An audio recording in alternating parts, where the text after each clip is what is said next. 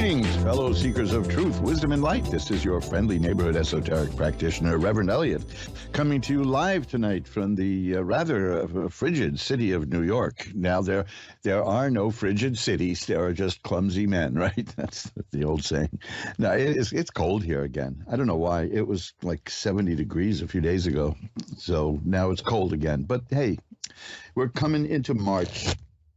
We're getting into Lent now. We're getting Mardi Gras. Is that over now? Have enough people been shot? Is Mardi Gras officially over? I have no idea. I used to want to go to Mardi Gras, but, you know, for some reason I don't do much traveling. I'm a typical New Yorker. When I travel, no matter where I go, all I run into are New Yorkers. So I just gave up on it. I mean, the idea, I used to hang around in a bar here on 57th Street. And I went to a bar in L.A., and I saw the same people. I literally saw the same people, the same exact people. And the bar on 57th Street was called Kennedy's, and they all looked and said, "Oh, welcome to Kennedy's West." You know, it was the damnedest thing. I mean, I can't. There's no. I went to Atlantic City one time. I was a writer on a show, playing at the Trump Plaza, and I said to that guy, I said, "Mr. Trump, you're going places." That the whole idea that I spoke to him through my lawyers, but that's a whole other story. And what did I see in Atlantic City on the boardwalk? People from New York, you know, people I knew from New York, and I'm so tired. To me, of when I the times I've traveled, I associate it with one expression: "What are you doing here?" That's That's it. It's like not going anywhere. What is the point of traveling if I see the same people wherever I go? I think it's some kind of conspiracy. I don't know. But we are here to discuss the deeper spiritual things in life, the mystical things, the things that the tarot can show us. Now, there are limitations. And for instance, there are things that the tarot cannot show. And that would be, for instance, the most profound mystery of all. And when I shuffle off this mortal coil, and I have a chance to interrogate the Almighty, who theoretically knows who I am, but you never know. You didn't used to be bald. That's what I'm expecting the Almighty to say when he or it looks at me.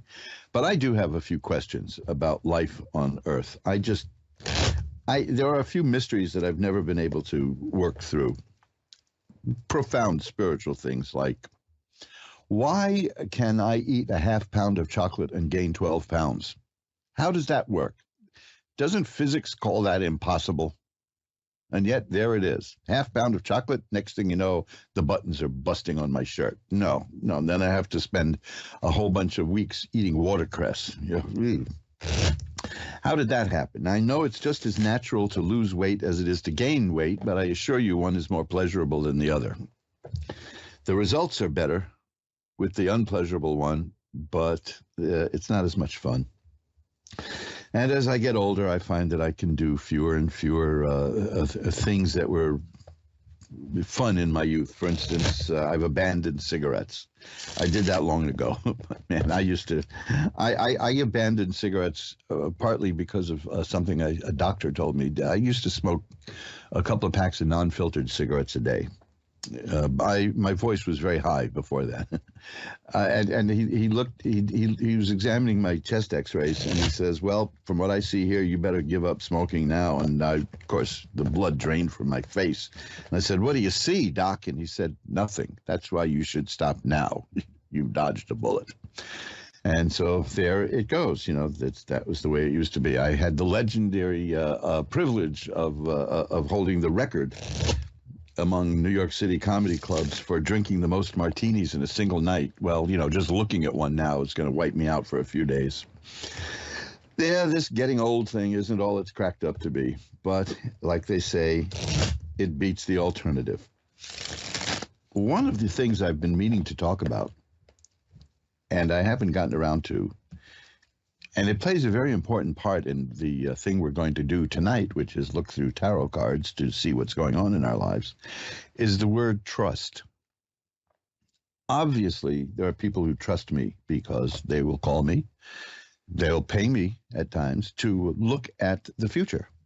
to look at their, not even the future, but the present. That's the other thing. That, see, we're so accustomed to looking at tarot cards to see the future, but we can use them to see what's going on in our lives now, sort of like an espionage thing.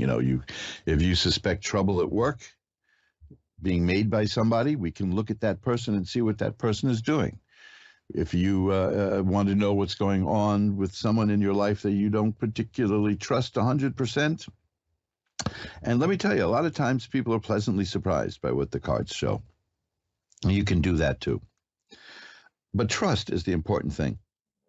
And I've been spending a lot of time thinking about that because I think it's safe to say, especially over the past couple of years, where the stories have gone back and forth, that trust, the trust of the people in certain governmental institutions is at an all-time low. I mean, when the general public's response to a warning concerning a deadly disease is to laugh, then you know that there's a communications and a trust issue. We just saw, and like I said, I don't hold anything against people for what they did at the beginning of this outbreak of disease, because it was a novel disease. It was called novel coronavirus, meaning nobody ever had the virus before. So chances are they didn't know how to handle it particularly well, but it simmered down. But there are some people who won't let go, especially the fear. This is a topic I get into a lot. It's fear. But the opposite of fear, it may be opposite, or let's say shackled to it, is trust. The studies are coming in again, saying what the New England Journal of Medicine said in February of 2020, that these cloth face masks don't do anything to prevent the disease. They just don't. But you see, it's taken on the aspect of religion now, and that is a sacrament. And there are people who will not let go. And fine, you want to wear a mask, go for it. But if somebody came out and told you that they do work and they do prevent illness, would you trust that? Would you believe it? Because that's what we were told. We were told for years. They don't work, they do work. They don't work, 2 work, 3 work. They don't work. Well, the results are in. They didn't do anything. They didn't stop anything. And of course, that was from the beginning. That's what they knew. So why it was done, nobody knows. But it was a sort of a mania, and it took hold. And to me, the most bizarre thing about it was I remember a magazine that had a headline: the anti-vaxxers have a new conspiracy theory called natural immunity. Well, folks, natural immunity is that's how our bodies work. It's normal. In fact, when you lose your acquired immunity, you're in big trouble. That led to one of the funniest things. Well, to other people, I didn't find it amusing. But this is, talk about aging, right? So I go to the doctor about 1.5 years ago, and I'm asked a certain question about, which I'm not going to ask the question now, nor am I going to answer it. But I said to the doctor, I had measles in 1964, and measles is the most contagious virus we've got going on the planet. And I've never caught it again since then because I trust my immune system. And she looked at me and said, "You actually had measles?" As if I'd said I had wooden teeth or something. It was just, you actually were treated with leeches? I felt so old at that point. You actually had? I realized this doctor had never encountered a person who had measles. Well, there you go. So that's a matter of trust. We had, for instance, the head of the Centers for Disease Control issued an apology saying that she had done things very wrong, but of course that didn't include a resignation. So do you trust her? And I wanted to, and I've been thinking about this for the last couple of years, because that's the kind of compulsiveness I've got, which is I like to run things down to the root. And I think I found the moment at which the population not only lost trust in the government, but lost trust in news media. Remember, we used to trust the news in this country. Hey, look, it was in the Times, man. That's what people would say. The equivalent today is, well, you could Google it, which is the kind of thing that makes me just want to slap somebody. You could Google it. You could Google it. That just means I've lost the argument. And the argument is always an interesting thing because I never can tell the difference. I think I'm in a conversation and it turns out I'm in an argument. You know, one of those, we've all had those. And when it ends with, well, you can Google it, that should be the ending because then you just turn and walk away. You've been there, done that, goodbye. But we had faith. I mean, I knew people who had such faith in the news that they figured that if it was in the news and in newspapers, it had to be true because it was illegal to print stuff that wasn't true.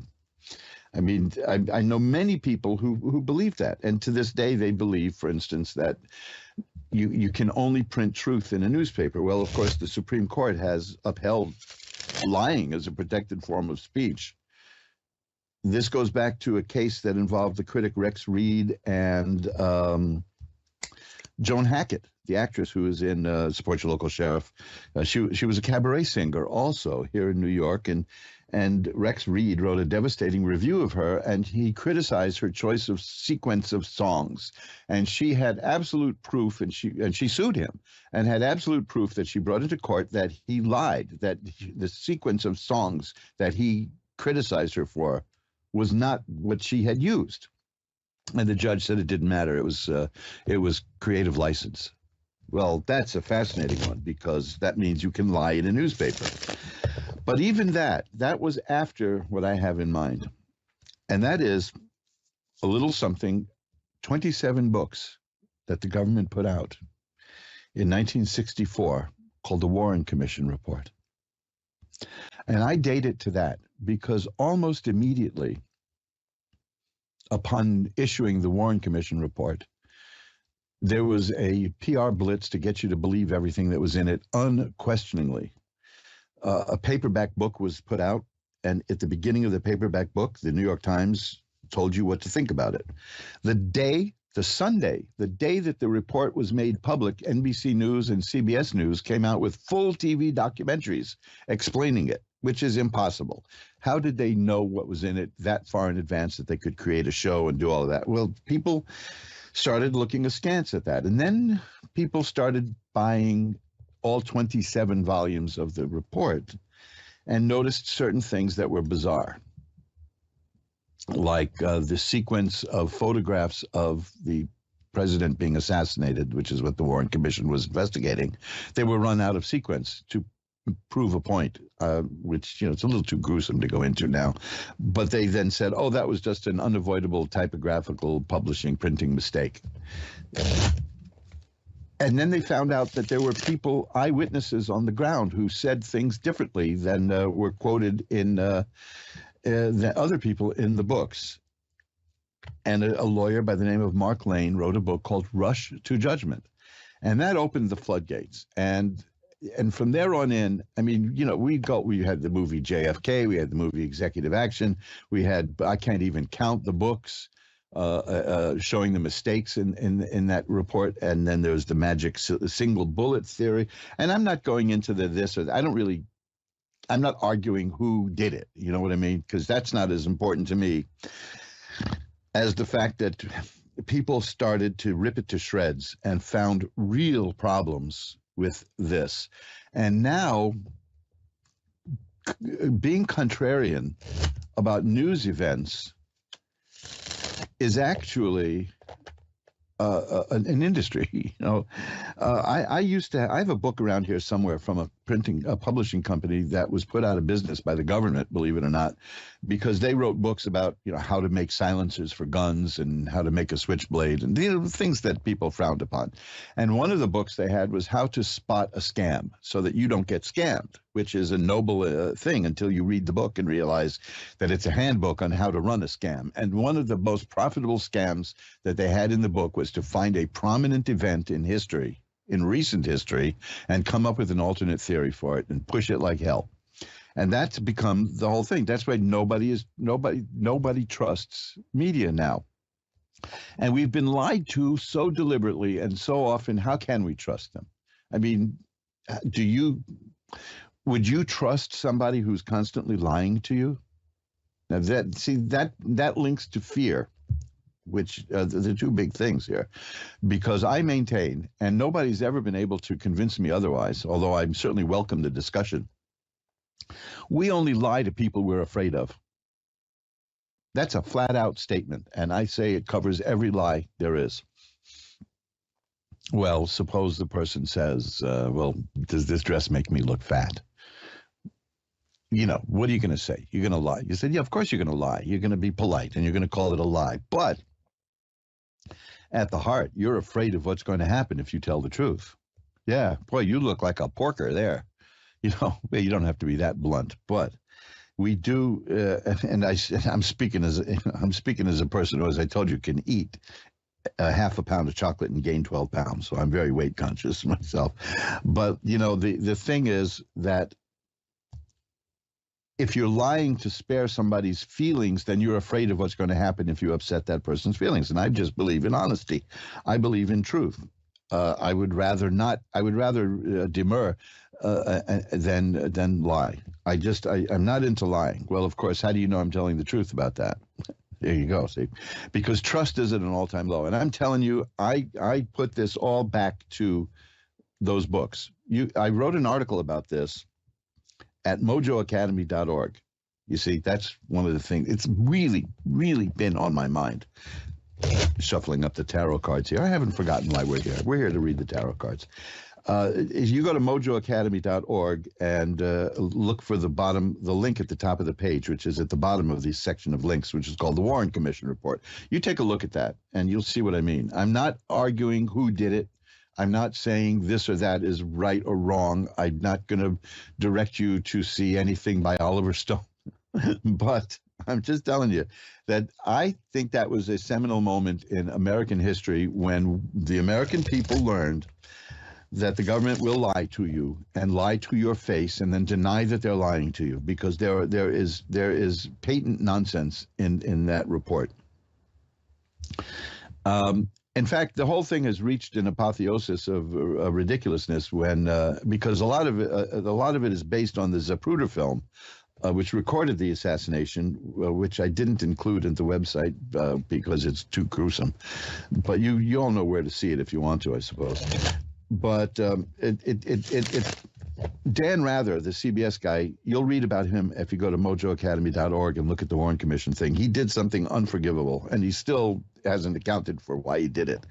But he described, there was a time when he was the only journalist who had seen the Zapruder film, and he lied about what he saw. Or he was a dreadfully bad reporter.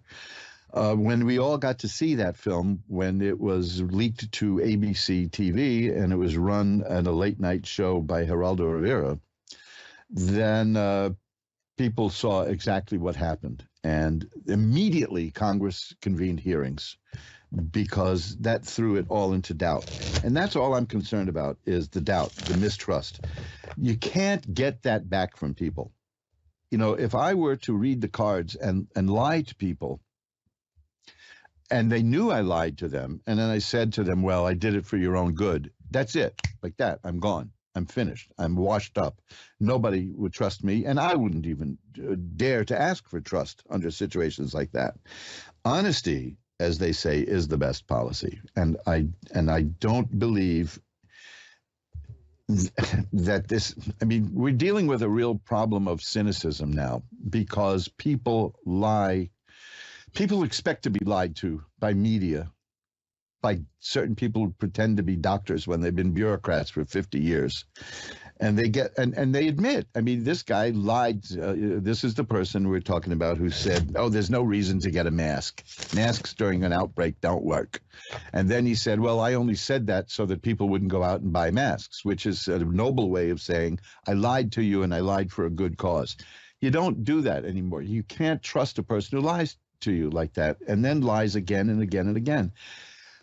But people are used to it. And I think that all stems back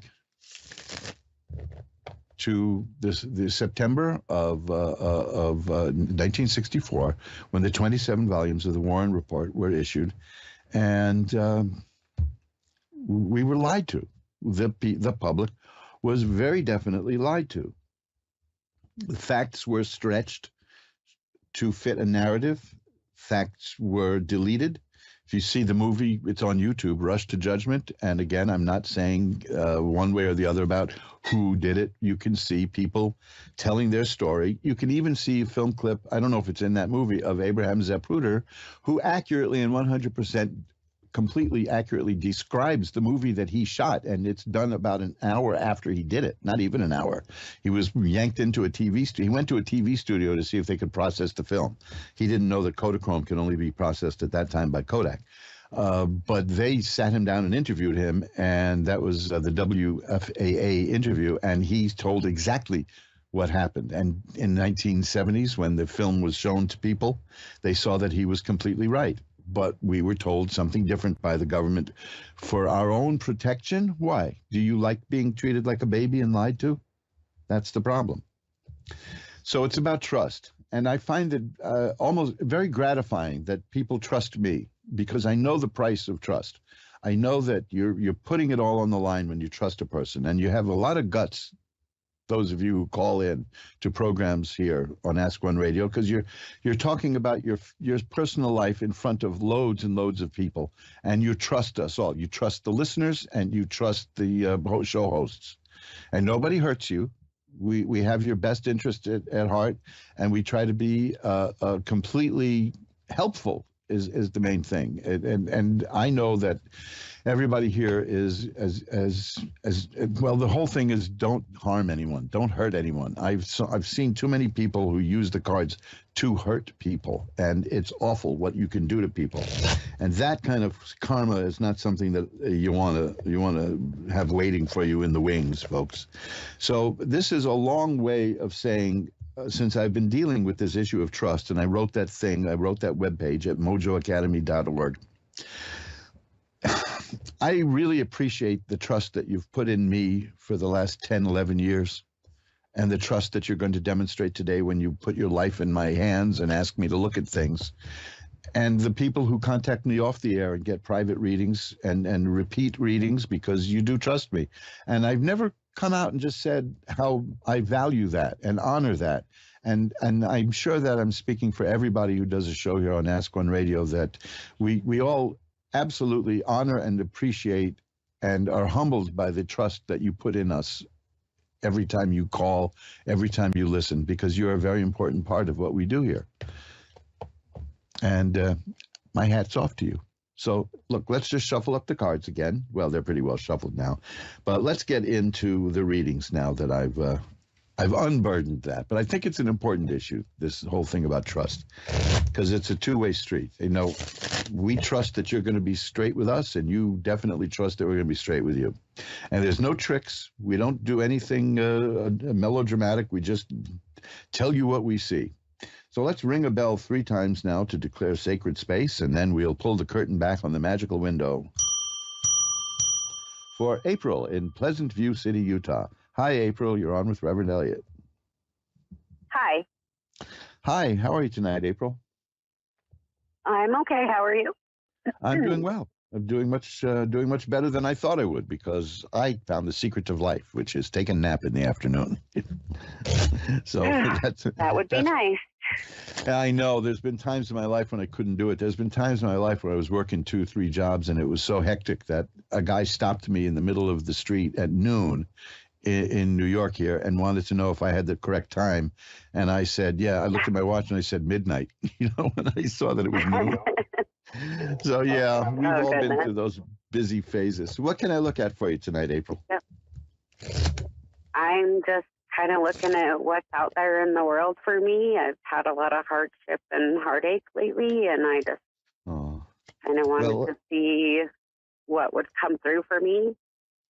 Well, there's good news here. Let me put it that way. There is good news here. The good news comes in several packages here. It's emotional, it's financial, and it involves work. Have you been looking for new work? Actually have a new job that I just started a couple months ago. Okay, well, that's the card that I've got here. It's the Ace of Rods. That's about new work, new career. And then I have the 8 of Coins, which is about a person who has a new job and is working diligently at it and will be rewarded. because that's also here is the Six of Coins, which is about getting money. So it's more lucrative than what you were doing before, or will be, according to this. It is. Now those are three cards that relate to work and money. Two of them are coins, and one is rod. That's why I asked you about a new job. These next three cards are all about your emotional well-being, and they're pretty good. The Ace of Cups here tells me that you're at the beginning of a new phase of opening up, good things happening to you emotionally, in terms of happiness and joy, well-being, romance, things like that. Because you're doing something about it. The Eight of Cups is here, and that's a cup card, so it's dealing with the heart. The Eight of Cups is about a person who is moving away from things in her life that are not working and moving towards things that are working. And that is a very positive action, and that's why all new things good are coming your way. The Four of Cups is here, which tells me that you're going to be getting something, an offer. It could be a friendship, it could be a romance, it could be a romantic involvement that you're already in, reaching a new level. The thing is that it's going to come and it's going to take you a bit by surprise, but it's there and it's happening. You just don't see it yet. So money, work, and emotional well-being are all working in your favor. And I'm sorry that we had a little technical glitch there, but we're going to blame the phone company on that one. Can you do that still? There is no such thing as the phone company anymore, right? Geez, that shows you how old I am. Like when the president said you should keep a record player on at night, that made sense to me. And to me, the record player I have here, I have to use a crank to wind it up to get it playing. So there you go. I'm more old-fashioned than that. We'll shuffle up the cards now. Michelle in Benton, Wisconsin is next. Hi, you're on with Reverend Elliott. Hello. Hi, Michelle. How are you tonight? I'm good, thank you. How are you? I'm doing well. What can I look at for you? I am open to anything, actually. Well, let's see. I am now going to just put my hand on the cards and cut them and see what I get. Oh, okay. That's interesting. I have two cards here, and it's kind of interesting. I hesitate to ask this question because it leads into the kind of thing that people who use tarot as a scheme will do. But this is the Seven of Swords is about somebody who's kind of like sneaking around behind the scenes and is causing some trouble in your life. Do you get the feeling that that's going on? No, not really. Okay, so let's just say that it might be like a warning that there's somebody out there who doesn't have your best interest at heart. But I don't think it's going to matter because that's followed by the Star, which is a card of hope and optimism. And there's a card, the Justice card, which means that you will get justice if somebody tries to do wrong to you. Just that there's somebody out there who you might want to be a little leery of. I'm not going to go as far as to say that they're creating a problem for you now. I just see that there's somebody who's a potential troublemaker out there, but it's not going to work. I've got the Ten of Cups here, which is great happiness. Yeah, it's not going to work at all. You'll be fine. In fact, you're strong enough to handle it. I have the Strength card here. Aside from that, everything is happy. There's justice here, which generally means that there's something that you deserve that you're going to be getting, and it's not like you're going to get what's coming to you in a bad sense. It's a good one. Because the Ten of Cups is here. The cards following that are good. That's complete happiness, the Ten of Cups and joy. No, I'm getting lots of happy stuff here for you. The Empress here is a person who creates things and makes things happen. You're looking fine. You know, if there's anything specific you want to look at. I'm ready for a change. Yeah. Well, you'll make it happen. Let's see what I have here. Well, deal. Let's see what we get in terms of change coming. Okay. Well, now you see, this is interesting. I got that card again, the Five of Swords, which is a card about somebody who's going to try to make some trouble in your life. But like I said, don't worry about it. Okay. The fact that it came up twice is interesting. It's just like it's saying, don't blow me off. But trust the cards here. They're saying that you're going to be fine. You really, you're getting the same cards again, and you heard me shuffle them. That's very funny. The stars here, that's hope and optimism and good things coming. No, I see nothing but good stuff coming your way. Here's the four of rods, happiness and home. There's cards that indicate that here's the tower struck by lightning, and that's a card of change. There's good money cards here. You got a very dull, happy future here that I see. Nothing bad at all. You know something? This is why it's interesting that there's somebody you're going to do very well. Okay, in terms of things you want in life, there's a period of change coming, and it's going to be very good for you. That's what I'm seeing here. You're going to be putting bad stuff that you don't like behind you, and you're going to move forward and get things done. Now, that to me explains that Five of Swords card, because when we start improving ourselves and when we start getting things that other people don't have, somebody's going to be dissatisfied and unhappy about it. But because I found that the surest way to lose friends is to improve yourself and change. You know, you're so different now. What happened to you? You're not so much fun anymore. You know, but you'll get new friends. But you're going to be fine. I got the Four of Rods, happy home again. There's that card again, the Five of Swords. That's 3 times. So it's not, like I said, it's nothing to be worried about. I want you to be I want you keep my eye open. Yeah, it's just a bit of a warning that as you start changing for the better and getting things that you want, somebody around you is going to start being envious and unsatisfied and dissatisfied, and that's their problem. That's not your problem. Okay, and it's not going to hurt you. I agree. Yeah, that person isn't going to hurt you. Let me look at that person. Okay. Okay. See, this is interesting. I'm looking that the cards for you are good. The Nine of Cups, that's a card of being very satisfied in life. Really satisfied in life. The Sun, which is a card of health and healing and growth and happiness. And when I look at that person, I have the Five of Coins, which is a card about loss and being unhappy. I have the Ten of Rods, which is about a person who feels overburdened and overworked. I have the Devil card, which is about a person who is very controlling and and there's the card again. There's the Five of Swords again. And so you know what it is? You're looking at a classic grouch. That's all. So when this person shows up, it isn't going to hurt you at all, because you're going to be you look at the Ten of Cups sometime. I mean, the Ten of Cups, the Nine of Cups. That shows a very happy, well-fed, contented, smiling person. In fact, the only warning that comes, this is interesting in light of this other card that I've got. The only warning that comes with the Nine of Cups is that some people may be envious of what you have. And let me tell you, that's this other person.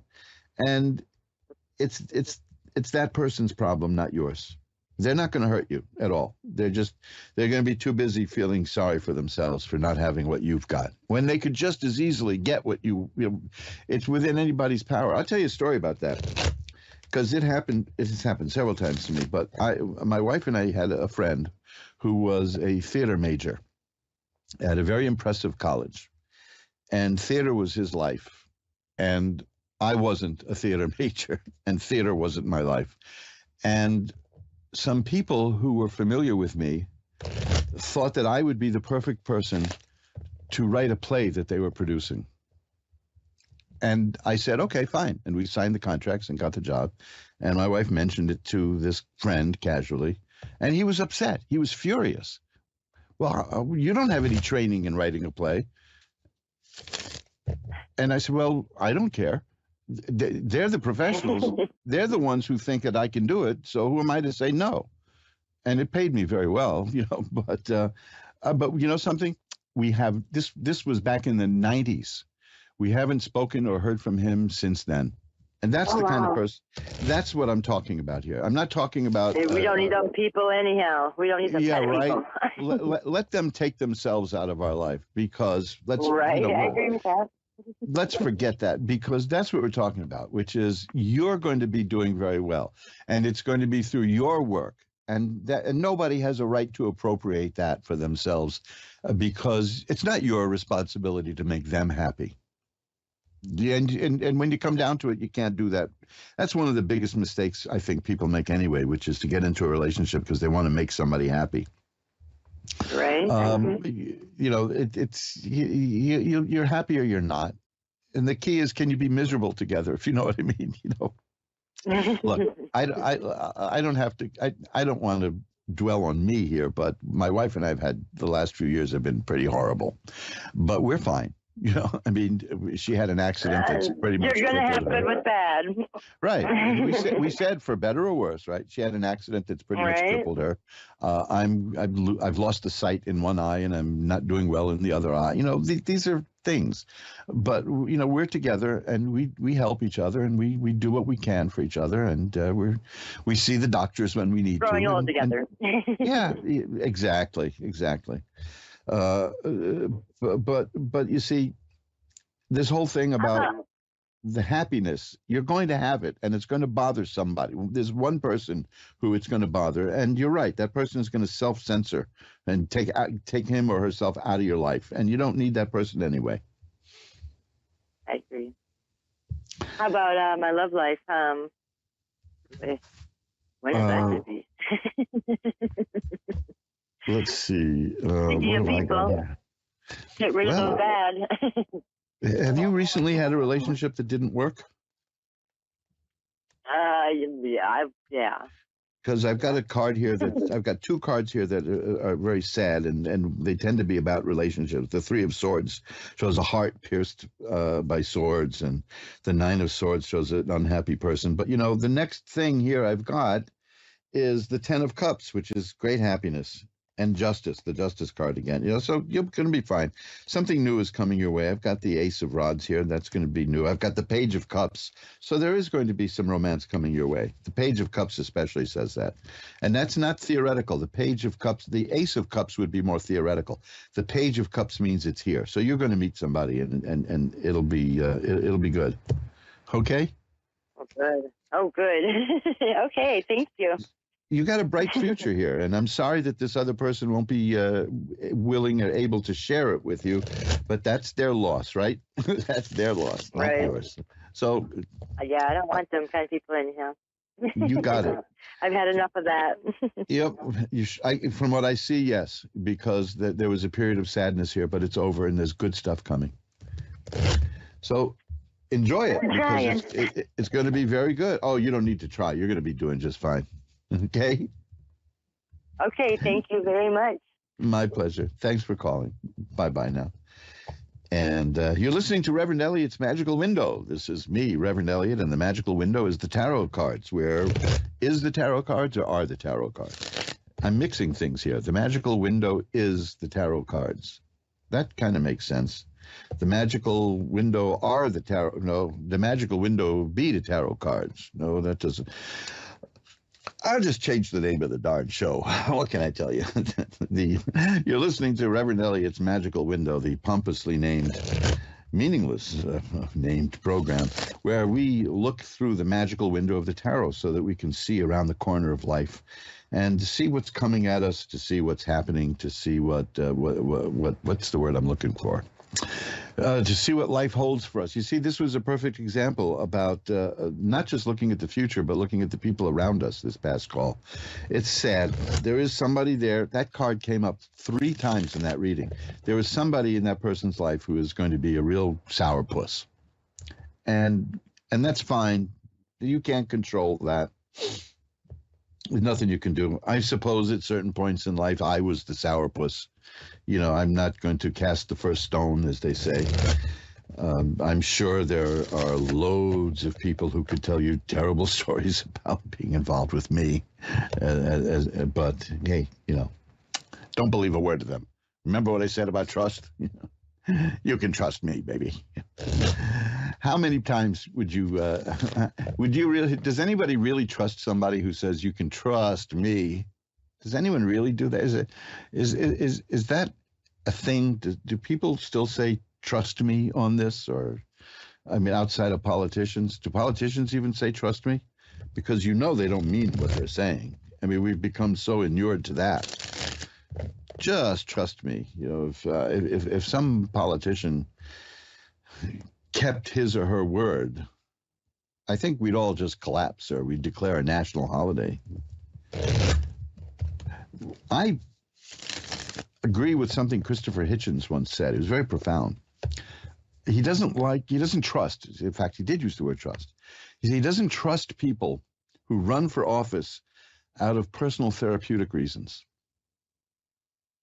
For instance, there's somebody who recently ran for office because he said that if he could get this job, it would erase childhood trauma.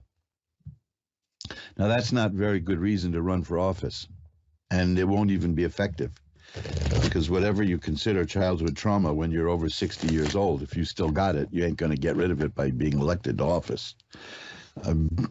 There are people who just feel, I promised my mommy I'd be president, you know, and I'm not letting my mommy down. That kind of stuff is pretty weird to hear from people in their 70s. You know what's even stranger to me is when I hear people in their 70s say, you know what we need is the adult in the room. We need an adult in the room. What kind of talk is that? Are you 12? Do you really, you be the adult in your own life. It's fun. I deal with people now and then who tell me what they really hate about life is not being a child anymore. And I said, what is it about being a child that appealed to you that you can't do now on steroids? You know, you have so much freedom now. As a child, you know, you had these people who were 9 feet tall, it looked like, people towering over you saying, you can't do that. Don't do this. Don't do that. This is wrong. Stop that. Sit up straight. You know what I mean? So I don't know. I was so eager to be an adult that when I was a little kid, I used to put talcum powder in my hair to make sure it was gray. See what I looked like with gray hair. I have not regretted a moment of adultness. I've never said I want to go back to being a child, because all the fun I had as a kid I can still have, and there are other pleasures too. Sandra in Spring, Texas is next. Hi, you're on with Reverend Elliott. Hi, how you doing? I'm doing well. How are you tonight? I am great. Beautiful. I was calling to see what does my life look like maybe the next 6 months, from career choice, finances, relationships, all that good stuff. Okay, well, let's see what we got. Put a few cards out here. Well, this is coming up a lot with people. I've got several cards here that are aces, and aces are beginnings, and that's good. That's new. That's nice stuff. There's the Two of Coins is here. That doesn't indicate money troubles, but it indicates a person who knows how to handle money and can juggle money and you're good with making money work and stretching a dollar, and you can, you know, you're conscious of where your money goes. The next card is the Ace of Coins, which tells me that there's going to be more money coming your way. There's also the Ace of Cups, which tells me there's happiness coming your way. Well, one maybe usually brings the other. The Sun is here. That's a card of health and growth and happiness and joy. And the Seven of Rods is here, which is a person who can make difficulties just go away. You can wipe away whatever difficulties get in your way. And the Ten of Cups is here. That's a great card of happiness and joy. So I'm seeing good things coming your way. This looks like a very good period. New things are going to happen in terms of your emotional life and your financial life, and the new things that happen will be good. See, that's the thing I learned long ago when doing readings, and you learn this pretty darn fast, is when you tell people there's change coming, you better be able to quickly tell them whether it's good change or bad change. Yeah, because when you tell most people that change is coming, they say, great, is it good? Then it dawns on them. So I always look at the cards first. And yes, there's good stuff coming your way in terms of money. There's good stuff coming your way in terms of emotional well-being and happiness and joy. And any difficulties are going to be minor. You'll be able to sweep them away. I just see the message in this reading overall is happiness and joy. And that's what I see for the next few months coming. So that's good, huh? Oh, wow. That sounds great to me. That sounds great. That sounds great. And I was listening to you earlier, and you were talking about how you went to the doctor and you were smoking your cigarettes, and you did non-filter. My dad smoked non-filter, so I'm sure he felt your pain. Yeah. Well, I did it out of a silly thing. I worked for a marketing company, and I had made a mistake in one of the accounts, and I knew I was going to get chewed out at the next business meeting that we had at the office. And everybody in those days was smoking low tar cigarettes, like Carlton, and I don't remember the other names, but they were low tar cigarettes, and they were just like cigarettes that were mild. And I got a pack of unfiltered Lucky Strikes. And I figured I'm gonna smoke these at the meeting just to intimidate them, and I did, and it startled them, and it started a love affair, which cost me my breath for a while. But I enjoyed it. But I got over. I know I had to quit. Getting older is not for kids. That's for sure. Well, you're heading for a great period of time. So I want to see if I can get another call in. But I'm looking at one more card here for you, and I see it's going to be Ace of Rods. So you had the Ace of Coins, Ace of Cups, and now Ace of Rods. New things are coming to you in terms of work, in terms of romance and emotions, and in terms of money. You're going to enter a new period of good things coming in your life. Okay? Oh, all right. Thank you so much. I truly appreciate it. Thank you. Thank you for calling. It's been great talking to you. Bye-bye now. And let's see if we can squeeze in Lindy in Melbourne. Hi, Lindy, you're on with Reverend Elliot. Oh, hi. How are you going? I'm doing well. How are you tonight? Very well. Very well. Afternoon over here. Yeah, I know it's afternoon where you are. It's still it's late. It's early. It's late Wednesday night here, coming up to midnight. So what can I look at for you? Lindy, did we lose you? Uh-oh. Lindy. Let's see, I'll just shuffle up the cards so we'll be ready when the machinery brings Lindy back. This time travel, right? I'm actually here just before midnight speaking to somebody in tomorrow afternoon. So that's time travel, right? To remember, like I said, you can check out if you don't get, well, obviously the show is winding down, so if you didn't get a chance to get through tonight, you can drop me an email at asktarot@earthlink.net, and I'll be happy to pull a few cards for you on the house. And let's go to Lindy now. Lindy, you back? Yeah, I don't know what happened. I'm back, though. So anyway, what can I look at for you now? Well, I have just put my house on the market, so I'm wondering if you could tell me whether I should take the first offer I get or whether I should, maybe hold out a bit. Well, that's not the kind of thing that I particularly That's what you do? That's not the kind of thing I particularly like to do with cards. I'll tell you why. Because this is such a serious situation that I can't go that deep in it here. I can just tell you this. You just give me a card and we'll go with that. Well, I'll tell you this, though. The cards I have here show that you're going to be very successful at selling the house. Okay? That may be an answer. See, I can't tell you what you should or shouldn't do in terms of offers and the people who are going to be contacting you, but I can tell you that I have the Ace of Rods, which is about business and career, and the World, which is success, and the Six of Rods, which is success. And I'm telling you, these are very successful and happy cards. So it looks to me that whatever decision you're going to do very well with this sale. Oh, that's good enough. Thank you. Okay. Yeah, that's great. Great. So these are very positive cards. So listen to your own instincts, and check with the professionals and see what you get. Okay. Yeah. Okay. Thanks for calling. And the move. Do you get anything about the move? About the move? Yeah. Oh, okay. I thought you said the moon at first. Let's see. Well, I do see change coming for you. And I see changes. I have the Eight of Rods, so that means it's going to happen fairly fast. The 10 of Cups, that's great happiness. The Ace of Coins means you'll have money. Yeah, it looks like it looks very good. The change is coming. It's going to come soon, and you're going to do it with happiness and with money. So there you go. It's everything you want. Thank you. Okay, yeah. I've got to run. I'm up against the clock now. Gotta go. Thanks for that. Bye. Bye now. Well, we've come to the end of another edition of Reverend Elliot's Magical Window, the radio show that we're the holdout, right? I know. I'm going to go to video, but I'm a little bit leery of all that. I have so much fun doing this with you the way we are, that I suppose if I can rig this up the way I want to, we'll be doing it the same anyway.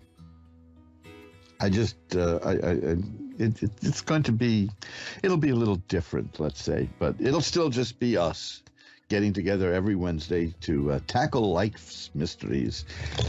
You heard these were all pretty good readings here. People are on a right track. And I told you, my theory, I've been telling you this for years now. My theory is that people get so many good readings because really horrible readings only happen in bad movies anyway. But we get good readings because the people who call are aware of the situations in their life, and they're asking for help, and they understand that they may need some help deciding some things, and they want as much information as possible. So you're already on your way towards success by doing that. So that's good.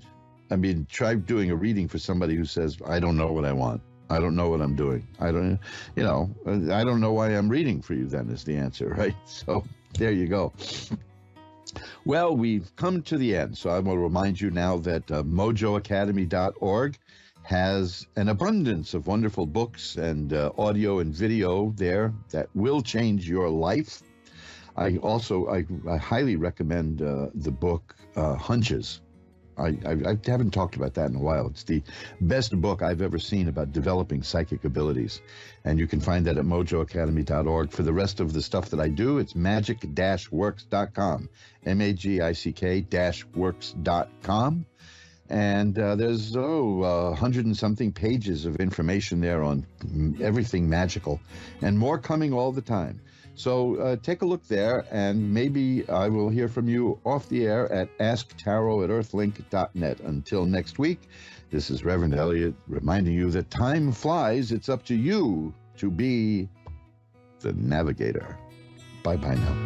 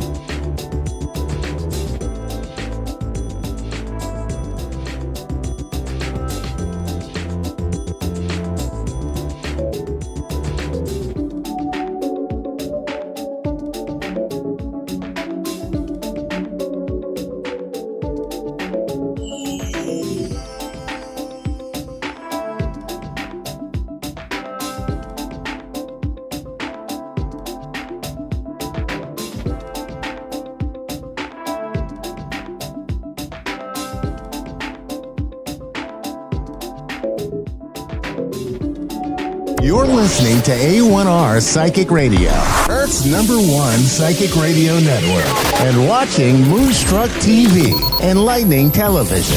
Welcome. Time for Eleanor Gray's Psychic Destiny with Eleanor Gray.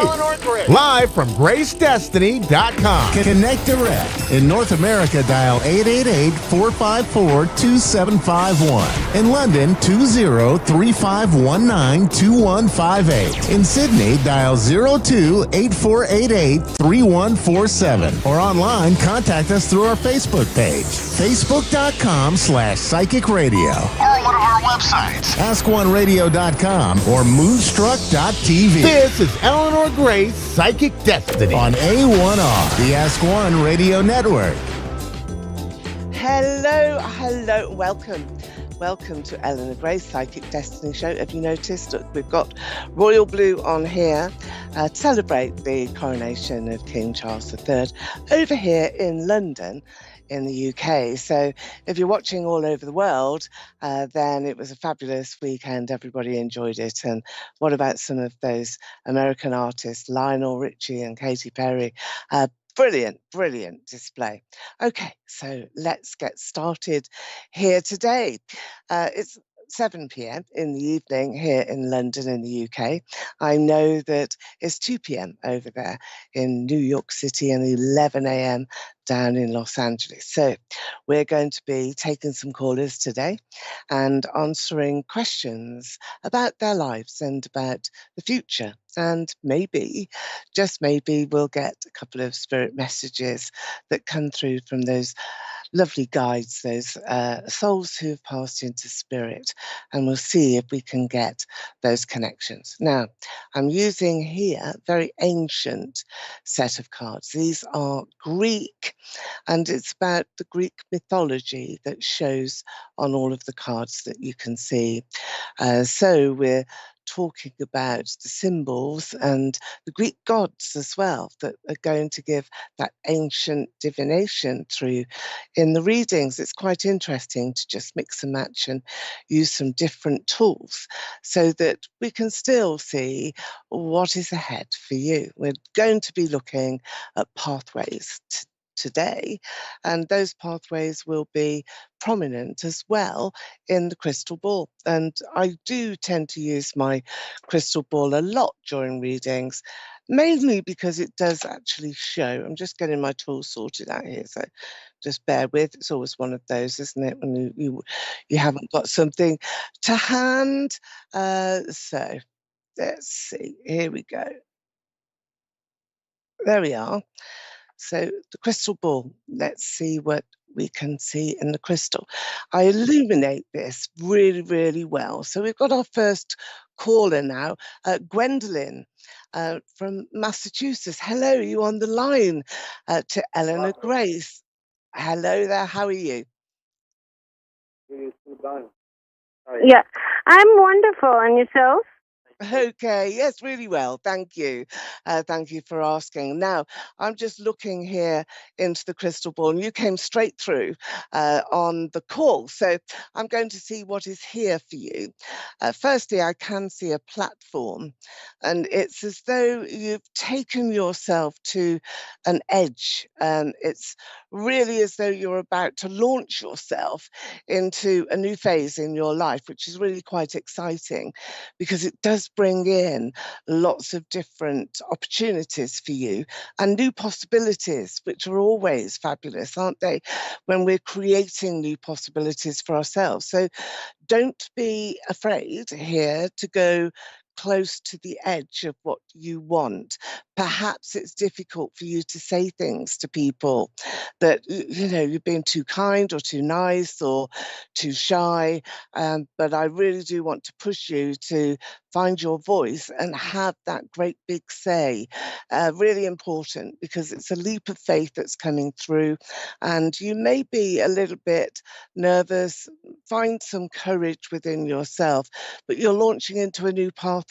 So you're breaking away here from the past decisions that you've made. So choices that seemed to be great a few years back are no longer relevant for you. And that is unusual. It's unusual to see. So excuse me, let's have a look and see what's in the cards. Does that ring true with you? Do you find that this is now like a big leap ahead? Are you feeling that within yourself, that you have to turn away from past mistakes or decisions and start again, like open a new chapter in your life? Yeah? Yes, I am feeling that way, and I'm like really confused as to if that includes my relationship, if that, like, this whole new thing means leaving that behind too. Well, you've got the 9 here. It's the 9 of Wands, and this is a card that really describes your situation as I could see it in the crystal ball. In the crystal, it was a platform. You're going to the edge. You're about to jump off it, really. But it does take courage to do that. Here, with the card, the first card that I've drawn for you from the Greek deck, this is about you crashing the ship that you're sailing on. That means your life. You're crashing your life on the rocks, but it's 90% that is going and only 10% that you're keeping. Now, obviously, that 10% is you, plus, secret passengers that you can take and that you can choose with you to go with you. I do feel that there's a lot of arguments. You've got this very sort of argumentative card here, which is all about communication not being very positive, negativity that's around you in relationships. So let's see what's coming next. I don't feel as though you have to be a big drama queen and sort of end everything in your life and move on. I think it's a bit more gradual than that. Here, though, you have a card which tells you about your relationship, and whether it's true or not, you will be feeling betrayed. You will be feeling as though you haven't had 100% of the commitment that you really were looking for and the commitment that you deserve. So it is difficult for you to be able to reassess. Now here... Yes, because I do feel as though there may be some cheating. I just kind of feel it in my gut. Yeah, there is a betrayal there. Your partner, was he... What is the story about his ex, an ex-wife or an ex-live-in partner? There's somebody that's trying to sort of pull here, just sort of pull on his shirt tails and say, look, come back, you're mine. This card here is for you. And this is about moving on. It is about finding yourself in a different situation. Let me take you another card. And it's going to happen quite quickly because you've got this speed that's around you. So you're taking that leap of faith. You will do that. Regardless of your position today, these are events that are unfolding. Let me get you a timescale card, because I feel as though this is within 3. Yeah, you see, you've got judgment.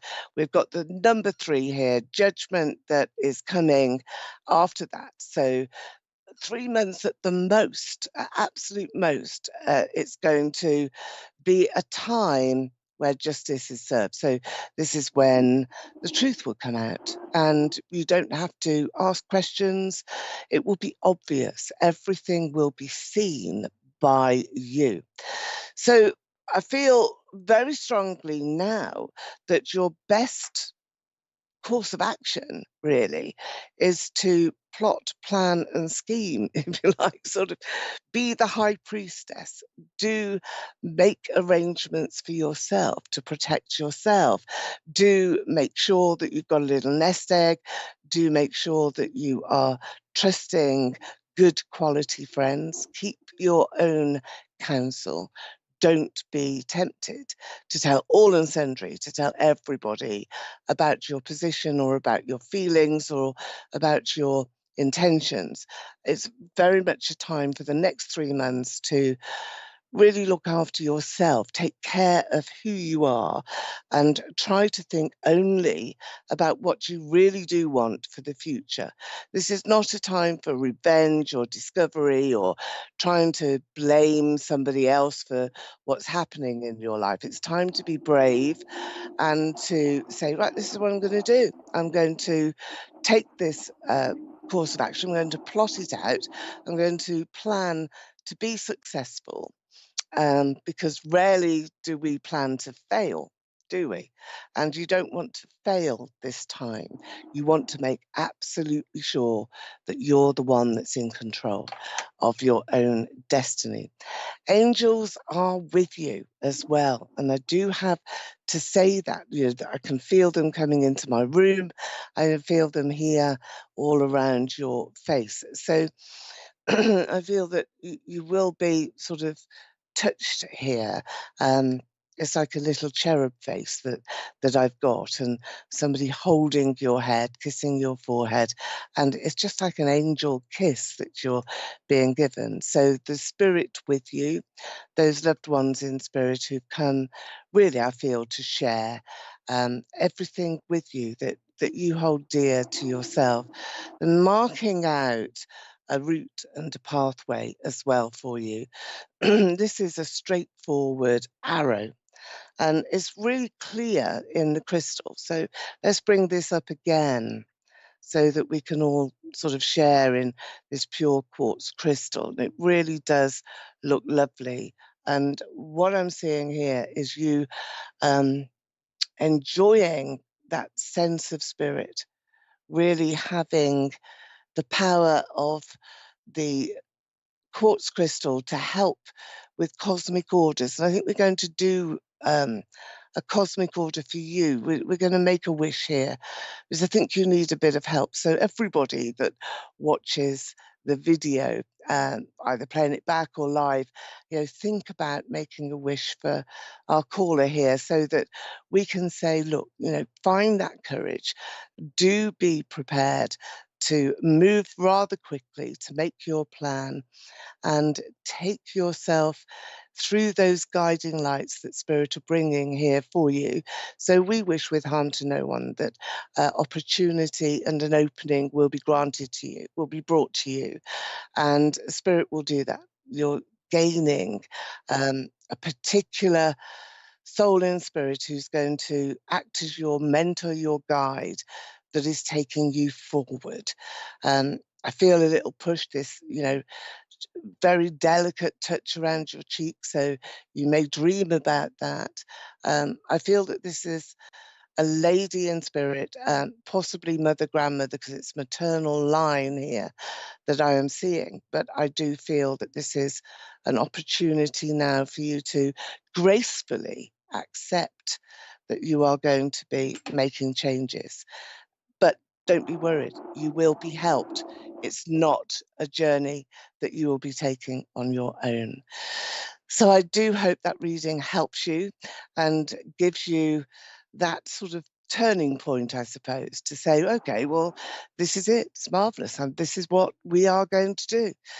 So best of luck with your journey, and I will speak to you again. You can always come through to me for an email reading or a psychic reading, just like this, but it's personal and face-to-face on my website. That's gracedestiny.com. So hop along there and you'll find out all about me. So thank you very much for calling in, and we'll speak to you again. Hope you enjoyed that. Right now, we are going to go to our next caller, who is coming through straight away. I feel that our next caller is here. Hello, are you on the line? Hi, yes. Hello, Kathy. Hi there. It's Eleanor Grace here. I'm good, very well, thank you. And Kathy is in Wyoming, so thank you for coming through onto the show. I'm in London in the UK, so we're a long way away from each other, but we are going to get very powerful connections. Now, first of all, I'm using cards here, and what I want to see, Kathy, is where you're at here in the in the display. So these are ancient cards, and looking here, you've got the world. Well, the world is really amazing. It shows that you're reaching all corners of your strengths as a person, both mind, body, spirit, and also that future pathway that is really very strong. And I think that you're reaching out to everybody. So this is about expansion now in your life, and it's a personal expansion too. So you will be aiming now at new developments for yourself, at you taking either new courses or training, or perhaps even a hobby, a new project or a hobby that absolutely creates a marvelous opportunity for you, because it opens up something new that you haven't tried before. So there's a discovery here as well of talents and skills that you just never knew you had.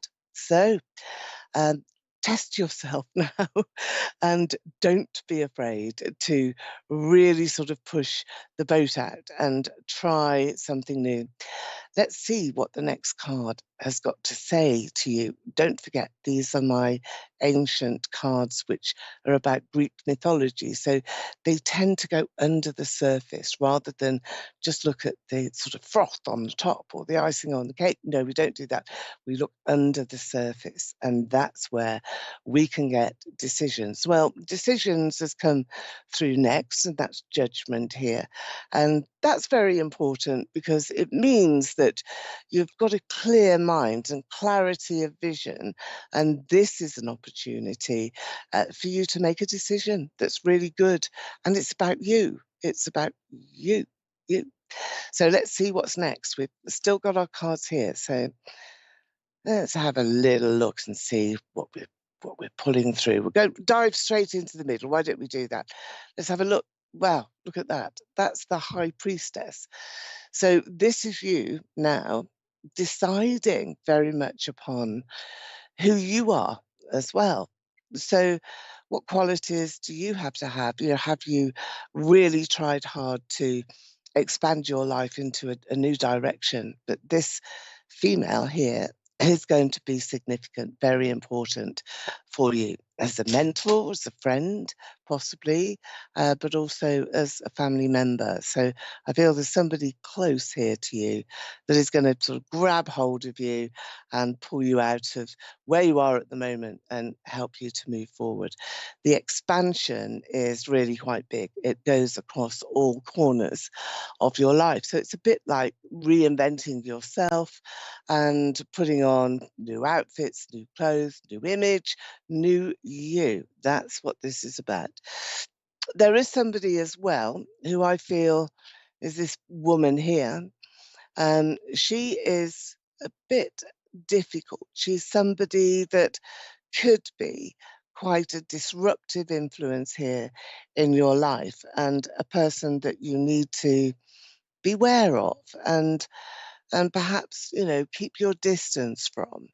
I think she's in your circle of friendship groups or neighbours, people that you encounter, generally speaking, on a daily basis. So this is where you will find your own personal sort of parameters. So I don't like this lady. I feel that she's, you know, cloning you a bit, trying to find out a lot of information about you, being underhand and perhaps a little bit undermining. She comes into your life as a bit of a creative person, a teacher, a leader, somebody who says, oh, look, you know, I can show you the way to go. I can give you all the answers and find solutions to all of your problems. All you have to do is listen to me. Now, that's when you've got to have that little bell ringing up there saying, no, I can make my own choices and I can have my own mind to be made up. And I feel that this is where everything begins to go very quickly, and you will find that you're in an entirely different situation to the one that you think you're in. So let's have a look now at another card as well. Let me just see what is here. So again, we're going back to the mythic here, and we're just going to dive in on this section of cards that I have. Now we've got the Empress. This is lovely. This is about you moving on. It's about you taking control of your life, and it's about you being able to settle with a home environment that really suits you. So it's like maybe a house move. Are you thinking of moving house? Is that something that's on your mind, or creating a lush home environment for yourself? And you've got water here, so you are likely to be near water. So is that something that you're contemplating at the moment? Yes. Sorry, I can't hear. Yes. You are? Brilliant. Okay. So with that move, do you feel as though you have to do this, that there's an energy around you that really makes it very important? Now, don't forget what I've said about this lady here, who is a thorn in your side. Do you recognize her? I think so, yes. Yeah, okay. Well, she's also the high priestess. She's somebody that hides herself in plain sight. So she will be a friend, family member, neighbor, somebody that is perhaps a work colleague even, but she's hiding in plain sight, but she's undermining you. So you're going to make a judgment call here, and the judgment is to move on. And that is to celebrate yourself and to put yourself in new circumstances, new surroundings that make sense to you, that give you a really, really great position to start off with now and to start your life with again. It's like that. It feels like that to me, that you're starting something again. Now, I do have the initial C around you. This is from someone in spirit, but also a H as well. So capital H and capital C. I'm seeing those very clearly in your aura when I'm connecting to you. Do you live by the ocean? Do you live next to water?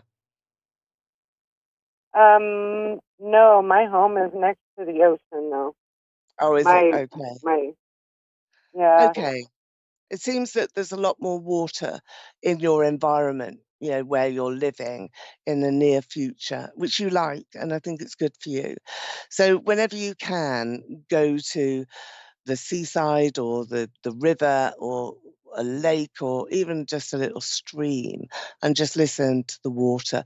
And if you could get anything like a waterfall or a water feature in a garden or in a park, or sit there, because spirit's coming close to you and it's the water that's attracting your spirit guides to you. These are family members, though. So these are your ancestors. There's 6 of them.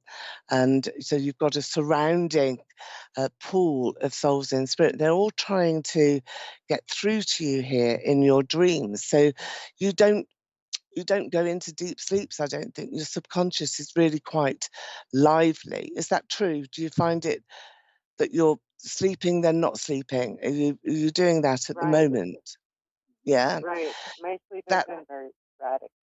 Okay. Well, this is when spirit is coming in, and this is sort of tapping. Can you see me? Can you hear me? Are you there? It's that sort of tentative feeling, but there's a lot of psychic power in your family and in your ancestry and in your history. So that will have come down to you. And this is why perhaps you're discovering that you're not sleeping a solid 8 hours or sleeping all the way through, that now it's a time that you really do need to be thinking, all right, if somebody's trying to wake me up or get me out of bed or push me off a chair, perhaps I should consider looking into the areas of meditation and mediumship a little bit more. But you will do anyway, because you're intrigued, and I feel that that's very special for you. So the initial of C and the initial of H, they will be important. So again, we've got this card here of you feeling as though everything has passed you by, that decent people, the people that you wanted, are no longer there. Is that true? Yes. Yeah.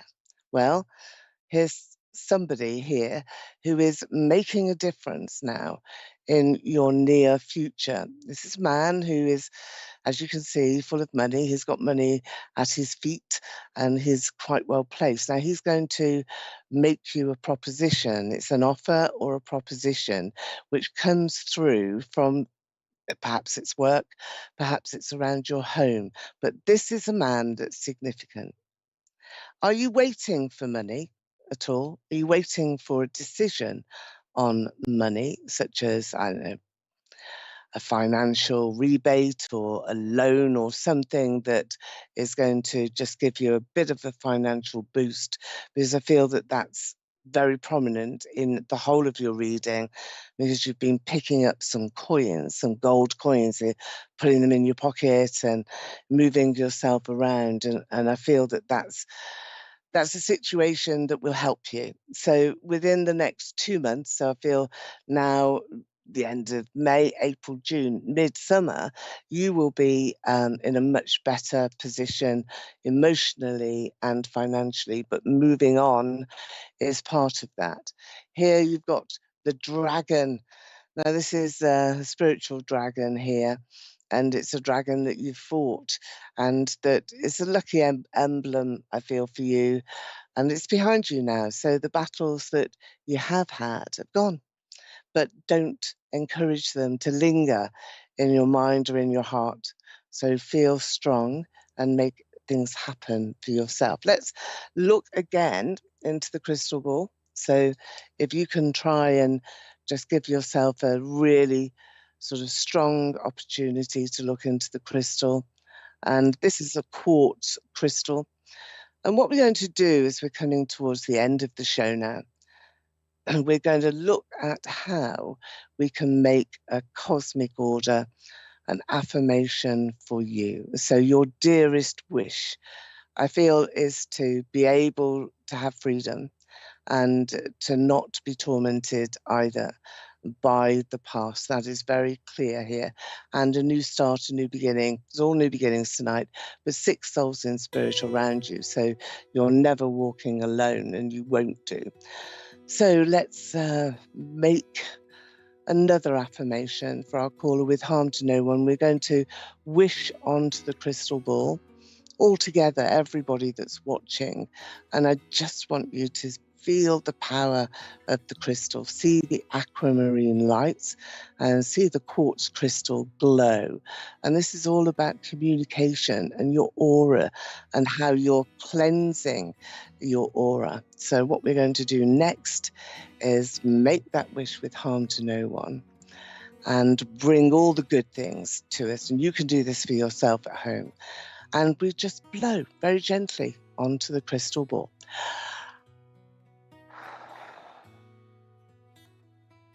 And there we are. There's our wish. There's our cosmic order. And I want to welcome you back next week at the same time, where we'll have more callers and we'll make some more cosmic orders. But in the meantime, if you would like a little mini reading, then get across to my website. That's gracedestiny.com. I've been Eleanor Grace, and it's been a pleasure to read for you. And see you again very soon. Bye-bye for now.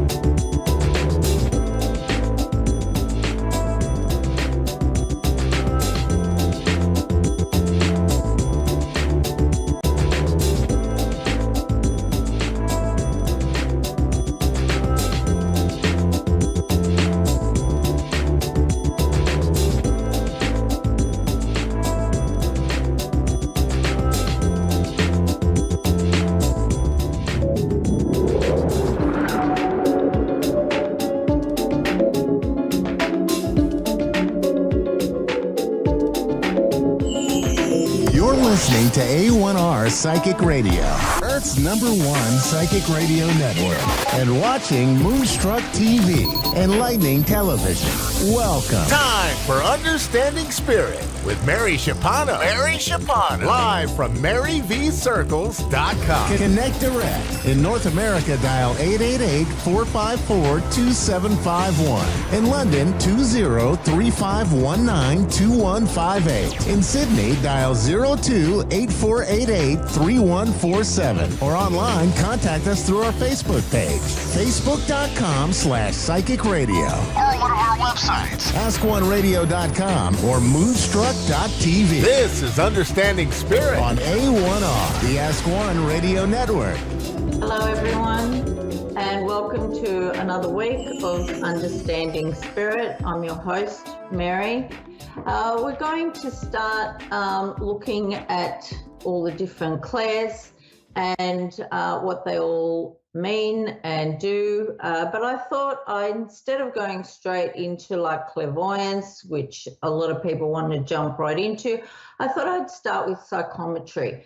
And that is one of your clairs, and it's called clairtangency, which is clear touching. And if you can receive information from an object or jewelry, you are regarded as a psychometrist.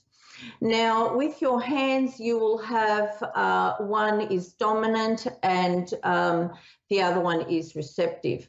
So generally speaking, if you are right-handed with your writing and things that you do, the way you pick things up, then your left hand will be the hand that is dominant, and your right hand will be the one that receives the messages and, in a sense, just kind of pulls the information out.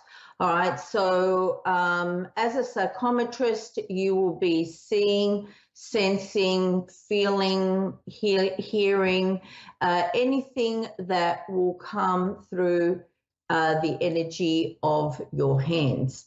Okay, so some people can also do it with both hands. For me, it doesn't matter. I can do it for both, and my guide always wants me to put the object in my left hand and pull the information out with the right hand.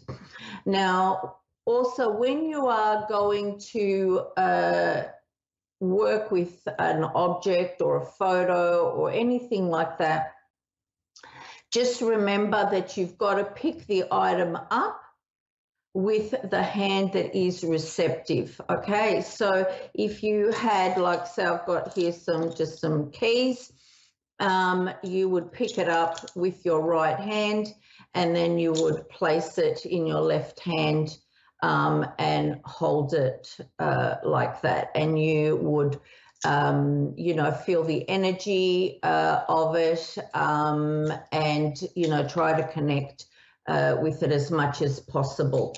All right, and of course, if you're left-handed, that just means you do it the other way around. Okay. Another thing to remember that's really important is whenever you are touching an object to get information about, always remember to wash your hands afterwards. It's very important because you want to be releasing any energy. You don't want to be hanging on to anything that's going to stay with you as like a residual kind of thing. So that's always really important as well. The other thing is it's important to set, your intention. So you can, say an affirmation. You can do your own affirmation if you like. I always ask for an energy of light to be ignited within me. Usually I focus on my heart center because when we're working, that's the energy that we want. And then I just ask for that light to be going through my whole body and to settle in my hands. And just always ask for all messages that you receive to be for the highest good of everyone concerned. Now, with psychometry, you can have a play around with your own stuff. However, you will get things that you already know. It's good when you're practicing to do it with somebody that you know, where they can validate any information that is coming through the object. Now, you can work with psychometry, whether it's a watch, a ring, keys, you can also, flowers, you can also use it for with tarot cards, where if you use it with a tarot card, the way you would, I've just got my deck here, the way, like so I've just grabbed any old one. So if you've got like a tarot card like that, what you would do, if you are right-handed, then you would place it in your left hand with the picture up, and then you would be placing your hand over it and tuning in to your intuition and what messages come if you're reading intuitively and doing intuitive tarot reading. So this is one of those things that you can practice. It is something you need to keep practicing and keep getting validations from. You'll generally find that anyone who can do psychometry will more often than not be mediums and be able to do mediumship work, all right, and give clairvoyant readings. So, and you also, the more you do it, the more you tune into your psychic abilities. It's a good one to get started, and soon others will start to follow as well. Now, when you're getting ready for psychometry, one of the best things to do is you just place your hands in like a prayer position, like this. And the purpose of that is just to slowly rub your hands and just to activate the energy field. So you just gently do it like that, all right? And then you'll find that you will be able to feel the energy, all right? And you can start also having a little play with it. So if you sort of move your hands out like that, you'll start to feel the energy, you know, and you can push it in and you can push it out. It just gives you a better understanding of what's happening too. And spirit do work with us through our energy field. Okay, and you can manipulate it, you can move it like that and bring it in, and you can move it around. Don't take it too far out. All right, everybody's aura comes out differently.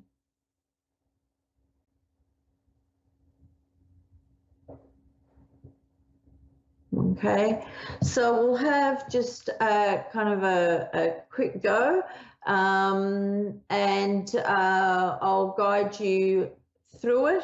I'm just going to grab the keys that I've got here. All right. Now, if you've got a piece of jewelry on now, that's fine. Just, you know, you can take it off just for the purpose of practicing, or if you've got any keys close by or something. It's good if you're doing a reading for somebody using psychometry, it's good to make sure that this is something that is well worn, especially with jewelry. Keys are very good because there's a lot of energy in our keys, especially, you know, house keys, car keys, all those kind of things, because they're constantly being touched by that person.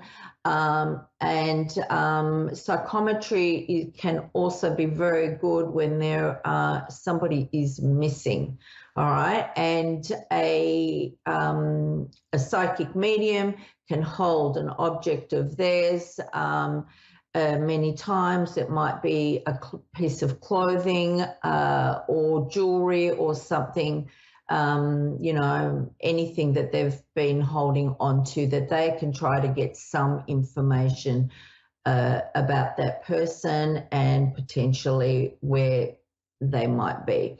All right, so while it's one of those ones that is fun to do and see what you get, there is a lot of also importance to it, because it can be used in so many different ways, not just for contacting a deceased loved one, but also, if somebody has gone missing, it can be used to try to hone in on their energy. Okay, so once you're ready, we'll just have a go. Remember, if you've got an object and you're doing it now, just pick it up, all right, with your receptive hand, which is my left hand, or my right hand, sorry, and place it in your left hand. Okay, so you would have a look at it, all right, touch it, hold it in your hand like this. Okay, so you've got one palm up and one palm down. Okay, so just keep feeling it, all right, and then you just close your eyes. Just breathe in gently.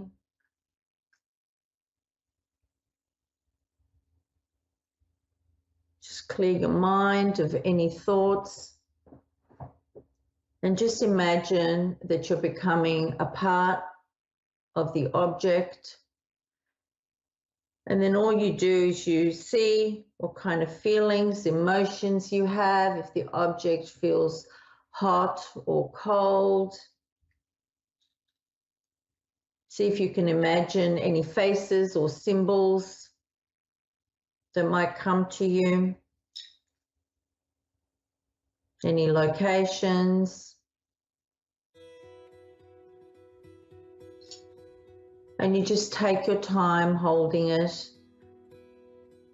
and you would just write down when you finish, just write down everything that you got. Okay, so you can practice with anything. And, have a bit of fun with it. Remember, whatever you give to your friend to have a play with, you want to be careful that, they're not going to pick up on something that you don't want them to know about. So, that's always very important to remember, but have fun with it.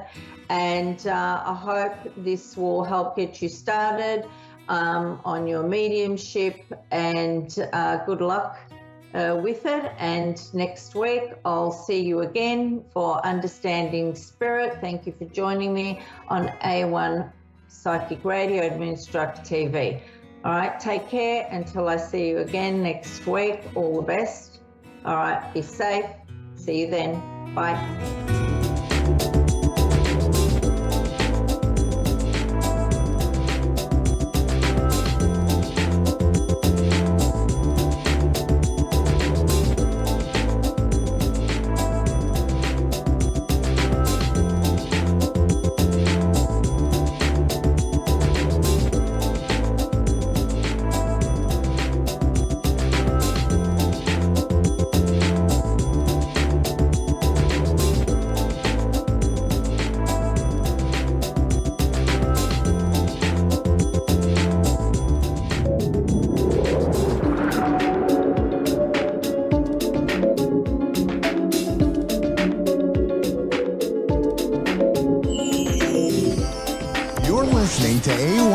Psychic Radio, Earth's #1 psychic radio network, and watching Moonstruck TV, enlightening television.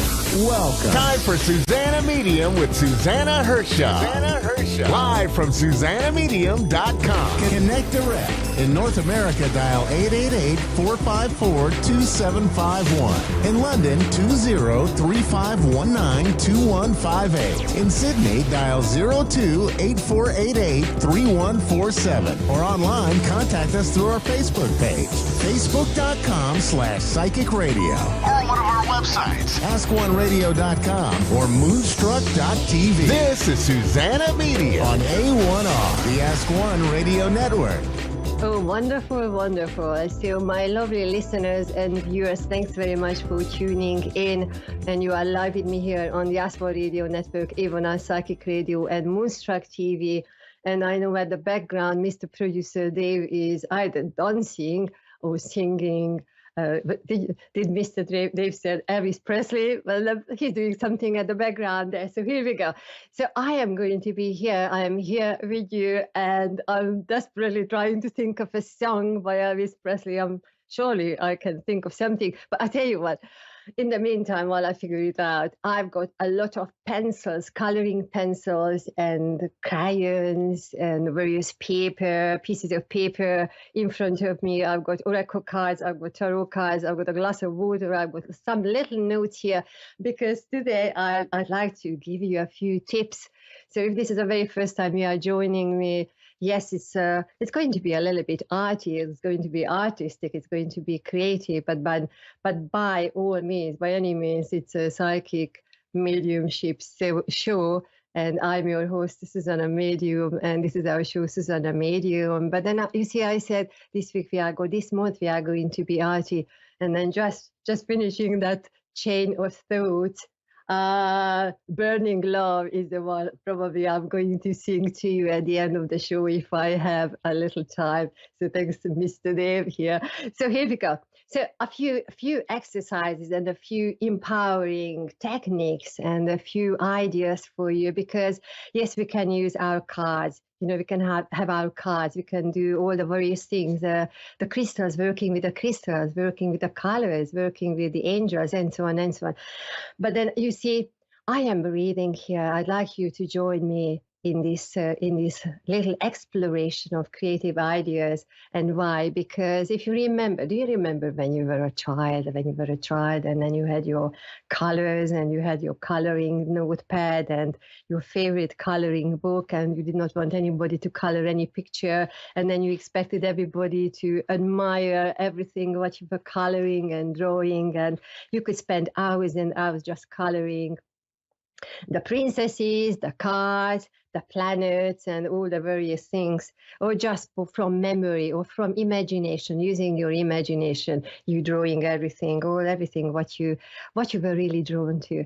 So I really invite you to bring that child energy, that childlike inspiration, or that beautiful, beautiful place forward within yourself. And I know our life is very, very hectic, or can be very hectic, but then why not? You know, let's be creative. Let's find the pencils, let's find the crayons, and I cannot wait to do something here with you. So if you are watching and listening live, join in. If you are listening to the replay or watching the replay, pause from time to time so you give yourself enough time to have a go at the things that I'm sharing here.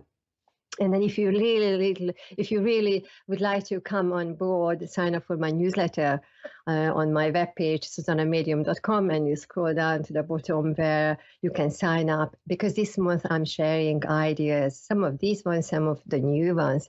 And while I'm doing this, because yes, we are psychics, we are mediums, I love arts, I'm a registered arts therapist here in the UK, music therapist, so art is always very, very important, it has been very important for me. But here we go, let's just really go into the middle of it. So put your feet down and then take a comfortable breath with me. In, breathe, and then out, breathe. And then just really feel the weight of your body on the chair, and then take another breath. In, and then breathe out. And then if you have your paper with you, like I have my notepad here, and my coloring pencils, I would really like you to take one more deep breath from the core of you and then breathing out. Beautiful. Now, the very, very first exercise or little play I invite you here is sharing a dot. So join in, join in. Have your paper, have a napkin or whatever you have in hand, and amongst the many, many colors you might find, or even if you have only a few colors ready, you choose one of them. And I'm going to choose this one. So if you can see this wonderful purple mauve color. And on my notepad here, I am going to draw a dot in the middle. So join in with me drawing a dot in the middle. And then as you are drawing the dot here, breathe into the space. Breathe into the space. Focus on the little dot here. And then when you are taking your breath in, imagine this dot is expanding in size. And when you are taking your, letting your air out, then imagine that this dot is shrinking together. So join in with me as you are drawing. Take a deep breath in, imagining your dot is expanding, and take the breath out. It's shrinking together. And then continue with this exercise and just notice what is coming forward for you. Do you want to feel that you need to breathe faster? Do you feel that you would like to breathe by yourself without any dots? You would feel that I really want to have a different color dot? Would you feel that I want to focus on the rest of the page? Or you feel that actually I would like to draw something else on my page? So just notice what is coming up within yourself. So continue breathing one more time. In and then release out. So pause if you are listening on replay and write down everything what came up for you. Any emotion, the sensation in your physical body, the emotion, what it might brought forward, the thoughts, the conversation. Maybe you started seeing something else in this dot, in the space of the dot. Maybe you started jotting down some ideas, maybe your shopping list, maybe your things to do. But notice how it all related to one simple exercise. And then very well done, because you allowed yourself to be in the space of breathing and drawing a dot. Another thing what you can do is that you draw a circle. So when you are drawing your circle, let me just do the circle for you. I'm choosing a different color. Choose a different color. I'll go with the dark blue. You know, I am drawing a big circle here. And then you see while you are drawing your circle, look at my circle, freehand circle. Notice, did you draw a small circle? Did you draw a large circle? Did you draw the circle in the middle of your page, or maybe somewhere in the corner hiding? It's so minuscule you don't even want to notice. Or maybe you are analyzing your circle and you think, oh, it's not a circle, it's a triangle. Or you ended up something an oval, and you are already analyzing yourself that, oh, I can't even draw a circle. So just notice what is coming up with you, okay? So notice. Again, take a breath in and breathing out. And then whether it's in the circle or outside the circle, pause if you are listening on replay, and then write down what is coming up with you. The most beautiful thing is, because right now we are not concentrating on anything. We are not drawing. We don't want to have an outcome of anything. We are just with the dot. We are just with the circle. Now, I go back to my dot. I know we will just go with the exercises. And if you feel that you really want to join in, sign up for my newsletter. And then also at the end of the month, on the 20th of May, I will talk to you about this another time as well. I run a masterclass. So again, how we are using the arts, and not just the visual arts, but all the other arts. Now go back to your dot, have a different color. And I'm going to do it a little bit faster now, because what I'd like you to do, okay, and then you do the same without thinking, pick up a color and then just go with the dots, okay? Anywhere on your page, do your dots. One here, I do one here, I change my colors, I do another one there, I do another one there. You can make smaller, larger dots. I'm doing here, here, here, anywhere without even looking. You can close your eyes. You can do it with your right hand. You can do it with your left hand. You can do it with two hands, two pencils in two hands. So something like this. You will have your dots. Now, do you remember when you were a child and you liked the dots, two dots? Have another color, and oh my goodness, my lovely friends and listeners, just go for it. Your task is to link the dots together.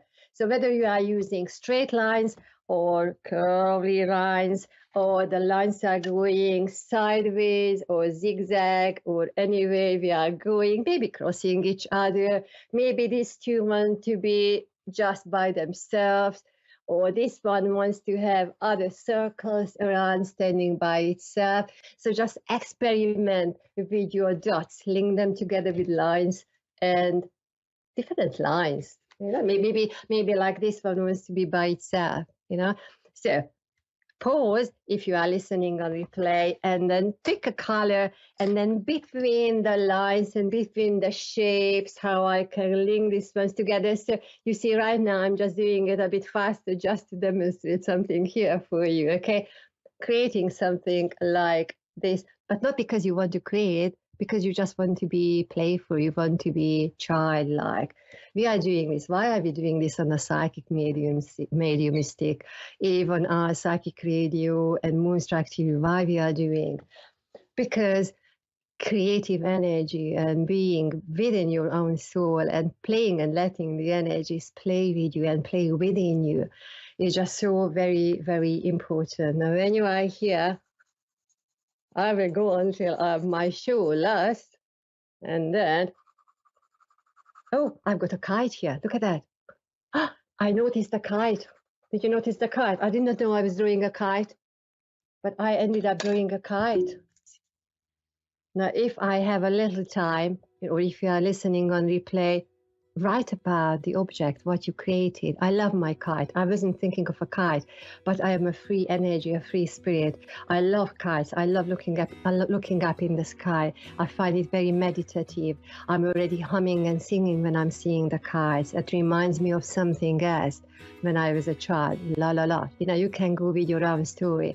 So my lovely friends and listeners, so today I had just a little short time here to share a few ideas with you. Tune in with my program, because we are going to explore all the energies, what we can do with our colors, with our shapes, how we can link them together with our cards and using our psychic and mediumistic abilities. So if you enjoyed this exercise, send me an email, hello@SusannaMedium.com. Go on to my website, SusannaMedium.com, or social media, SusannaMedium.com.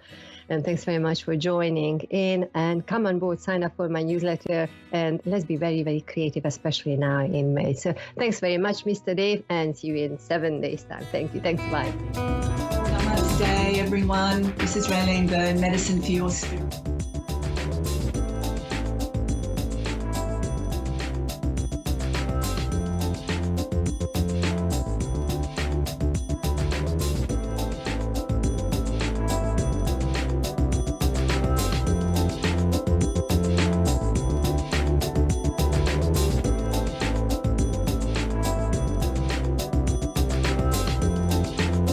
You're listening to A1R Psychic Radio, Earth's #1 psychic radio network, and watching Moonstruck TV, enlightening television.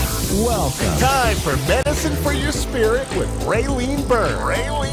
Live from RayleneByrne.com. Connect direct. In North America, dial 888-454-2751. In London, 20-3519-2158. In Sydney, dial 02-8488-3147. Or online, contact us through our Facebook page, facebook.com/psychic radio. Or one of our websites, askoneradio.com or moonstruck.tv. This is Medicine for Your Spirit on A1R, the Ask One Radio Network. Namaste, everyone. This is Raylene Byrne, Medicine for Your Spirit. Before I take any calls, I just want to remind everyone that we are really in big times right now. There is chaos, there is a lot of change going on, transformation, transitioning, and it can feel we can feel a bit fractured at times. We can feel a little bit distracted, a little bit distorted. So I just want to mention that we are our own medicine, hence medicine for your spirit. We are the medicine that we need. And the best medicine to help us align and ground and come back into ourselves, calm and soothe us and really get us stable is nature, the laws of nature. We are, pardon me, we are the nature of nature. We don't exist. We can't exist without nature.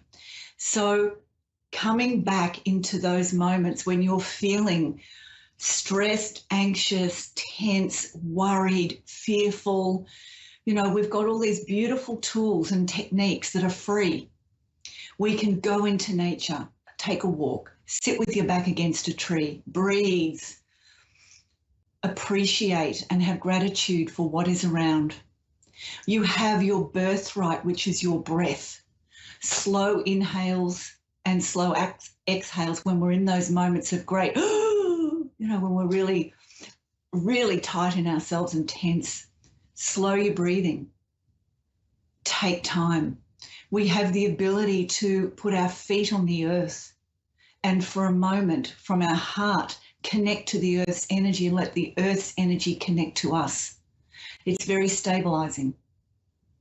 We have got the ability to switch off all our devices and listen to some maybe beautiful music, uplifting music, the solfeggio frequencies or some chanting or some, you know, if you're into hymns, listen to some hymns. We need to take ownership of where we're giving our energy away and pull it back in. Coming back to ourselves is going to help us navigate these intense times that we're going through. And I will say that in the next month, May, June, the energies are amping up hugely. We've got this big eclipse happening, lunar eclipse on the 5th of the 5th. The number 5 in itself as a numerology, universal numerology, is about change. It's about creativity. It's about imagination. We are being pushed to look at what we need to change within ourselves. The number 5 also holds all the elements of creation: earth, air, fire, water, and ether or spirit. These are available to us when we go outside and we stand, lay down, sit in nature. The sun is our fire. The air is the energy around us, the breath. The earth beneath our feet is the grounding. And the air, earth, and water. If we can go anywhere near where there's water, we will feel soothed. Water is purifying, and we are the spirit and the ether when the 4 come together. So I'm really asking that over the next few weeks, when everything is amping up, chaos is reigning everywhere, transformation, transition, worry and fear is around, take pause and go, do I want to feed my energy towards that? How about I pull my energy in and do something restorative for myself and ground down and breathe and calm my system, calm my nerves, calm my mind? The best way to do it is to step into nature and just be there. So I believe I have a caller from Phoenix, Ava. Yeah. If you would like to let me know how I can support, help, guide you. Hi. I would like to know what Spirit would like me to know about this, what I should be doing in the next month or two. What you should be doing in the next month or two in regards to what? Just like getting out, dating, hanging out, friendships in general. It could be love or just my friendship. All right. So I want to ask you, how are you feeling in yourself right now? I feel like I should be doing something or getting out there, but I just don't know how to do that or how to make the next move. Okay. So the first thing I'm going to say is, are you wanting to find a romantic interaction? Is that what you're actually asking me? Yes. Okay. So, look, I am really about us being proactive. And when we're looking for companionship or romantic interactions, the first thing we've got to do is look at ourselves and go, what am I going to bring to this? What can I offer this situation? And often, you know, when we're looking for a partner, we're looking for, or a companion, we're looking for, they have to have this, all the boxes, but we forget to look at what we want to bring to it. So coming to you, it's sort of like, all right, what do I want to bring out? What part of me is going to be shared? And we start to own that a little bit more. I really feel that you're ready. I want to say that words I'm hearing for you right now is you're ready. And there's no right or wrong way. It's just when you really feel comfortable in yourself and you go, you know what? I'm ready. I'm really ready to share my heart, and I'm really ready to offer love, and I'm really ready to receive love without the conditions, because I know how to respect myself. I know how to honor myself. And if something feels off, I can walk away from it really quickly. One of the biggest things with relationships or wanting to have people in our lives, we've got to look at ourselves, at what it is we're trying to fill. Because the greatest gift we can give ourselves is to be in our own sovereign self, or our own level of self-love, because when we have that, we have everything we need.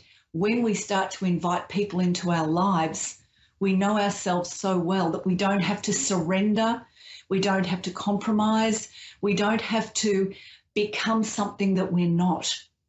It's like, this is who I am, this is what I've got to offer, take it or leave it.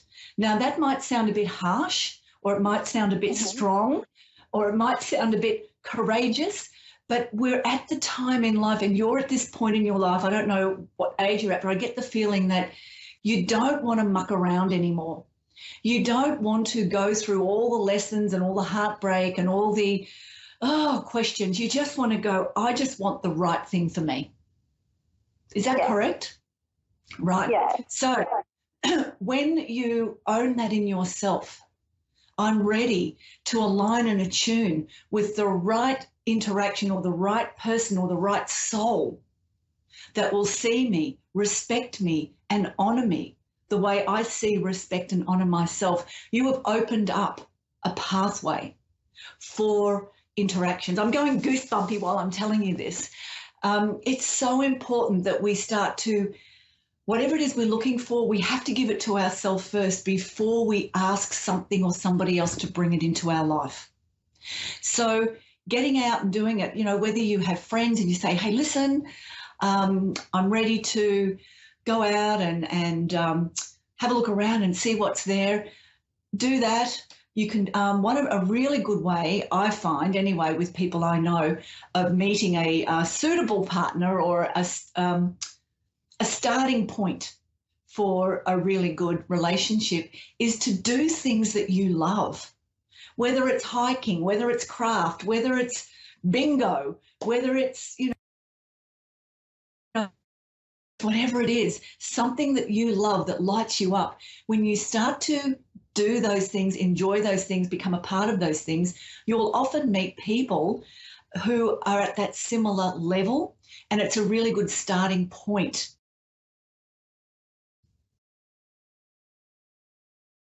Something that you love, because already you're putting that signal out, this is who I am.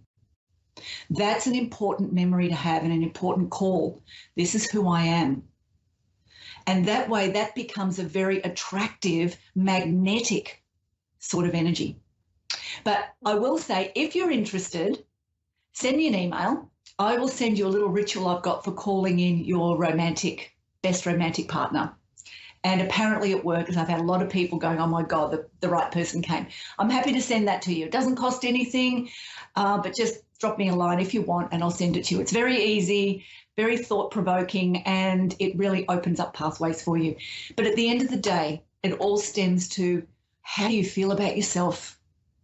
And what are you willing to bring to this? And how can you stand in your own love of self so you can attract, call in, align with, attune with somebody who wants to see you or does see you that way as well, because it's way more respectful and it's way more conducive to relationships.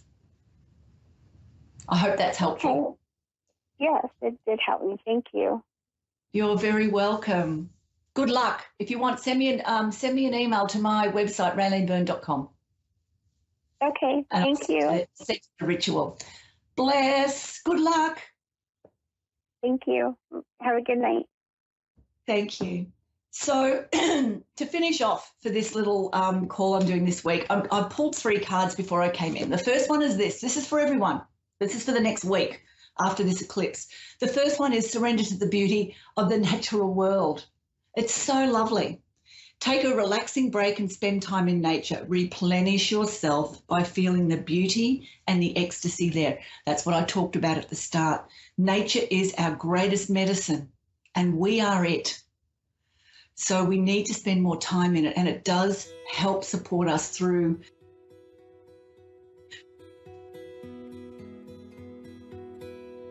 is the woodducks. I love these other bird cards. And this is about be kind and be contented. So whatever's disturbing your peace, you have allowed it to be worth more than your calm. How true is that? Come down into the softness of your heart and rest here.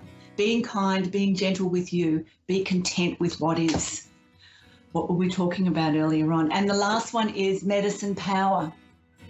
You are your own medicine. We are way more powerful than what we've ever been allowed to believe.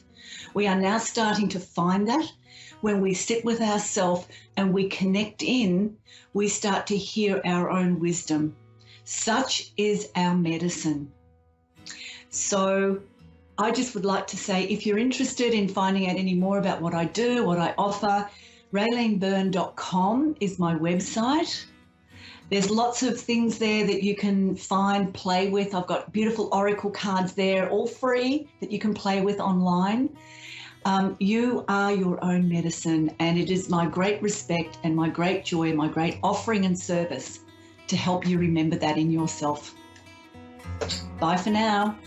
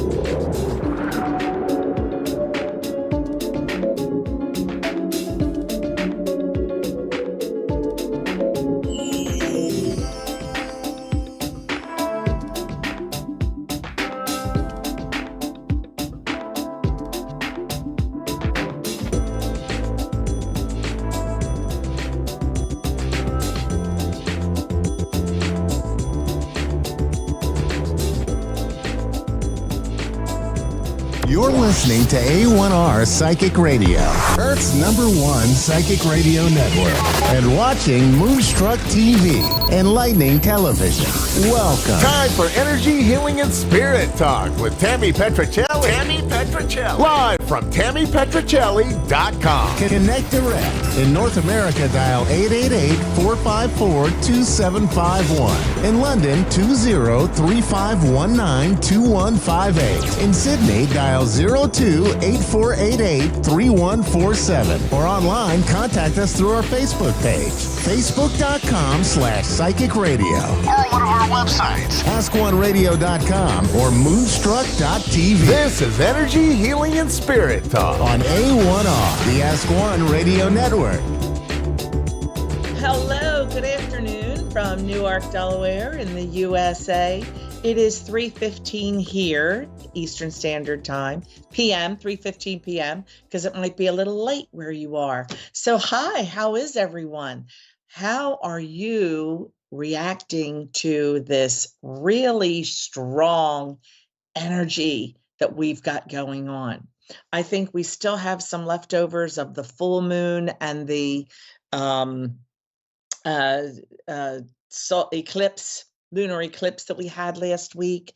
We're in Mercury in retrograde. We've got just so much going on. So I hope that you are remembering, because I reminded you last week, to take your time when speaking, to not let people get to you, to try to relax and remember. Some people are saying things that, they really don't mean to say, but they're just overreacting to this energy. I hope you aren't one of them. So I just wanted to talk about the energy a little bit. And, if it really is affecting you, then get some meditation going, go get some Reiki or some healing touch or any other energy modality to help balance your system. Learn to check your chakras. There are a few ways that you can learn to check your own chakras. You can use a pendulum is one way. Just tuning in to your body and your needs is another. So I really encourage you to get outside, take your shoes off, do some grounding, hug some trees, smell some flowers, and really get self-centered, self-grounded, feel balanced, and that'll help you deal with all of this crazy energy that we're dealing with. If you can't get outside and ground because of the weather or it's dark or whatever, salt bath, some Epsom salts or Himalayan salts, maybe some essential oil like lavender or bergamot. Put that in your bath. If you can't take the full bath, soak your feet. This helps pull out toxins from your system and helps you ground and balance. Me, I walk around barefoot all day long because I have natural floors. And that helps me center and ground, because I have been getting ready for my 10th anniversary sale. I have been in business for 10 years now. That was May 1st. And Friday and Saturday, if you are in this area, then I invite you over Friday 10 to 6, Saturday 10 to 3 for an open house sale. Everything is on sale. We're going to have refreshments, freebies, that kind of thing. So, so look us up, and I've got new smudge kits and new smudge feathers and crystal chakra sets, lots of things to help you center, balance, and ground. So I want to say hello to Sally. She's in Shrewsbury, England. I'm sure it sounds much prettier in a British accent, but hi, Sally, how are you? I'm good, thank you. How are you? I'm good. Thank you for calling in. And may I connect you with a loved one on the other side, or do you have questions for me today? I'll leave that up to you. Oh, you're real. Yeah. Okay. That must mean things are going pretty well for you. Okay. Yes, quite okay. Yes. So if somebody came through, that'd be lovely. Okay. Sally, I am feeling that there is some distance between you and a family member right now. Somebody you were expecting to see, maybe for, well, it's American Mother's Day. But do you understand feeling the loss of, now I'm feeling like it's someone living. Would you understand that? Oh, yes, yes, yeah. Okay. And feeling like this little bit of loss with them. Would this by any chance be a son? 2 sons and a daughter. Yeah. Yeah, but do you have a son off at school or something, or moved? My 3 children live in a different county and work for my ex-husband. So, yeah, I have some communication, but yeah, they're mostly with Daddy's money these days. Yeah, I didn't feel that it was complete disconnect, but just that there was this loved one and feeling son, well, it would be 2 sons and a daughter, feeling a child and her children that you wish you had a little more communication with. And I just want to say that I feel that I want to say kind of don't take it personally, because they are being drawn by the money, a little bit of manipulation and control. Do you understand that?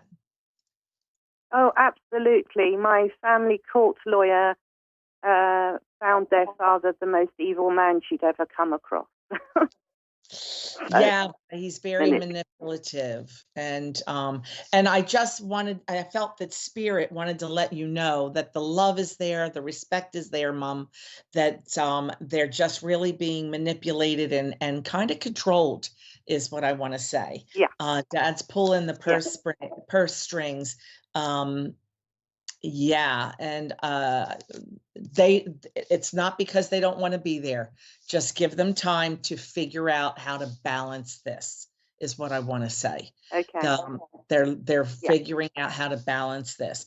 And is Dad on the other side for you, please? Yes, he is. Okay, because I felt the father energy coming in, and he's making me feel like he's trying to give a lot of support. He wants you to know that he's looking over those grandchildren. He sees what's going on and is sending them all lots of love and positive energy to help them figure this out and to balance for themselves. Okay. Okay. Now, is Mom still here, please? Yes. Okay. Because Dad didn't make me feel like he had her with him, but that he's also watching out for her. But is there a step parent for you, or was there a step parent for you? Was Dad married twice, or was Mom married twice? No, only them. They married in their 20s and had their 60th wedding anniversary before my father passed. Okay. Let me just connect back with Dad and find out where he's going with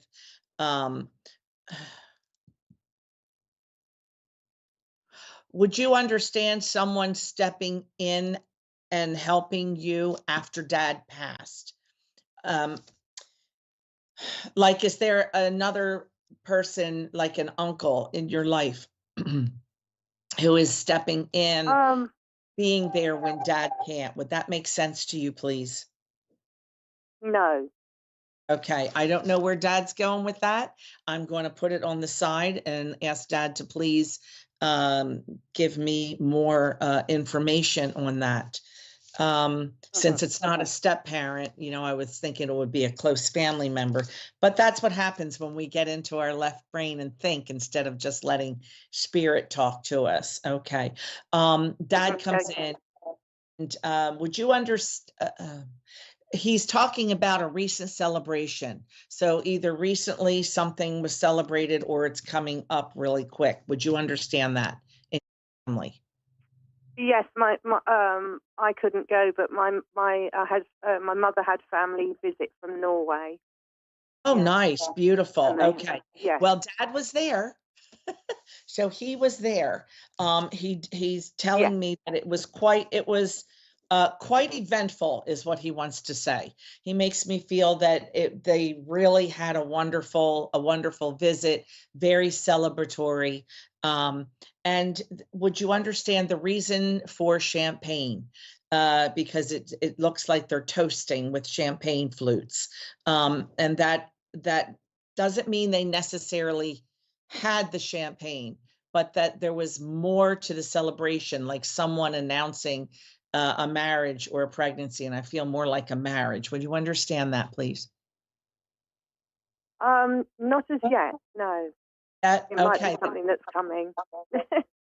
May be coming, and it may be more than one thing to celebrate. So Dad is already clinking the champagne glass. He's kind of letting the cat out of the bag here a little bit to let you know some surprises are forthcoming. And I felt like it had to do with the family in Norway, but it may be that he gave me that information at the same time. So don't hold me to that one, but do hold me to the fact that you're going to have some celebrating to do, some reasons to celebrate. And did you grow up by the water? I don't know where Shrewsbury is. Did you grow up by the water, or was Dad a fisherman, please? Or do you understand the person who lived? My parents retired near the sea. Perfect. He showed that. Yeah, when they retired. Yeah. Beautiful. Just his way of giving some evidence that this is him. He knows what's going on. And he knew that you would recognize that as coming from him. He loved that. And he makes me feel like he was, now remember, on the other side, they are just happy. Okay, there is only love and compassion over there. There is no real disappointment. So when I say this, using the word, he was a little disappointed that he didn't have more retirement time. He makes me feel that he retired, they moved to the sea, and then he got ill. Do you understand that, please? Yes, he was long-term ill. They had a lot of their plans didn't happen. And that's what he's telling me. Yes. So he was a little disappointed that the timing was that way, but he said that your mother made their time together, even though he wasn't always feeling well, that she made the best of it. Do you understand? Oh, yes, yes. Yeah. So she made, it's funny to hear someone say that someone made their times of being ill pleasurable, but he wants to leave that with you. Leave a hello for Mom. He tells you, don't worry, the kids are coming back, and he's sending lots of good juju up there. Lots of good juju. So I want to thank you, Sally. And for everyone else joining us today, or whether you're watching this recording, thank you so much. I'm Tammy Petrocelli. You can find me on TammyPetrocelli.com and PikeCreekReiki.com. And this was Energy Healing and Spirit Talk. And I will see you next week, same time, same place, right here on Moonstruck.tv and A1R Psychic Radio. Thank you so much for joining us today.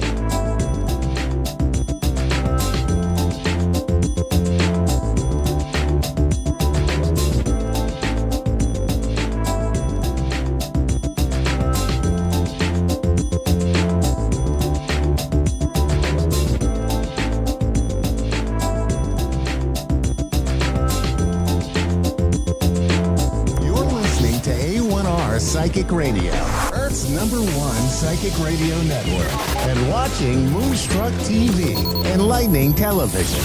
Welcome. Time for Vancouver Island Media with Terry Lynn Boyle. Terry Lynn Boyle. Live from terrylynnboyle.ca. Connect direct. In North America, dial 888-454-2751. In London, 20-3519-2158. In Sydney, dial 02-8488-3147. Or online, contact us through our Facebook page, facebook.com/psychic radio. Or one of our websites, askoneradio.com or moonstruck.tv. This is Vancouver Island Media on A1R, the Ask One Radio Network.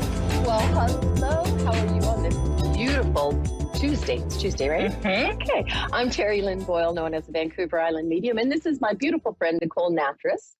Nicole is an entrepreneur. She's a playwright. She's a dramaturge. She is a beautiful human being. She does creative journaling. Oh my gosh, I don't even know the whole list. Can you tell us a little about yourself there, Nicole? Well, I do a lot of different things like many of us do in the world where we have a lot of gifts and talents. And I am an addiction counselor.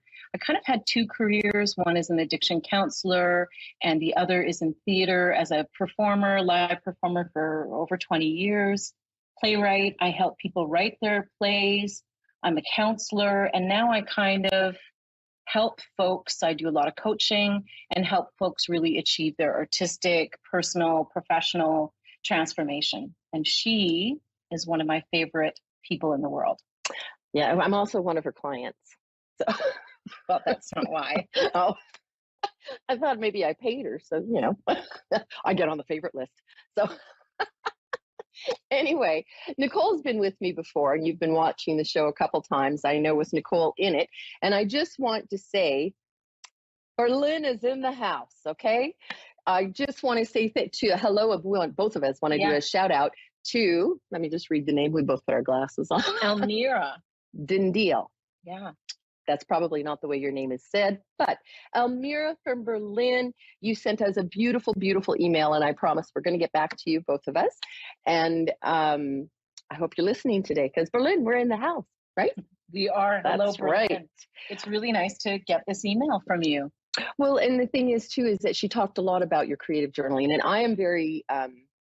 this woman is one of my favorite people as well, because she helps so many people with her journaling and the way that you are able to, when you say something, I can be all flustered and upset about something, and I can tell you about it. And then you're like, well, maybe this is why this is happening. What are you going through in your mind? And she starts to make me think about things that I don't think about. And I'm like, oh, well, that makes sense. Okay, I'm being silly. I'm good.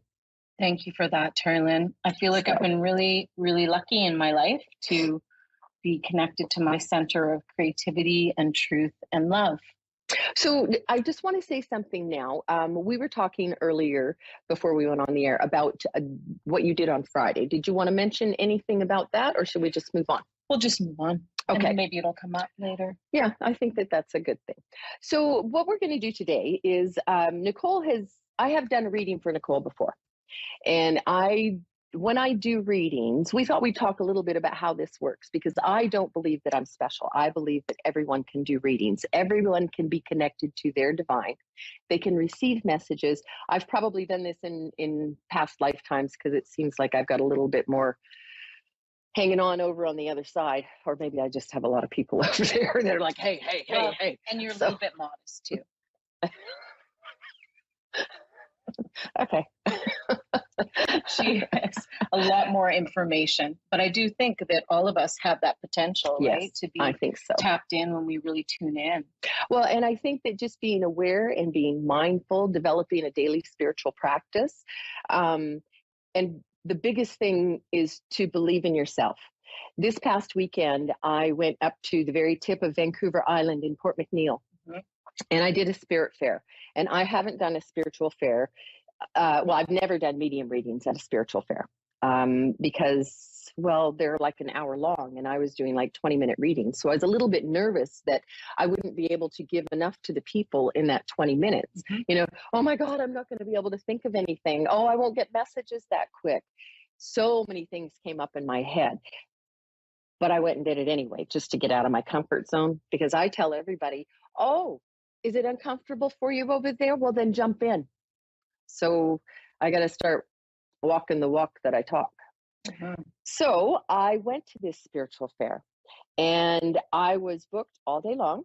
I did 20-minute readings, and it was like I was doing a flash reading. I was like, okay, I'm used to I know, flash reading.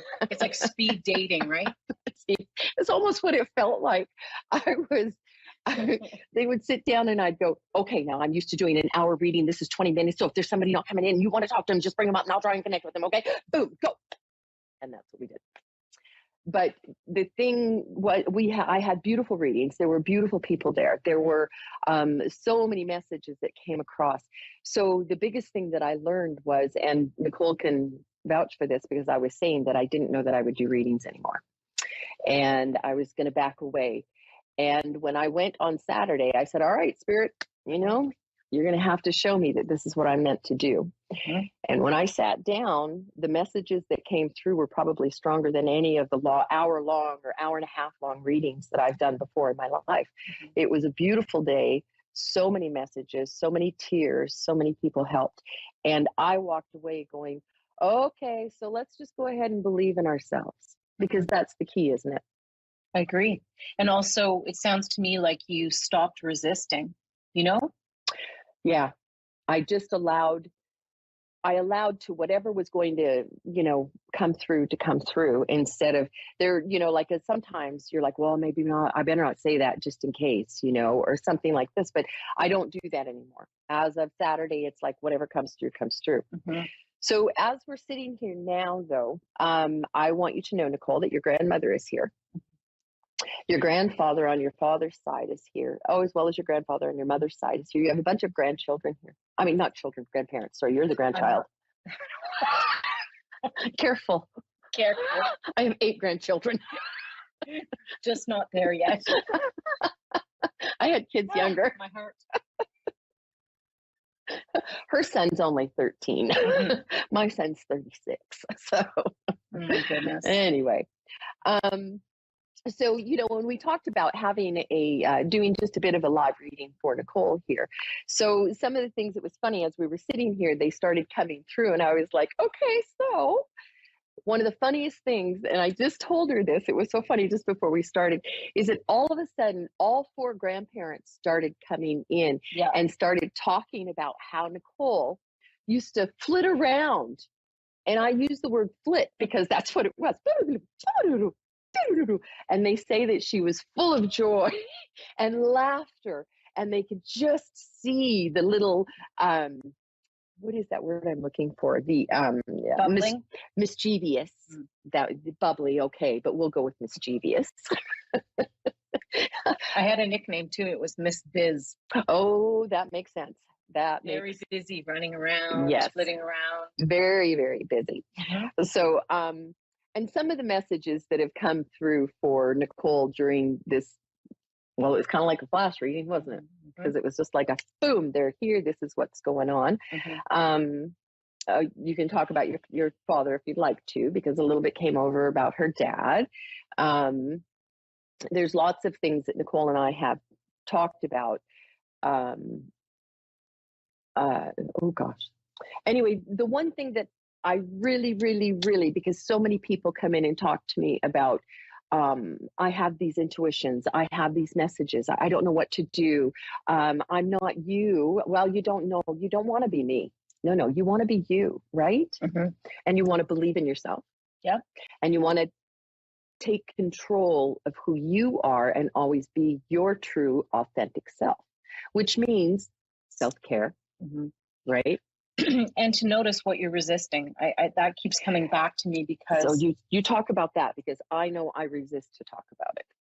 Right. Like resistance is when we just notice we're kind of arguing with ourselves, or we're holding on to something, or we're trying to maybe control the way things need to unfold, or, it never happens to me, of course.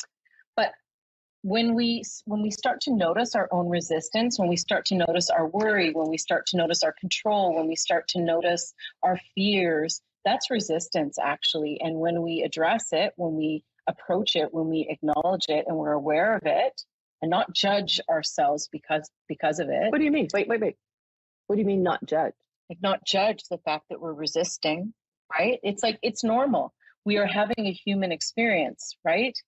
We are spiritual beings that are connected, right? Yeah. But we're humans, so we're gonna want to maybe judge ourselves and want to be perfect and all those things. So for me, when I notice my resistance, say I'm fearful about something, say I've been procrastinating about something, I'll let Nicole do that for a certain amount of time, and then I'll say, okay, that's enough.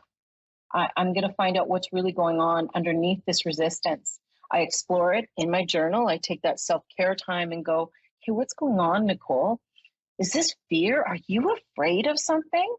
It'd be hard to admit. I still get scared sometimes. Like you're saying, well, I'm still kind of nervous sometimes. I've never done this before. I'm going out of my comfort zone. I'm doing flash readings for the first time, right? So you want to notice that resistance, and then you want to let it go. And how do we let it go? Not by just intellectualizing it, by exploring it, examining it. We might even have some feelings about it. Feeling our feelings, we let go of the resistance, and guess what the universe does? Just brings in what you need, because it just goes, thank you for not resisting that so much. Why were you procrastinating on that? And I believe the universe rewards that work. Yes. That's integration. Yes, it is. That is integration, of course. And then I can move forward, and then the universe can bring what I need to bring. And the most important thing, I think, is that people get caught up when they're looking at their own resistance and they judge it, and that locks it in. It's like it's locked in, right? Yes. Instead of just going, wow, I'm human. This doesn't feel good. I'm not happy with myself for procrastinating on this for 3 weeks, but I'm going to have courage. I'm going to do the right thing, which really is to take care of ourselves and to be self-responsible, to examine it, be aware of it, let it go with grace, compassion, and then we're free again. Okay, I have a question for you, right? When you were in school, were you the girl that did the term paper that was, assigned a month earlier the night before? Yes. Oh. Yes. Yes, I was too. So now I have something to aspire to.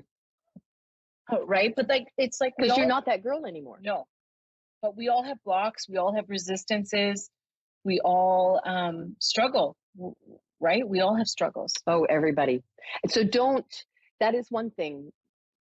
Don't judge yourself, especially with the struggles, and don't expect yourself to be perfect. I'm talking about things that I have always struggled with.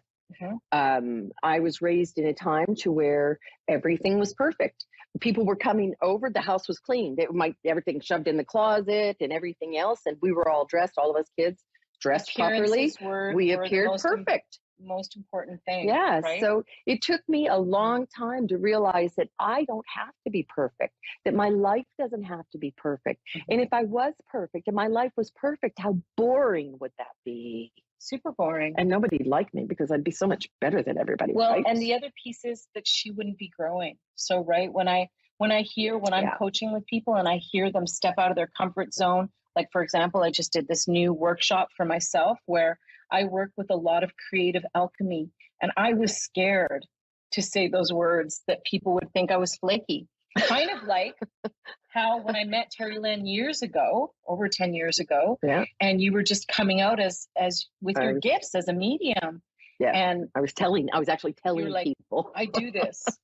Please be okay with it. Right? Like, it's vulnerable. And so I talked about creative alchemy, and I went out of my comfort zone, and I had all this resistance and kind of judgment. And I had to really work through it and go, this is my gift.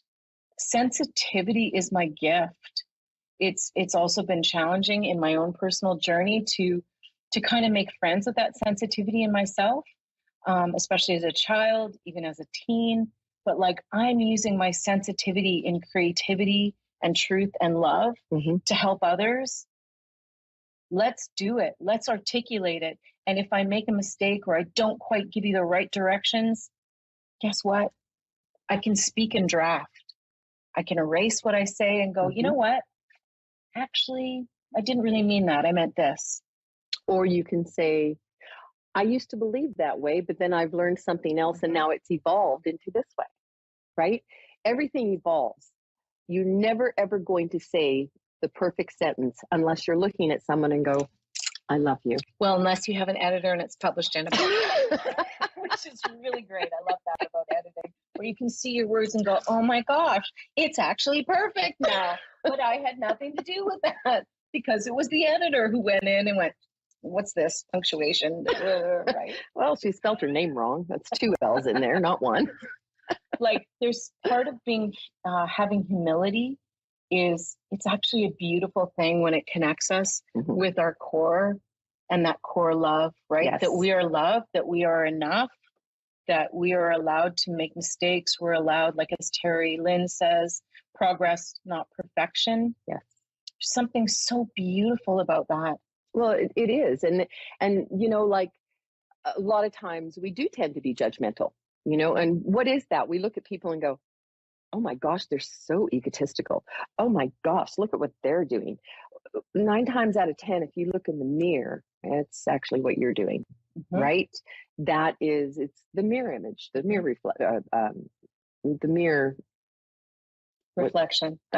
Sure, okay. It's not the word I was looking for. Comparing ourselves. Right? Yeah, we are comparing Yeah. ourselves to other people. Yeah. So when you see something that you don't like in someone, go and look in the mirror and actually look within yourself and say, hey, is this something that I don't like because I do it and I want to stop? So that's been a big lesson for me because, you know, trying not to be perfect. Trying not to be perfect. That did not come out right. You know what's beautiful though with age is that we grow to have, I think, more understanding and more compassion, and we let go of all those things, right? Like I don't look the same way I did in my 20s. Like you don't? No. Oh, I do. Or all those things, right? There's a grace that's given when we really recognize each other's goodness, and when we recognize that we're all connected. Yes, it's right. Beautiful. It is to be. One of the best times that I felt so much energy, and I was like, oh, like people do this all the time. Wow. I was at a group meditation, and I'd never been to this group before. And there was probably 40 of us in there. And we were all meditating at the same time. No, we didn't all have exactly the same beliefs. We didn't all dress the same. We didn't all look the same. We were, you know, some were in flip-flops, some were in high heels. We were in dresses, shorts. I don't think there was any bathing suits, but you know, you get what I'm saying. And I sat there and meditated, and it was one of the most powerful things I've ever felt. The energy exchange that you have. And then we did a Reiki circle one time, and just, you know, you sitting here and me doing Reiki on you while you do Reiki on the next person and the next person, and just having like a chain. It was like an unbreakable chain with 20 people of this beautiful, amazing energy working through. So that's where we want to get to. Yes. If we can on a daily practice to bring it back to that spiritual practice that you were talking about earlier. We want to get to, even if we can tune into that for 2 to 5 minutes a day, 15 minutes. We don't have to live there again. We don't have to be perfect at all of this. We're all juggling different things in our lives, work, career. The world is a very busy place, family, all those things. But even if we can tap into that self-care, that love piece, that beautiful energy, 2 to 15 minutes a day, whether it's through journaling, through meditation, through prayer, through art, through dance, through physical activity, singing, anything, walking, swimming, nature, yes, kids, playful activities. It's such a high vibration. I think, honestly, it boosts our mental, physical, emotional, spiritual immune systems. It does. And that is it. I love that. Me too. Spiritual immune system. Oh, high five there, girlfriend. Get something there. We're going to patent that. Okay. Alchemy comes. I also think that you and I together, we're exploring our connection and what we have to offer everybody out there in the world. Yeah. And it's been really, just want to say how grateful I am to you for allowing me to share the space with Terry Lynn and to talk about her gifts and to talk about my gifts and how we might uplift other people, because that's the road we're on. That's the path that we're on. It is. It is. And I have to say that over this year, I have had some health issues. And probably mostly due to stress and overworked and, not taking care of myself properly. And so I've had Nicole come in and help me with the shows because I just have not had the energy to just do it myself. Normally I do 2 readings. And so I will get back to doing that at some point here, hopefully. But for right now, having Nicole, who I feel is... Mm-hmm. She has so much to say to the world, and please listen to her because she's very smart. Yeah. You're getting to be a wise old crone. Thank you. Although she's like 10, 12, 15 years younger than I am. But who's counting? But who's counting? I'm 103. Okay. I'm just going to come out and say I'm 103. Actually, my grandmother, who showed up today, who always shows up when Terry Lynn's around, she lived till she was 103. Did she? And she was such an incredibly strong woman. And it's so beautiful to be around Terry Lynn when you receive a reading, because what's beautiful about it is Terry Lynn doesn't necessarily remember every single person, 6 months later. I don't remember any of them tomorrow. But my grandmother is constantly on your shoulder talking. See, I don't know. When I said your grandmother, I said, your mom's mom, and you said, yeah, she always comes through. I was like, oh. She does. I think last time we did a reading, you said, oh, that woman has been talking at me for about 30 minutes before you got here. Yeah, that happens at times. Yeah, that's my grandmother. We're so blessed to be able to just know that our ancestors are with us. There's lots of times in my life in creative work and different work where I've literally stopped and felt the strength of my ancestors. And that's partly because I hear them through you. Oh, thank you. Yeah.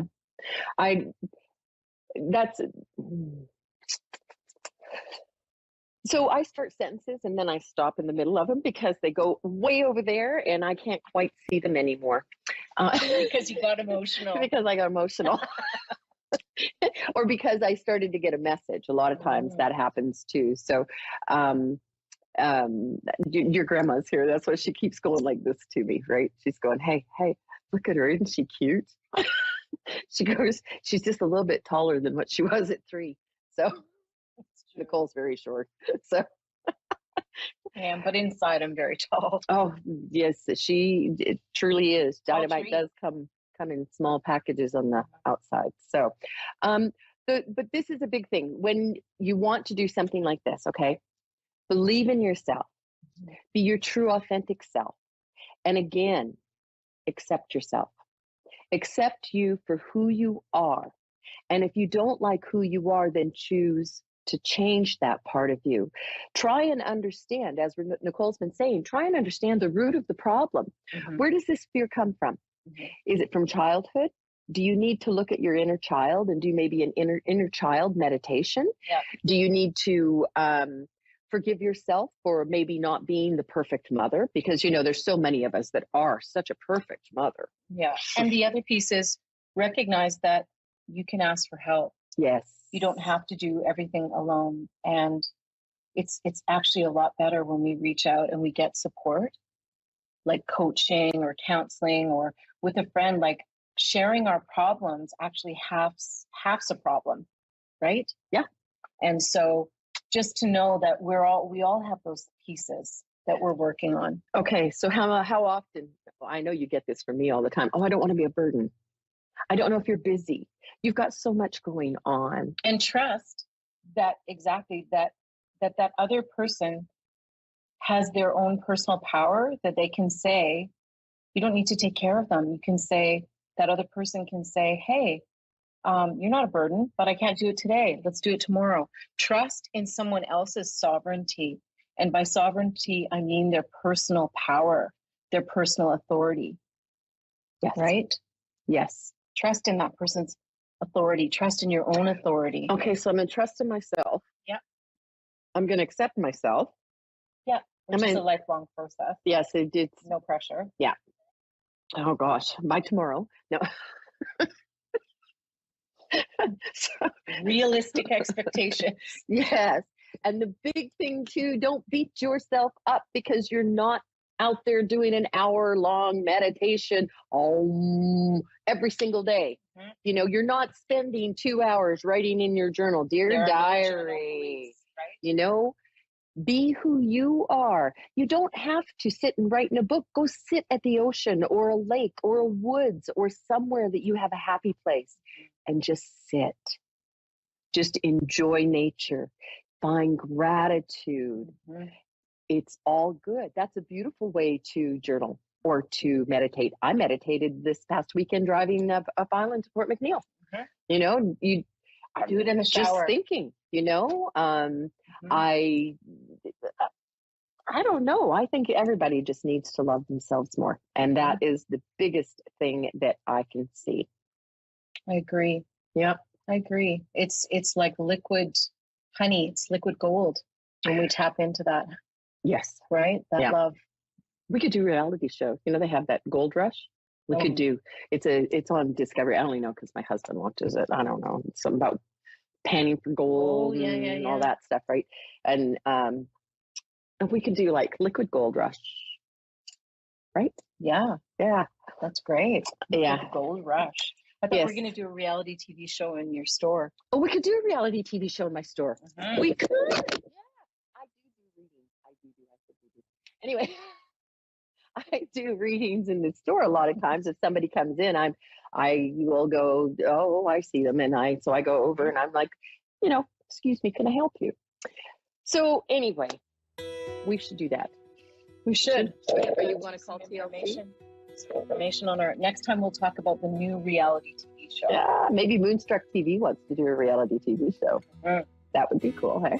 I think we're almost running out of time. I do believe we are, but it's been such a pleasure to have you with me here again. I'm sure you'll be back. Thank you. I ask for help now because she taught me how. And if you have any questions for either one of us, send us an email. We'd love to hear from you.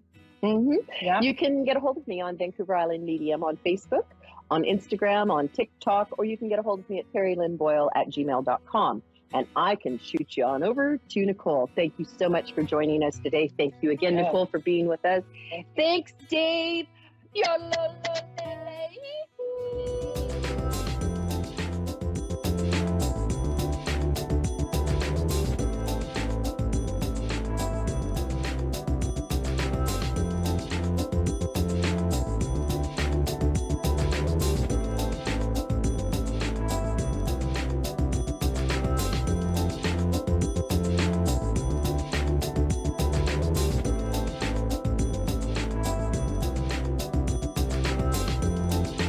listening to A1R Psychic Radio, Earth's #1 psychic radio network, and watching Moonstruck TV, enlightening television.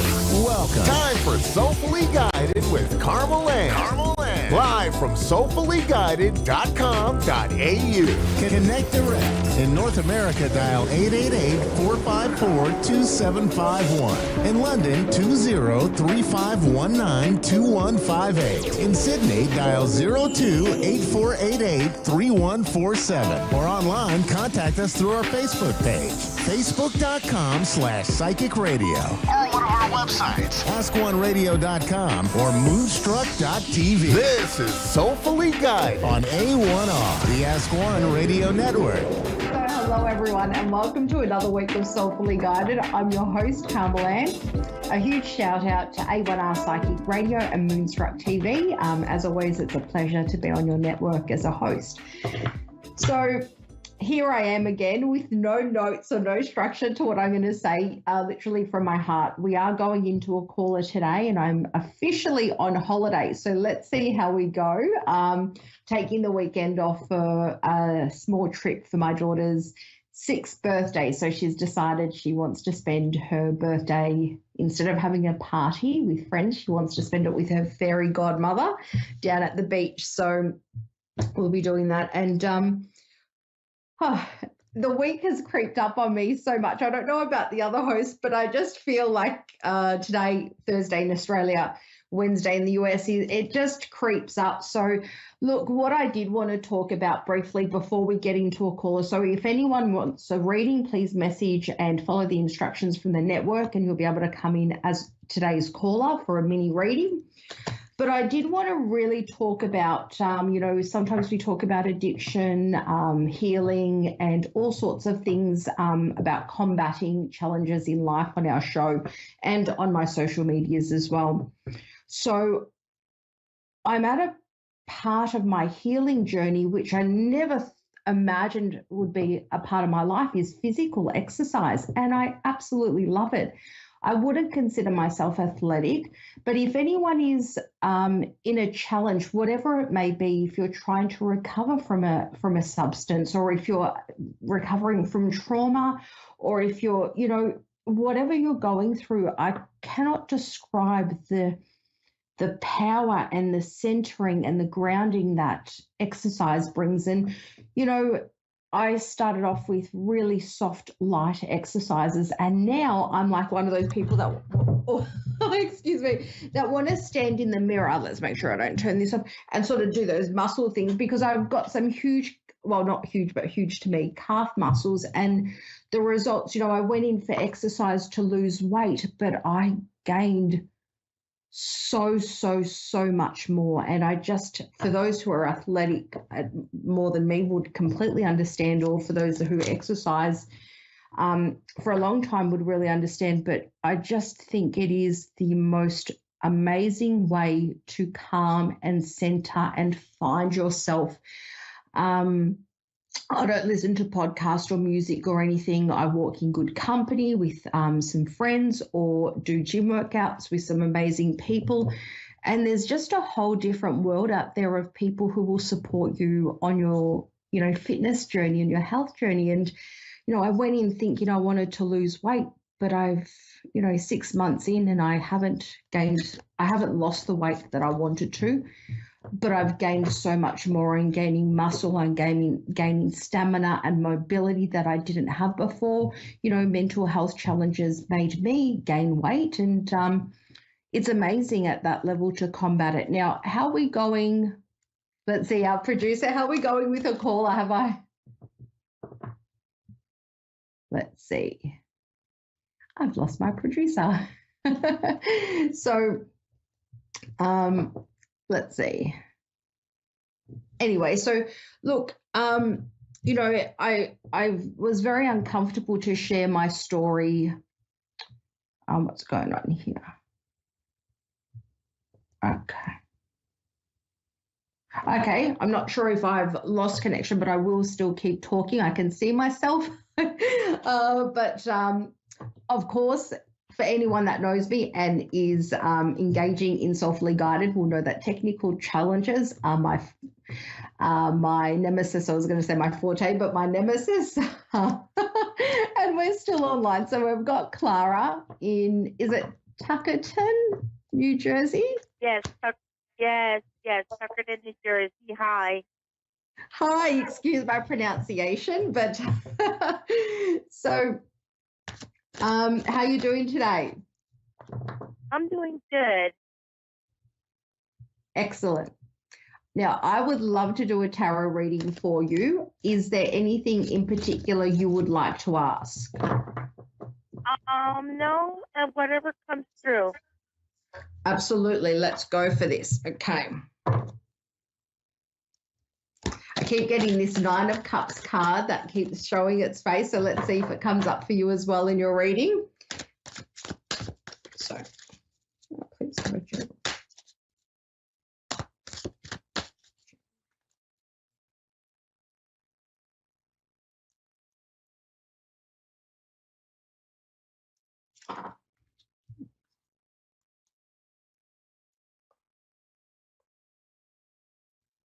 I'm just pulling some cards for you.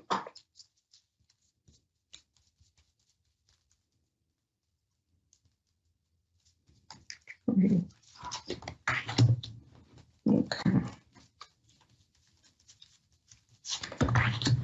Okay. Buy some cards, please. Wow.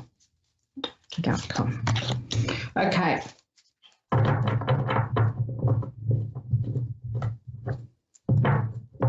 So this is, it's a really beautiful reading. Doesn't come without challenges. I feel like you yourself, and I've just spoken about healing, and a lot of our show is around that. I feel you're at a stage where you are ready to face things head on. Like in the past, you may have, it's like you're, I don't have cards of turning a blind eye, but it's at the stage where you're beyond that. It's like you're ready to see things coming. You're ready to focus on your family, your time, and what you want out of life and happiness, not just on an emotional level, but a financial and a mental. Yep. Sorry. So you did say yes. Yeah. How are you finding that? That's true. It doesn't stop going through there. right now. It doesn't stop there. So keep going. The best thing is that you're able to face those challenges with a really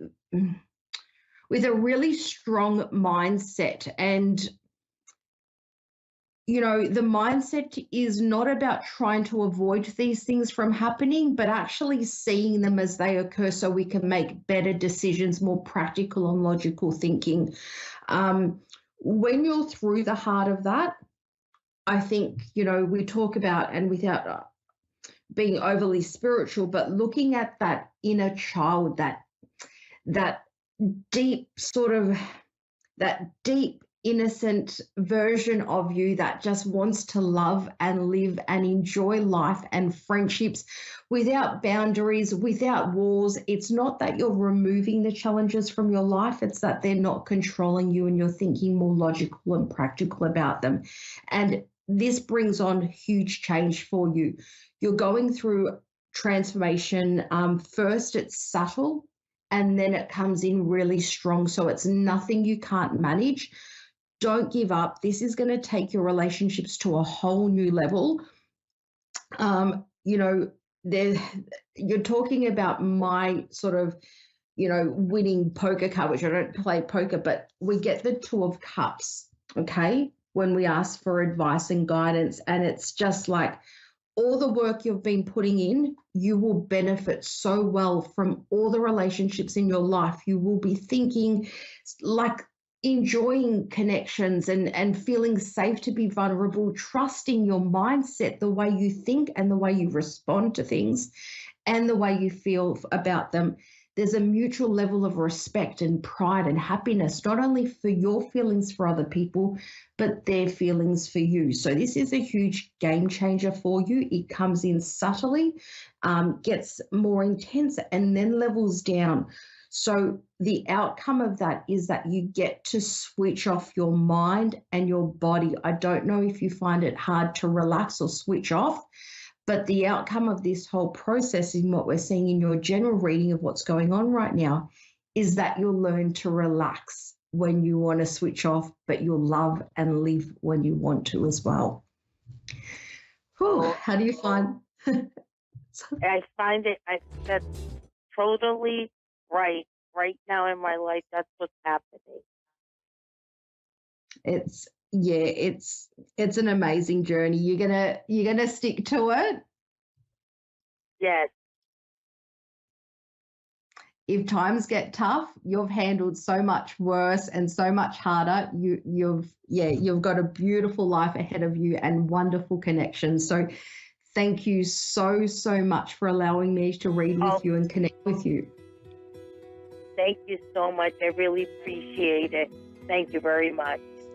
My pleasure. And thanks for calling in. And to everyone else, have a wonderful week. I will see you next week. And that's Soulfully Guided.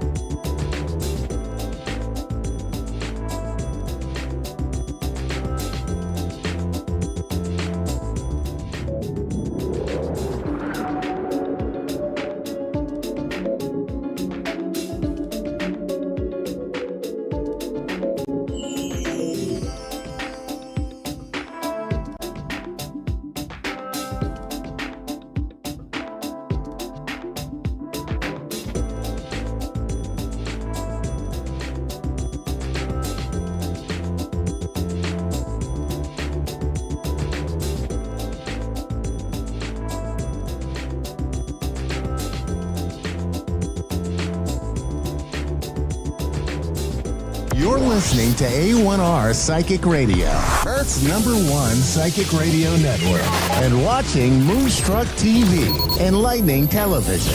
Welcome. Time for Sacred Insights with Andrea Bacon. Live from mindbodynourish.etsy.com. Connect direct. In North America, dial 888-454-2751. In London, 20-3519-2158. In Sydney, dial 02-8488-3147. Or online, contact us through our Facebook page, facebook.com/psychic radio. Or one of our websites, askoneradio.com or moonstruck.tv. This is Sacred Insight on A1R, the Ask One Radio Network.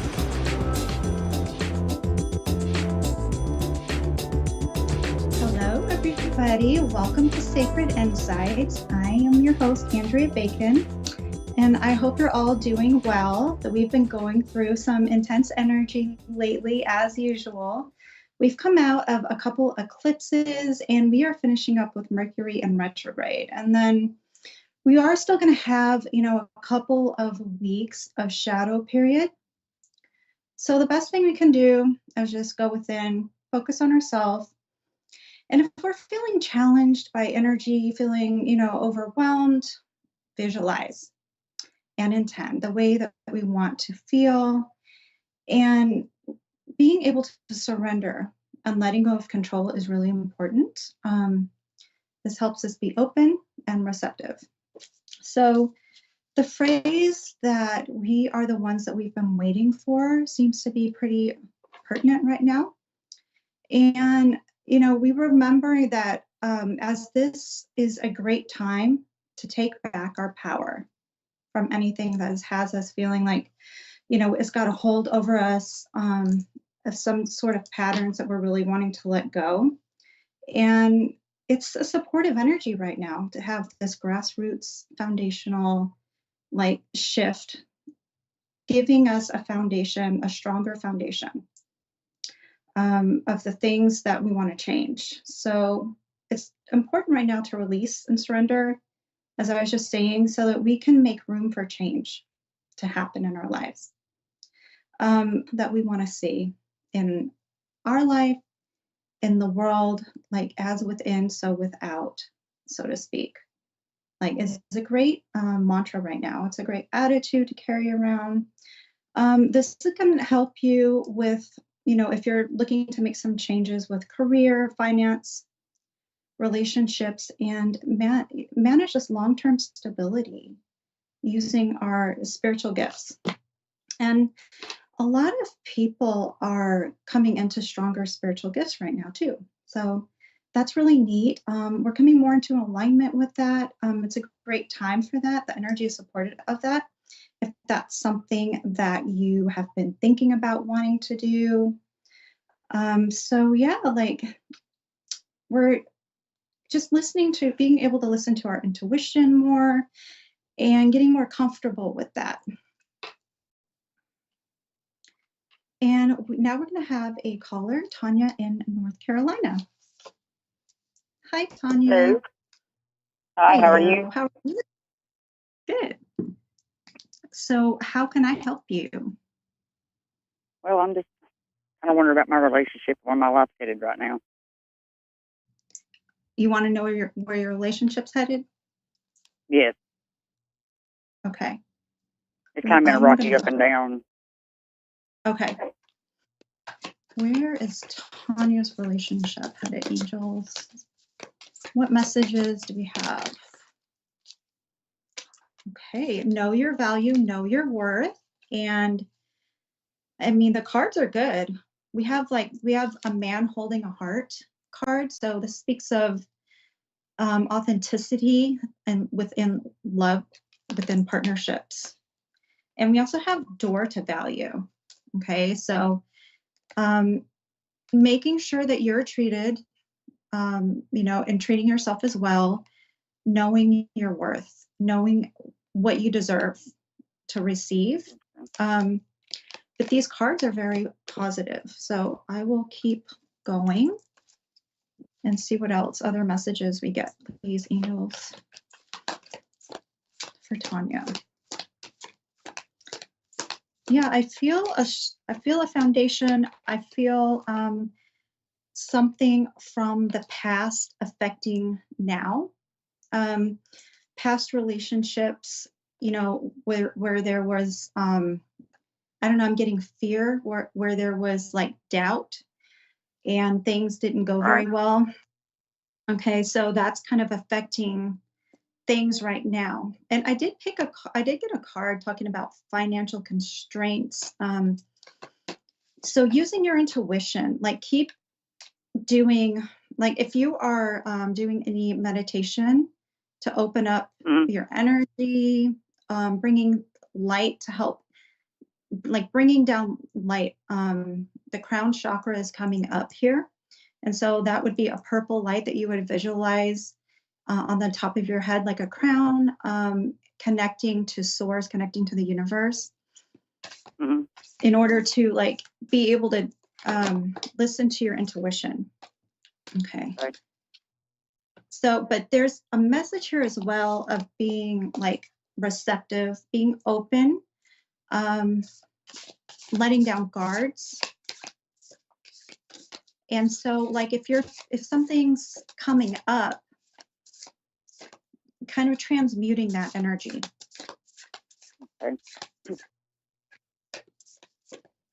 Yeah. There's some, like I said, it's coming up again, something from the past, not knowing your worth in the past. And so that's just, an ongoing, like we all have ongoing patterns to continue to work on and to just recognize that if it comes up. Okay. Does that make sense? It does. Okay. But yeah, I see, a light at the end of the tunnel when it comes to those issues. So there's this energy of needing to go within and focus like on your heart and focus on yourself whenever you're feeling like that up and down energy, going within. And instead of kind of like putting a lot of, effort, a lot of attention on that, to put that focus again within and check in with yourself and do like an energy check with yourself to make sure that you can, help where these, understand where these feelings are coming from. Okay. Yeah. And let's see. It's definitely like I've got this card saying that your hard work is paying off. And so the things that you're doing to bring things into alignment and are definitely working. So I feel like it's going in a good direction. I really do. I feel like it's protected, like your relationships are protected, and that you've been putting in the work to, stay on the course that's best for you.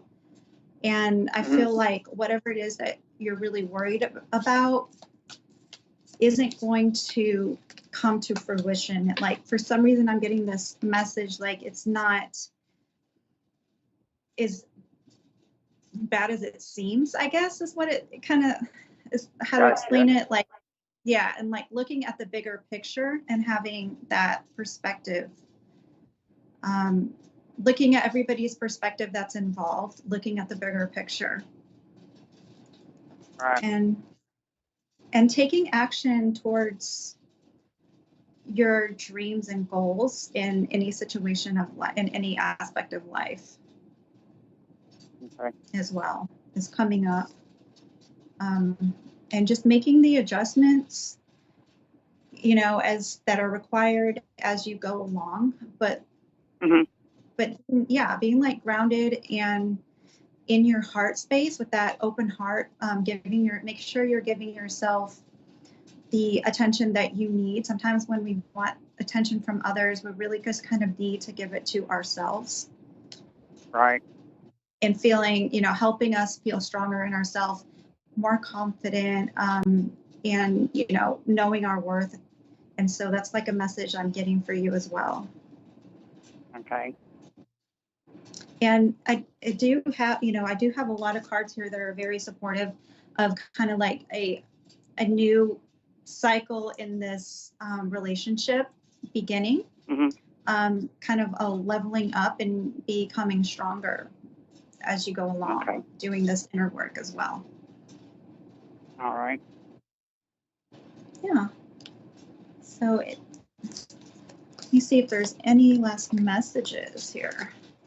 Like balancing your being open and receptive is kind of like balancing we all have masculine and feminine energy within us. And so just working on balancing that within yourself as well, making sure that you are able to receive as well as give. Okay. Yeah, sometimes we can feel like we can put barriers up and not realize it and not even see that we're not allowing it in, if we're allowing in the love and receptive energy that, people send to us that's loving, and we end up pushing it away and then feeling like, well, wait a minute, what about me type of thing. Right. And you can always benefit from Reiki, I'm also getting as well, to tell you. Reiki on the heart chakra, Reiki, for any of that past stuff to help clear anything, remaining out when it comes to that. Okay. Yeah. But I've got, the sun card, and just kind of like being in your head a little bit and about everything. And so really try and work on not being in your head about things and about everything that comes up. And like, I don't know, I keep getting a lot of things about abundance and finances, but they're all really positive cards as well for finances and for love. Feeling connecting to some type of community would be really helpful for you, like just a supportive group of some sort, whether it's your friends or, talking to your friends or somebody that you trust about the stuff that's on your mind to help get you out of your head and with all of this. And I see a new cycle coming in, and it definitely looks really good. So I'm going to have to leave it there, but I hope that helps. It did. It helped a lot. Thank you so much. All right. Thank you so much. And that's going to do it for me, everybody. If you were interested in any of my products or services, it's on Mind Body Nourish on Etsy.com. And I also have a lot of videos that I post on TikTok, and that goes by Mind Body Nourish as well. So yeah, thank you so much for joining me. Have a wonderful week, and I look forward to seeing you really soon. And you can always check out my readings on Facebook, Medium Andrea Bacon. All right, and have a fantastic day. And remember just to keep shining, keep intending and visualizing those positive outcomes when things come up for you.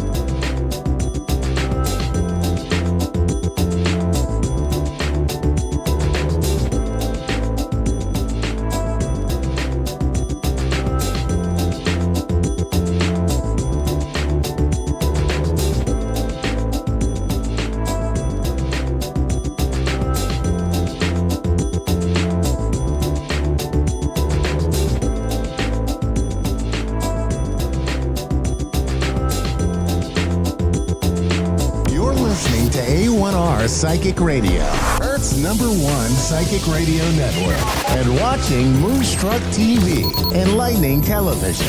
Welcome. Time for Insights into Consciousness with Anna Olson. Live from AnnaOlsonIntuitive.com. Connect direct. In North America, dial 888-454-2751. In London, 20-3519-2158. In Sydney, dial 02-8488-3147. Or online, contact us through our Facebook page, facebook.com/psychic radio. Or one of our websites, AskOneRadio.com or Moonstruck.tv. This is Insights into Consciousness on A1R, the Ask One Radio Network. I'm Anna Olson here on A1R Radio with my segment every Tuesday at 1:30 Pacific Standard Time, Insights into Consciousness. You can also reach me on Instagram at Tiny Medium Queendom and on TikTok, Anna O Intuitive. You can also see me on Facebook with it's kind of my last resort right now because of their messaging system at Anna Olson Intuitive. But I am so happy today to do a reading on a random caller that we're going to have call in live today on my show. So we have that to look forward to. And first of all, I just wanted to give you some information about what my services are. So you can always reach me at AnnaOlsonIntuitive.com. That is at the bottom of the screen if you're watching. If you're on the radio and you can't see anything right now, it is Anna, ANNAOLSEN, intuitive.com. Spelling is INTUITIVE for intuitive. You can contact me on my contact page there. You can email me, you can call me or text or whatever, and schedule either phone, video, or in person. So I can do either of those. And I'd love to connect with you and reach your loved ones that have passed, or just give you a nice read on the people who are still in your life right now and are in the world of the living, or just give you some insight on your timeline so I can look into your trajectory, what will happen in the future, what is currently happening around you. I can read the people's energy around you, give you some insight on relationships, job, career, schooling, income, business, finance, relationships, love, etc. So you can always reach me and let me know what you'd like to do. So before I take my caller, I would like to also share a little bit about something else that I do with you, and that is, I think that the term life coaching is so hokey, but that's basically what I do. So sometimes I will work with people if they want to do some goal lists and kind of go into their basic, life venues that they want to maybe delve into. And that would be anything from finances to love and relationship to purchasing a home. So I've had clients within a year, never been married, become engaged, travel to different countries, hit goals on buying a house, changing locations, buying a car, all of these things. And these are all things that I've done myself. So I always practice what I preach. I do not claim to know things that I do not experience or practice in my own personal life. And I am constantly making new goals and meeting them. So I don't just stop with, I set my goals and, now I bought a house and I have this certain, amount for my income and I'm doing this job and it's mostly passive or whatever. I then set the bar for the next level. And I've learned that when I do these exercises with other people and we make goals together, sometimes my goals are at the point where people look at me kind of weird, like, are you sure you want to make that goal? That sounds a little lofty. So we can go as far as you want with your work in your life. And the goals don't need to look any specific way to me when I'm working with you. They just need to be what you want.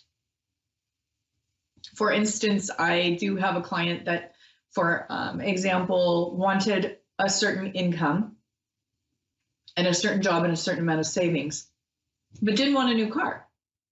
And this client was just saying, I'm perfectly fine with the car I have now. It's perfect for what I need. It's a great commuter car. I have no interest in another car. But this person definitely had enough to buy a brand new, very nice, luxurious car. It just wasn't important to them. They also said that they can become like a target in their city, you know, if they have an expensive car. You know, there are just a lot of different ways that people express how they want their life to look. And really, that's what I like to work on. I like to work on not just implementing feng shui into your home, which does work, by the way, and it works very well. You intentionally put things in your home on a bagua system of energy flow and chi flow that really does align with your goals. And there are different parts, for example, in your home and on your land, your property, even in your room, your desk, or even on your bathroom counter or in your kitchen, where you can organize things or not. I don't want to get into the, oh, we're going to organize everything, because I'm not a professional organizer. It's much different than that. We are actually doing things in a way where subconsciously and energetically, you will always be in alignment with your goals and what you want in your life. You can bring in areas or chi energy into areas like home and family, children, travel, fame, fortune, career, happiness in learning and career, or love, marriage. There are many different areas within the home bagua system, and it really is scientifically proven and is scientifically arranged within degrees of north, south, east, and west. You know, there is a very distinct science behind this. It did originate in China, but people all over the world use this now. And I've been practicing it now for many years and teaching it for many years, and helping people with their entire bagua and their feng shui for many years. It does sound kind of weird or hokey. I'm telling you, it works. Whether it is that it is a reminder daily and subconsciously of the things that you want, or it actually works with the energy flow, it doesn't really matter to me. Or if it's just both combined, it doesn't matter to me. All I know is that it works, so we do it. And I watch it work with people. And we do this all the time. And I am so excited to teach it, because people are so surprised, because they think, well, I don't know, that sounds a little weird. And then we try it and we're all so pleasantly surprised. I practice it myself. I have for a long time. I wouldn't do it any other way, because I know the difference between practicing it and not practicing it. All the Trump buildings are feng shui. They hire a professional feng shui person. That doesn't mean I want to be exactly like Trump at all. But I just noticed there are a lot of wealthy people, people who have had a lot of success in certain areas of their lives, who practice feng shui. And that's just one component that I work with out of many on the spectrum of what a specific person might need. And of course, if you don't want to work with that, of course, we would find other ways to work with you. So I do a lot of different methods. I have a lot of different tools that I've learned over the years to just goal setting and meeting the goal, and then setting another one, setting the bar, really doing everything you can to get to that goal without being stressed out. You don't want to be stressed. You want to be feeling light, and it should be fun, and it should be a nice, manageable way that not only is a gradual process, but is also an energetic process. So what I do is I move your energy through your electromagnetic field. We talk about certain things that your electromagnetic field leads me as I read it to tell you, or to bring up, or to process. And then as we work together, you will start to notice things shifting and changing, not only in your mind and the way that you're functioning and feeling, but also the things in your life around you, because what we do and how we think and what we say really has a huge influence on our surroundings and what we attract to us and how other people respond to us. So it's a holistic approach to big results.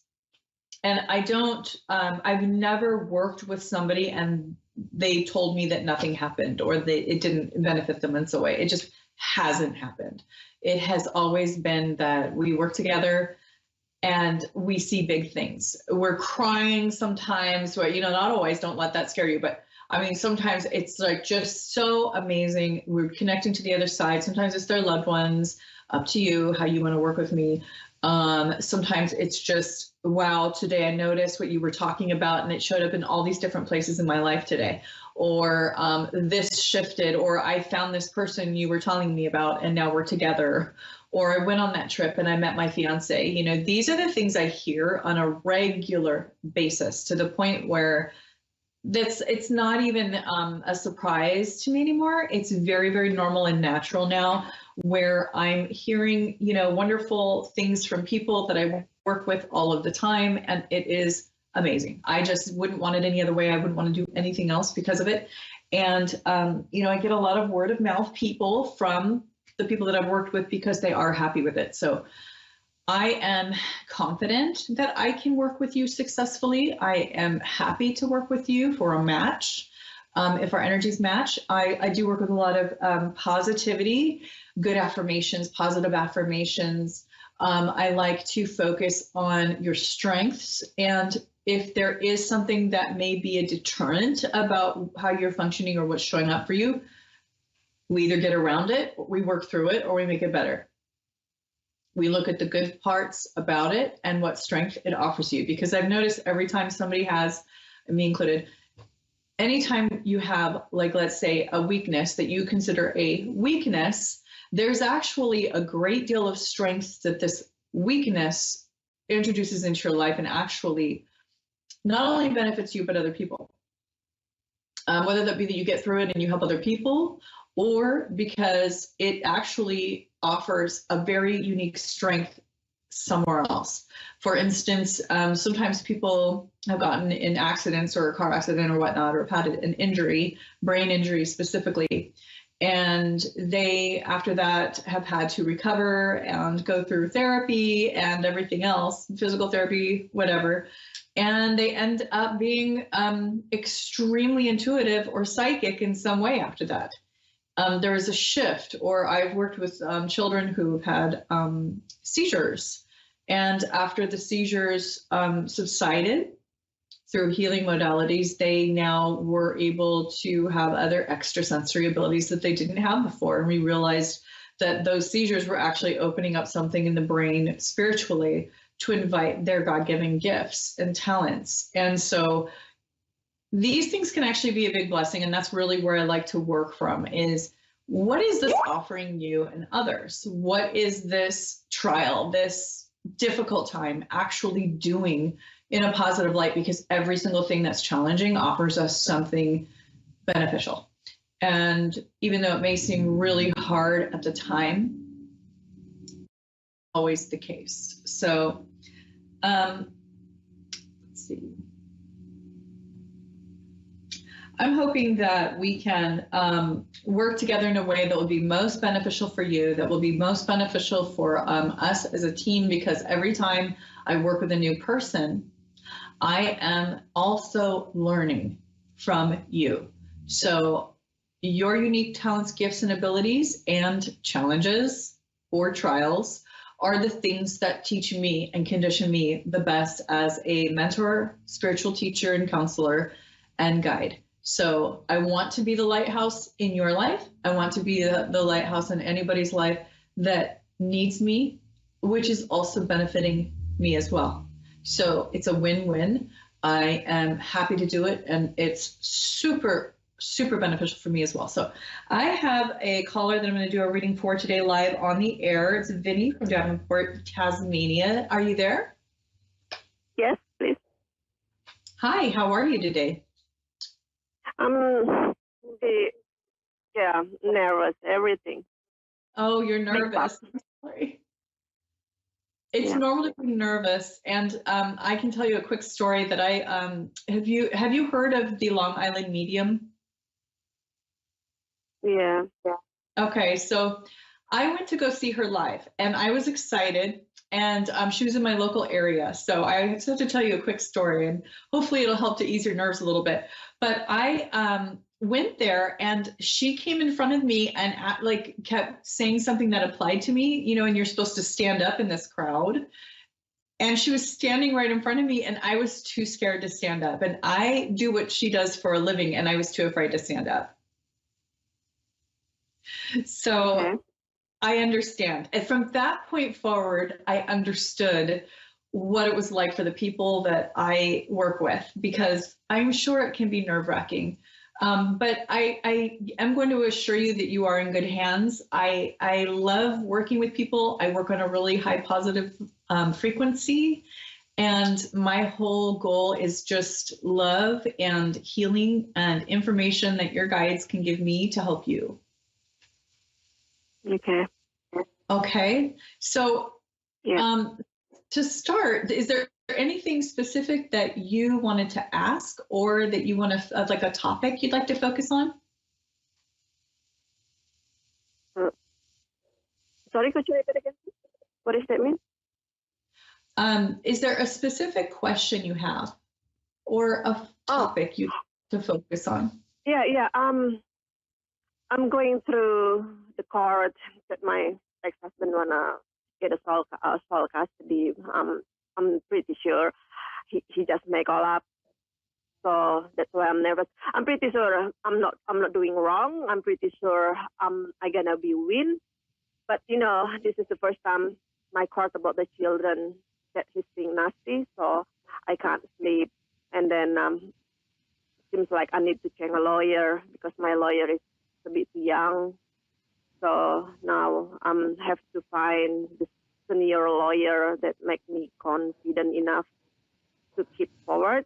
So yeah, that's why I'm a bit nervous, a bit mixed up my feelings. I don't know. Okay, so I just need you to slow down just a little bit because it's kind of hard to hear you. The phone line is just a little bit, I don't know, it's just a little bit hard to hear you, but I heard that you were trying to find a new lawyer, but I didn't hear about what for. My ex-husband, he wanted sole parenting, which is blaming me something that's not make sense. He said I have a diagnosed mental health because I have religion, I've been praying, so something is not strong enough to put me in a bad situation. And then my young my lawyer is young, and then he's asking for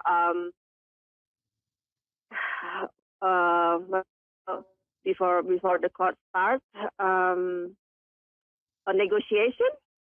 And then his lawyer said no, and then I thought because he's probably young, why do I have to negotiate if I'm not doing wrong?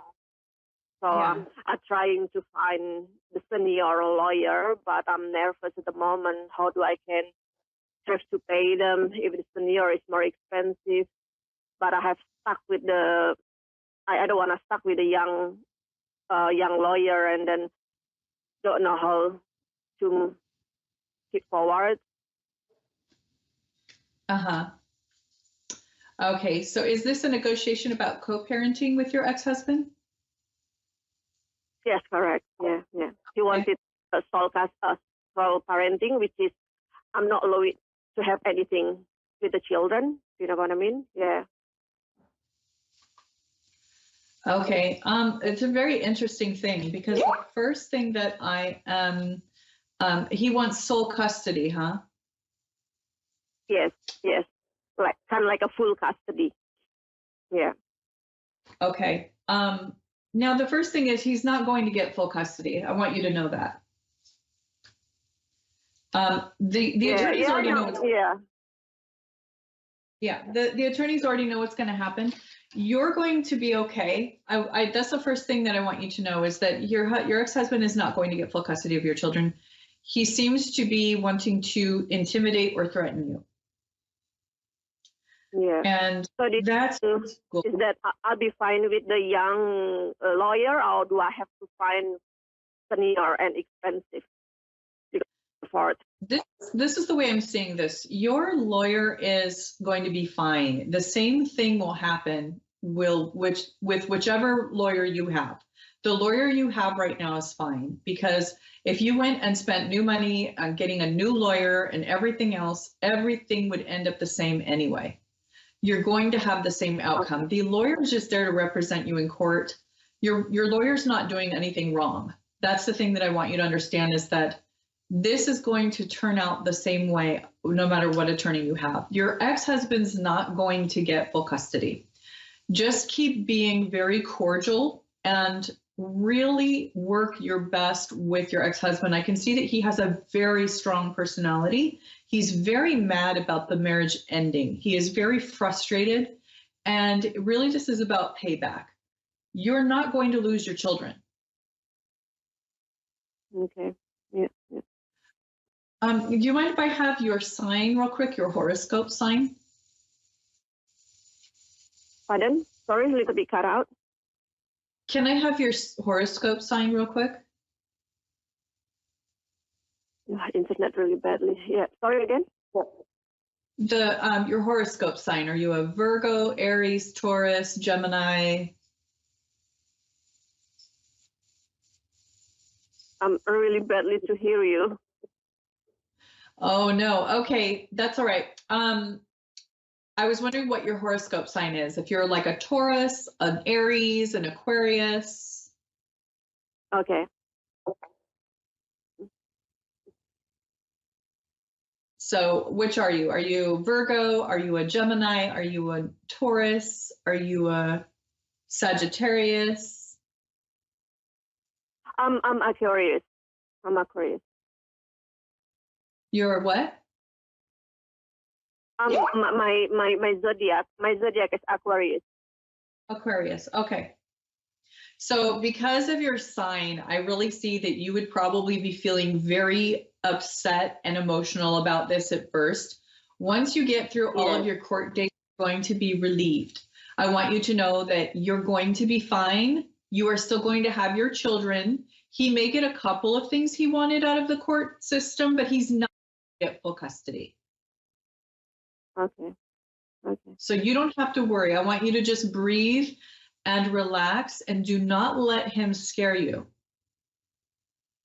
Okay. Yeah. Okay. You're not going to lose your babies. You just have to be really, really careful about being cordial with him and communicating in a really nice, polite way, no matter what. Even if he's being the devil, you have to be a saint. Okay.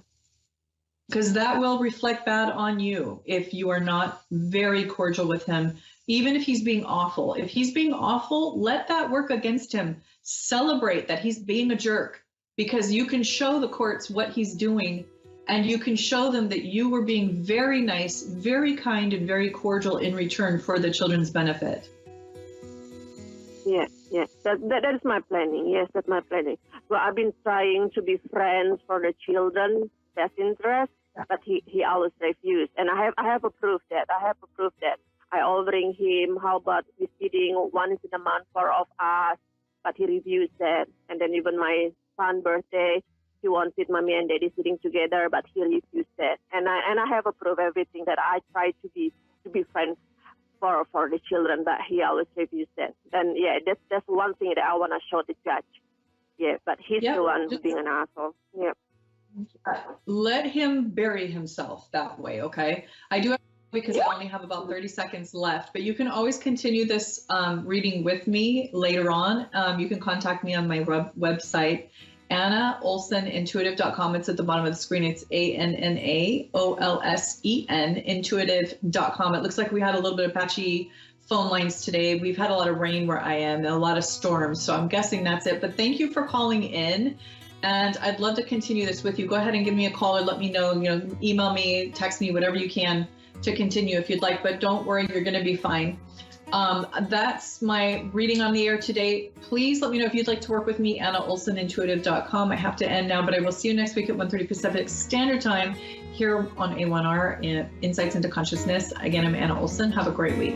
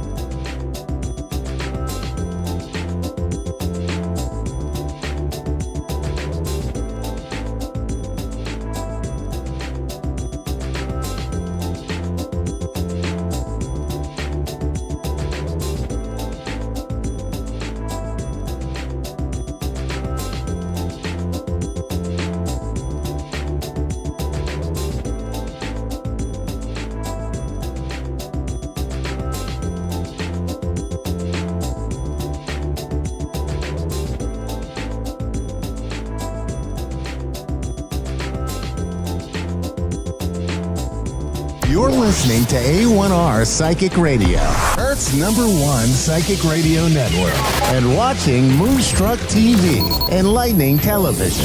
Welcome. Time for the Psychic Side with John Capello. John Capello. Live from JohnCapello.com. Connect direct. In North America, dial 888-454-2751. In London, 20-3519-2158. In Sydney, dial 02-8488-3147. Or online, contact us through our Facebook page, facebook.com/psychic radio. Or one of our websites, askoneradio.com or moonstruck.tv. This is the Psychic Side on A1R, the Ask One Radio Network. Hello and welcome to the Psychic Side here on the A1R Psychic Radio Network, Moonstruck TV, Lightning TV, and a bunch of other places. We'd like to welcome you to our program, and we'd like to welcome especially our new listeners, our viewers, wherever you are taking in our program.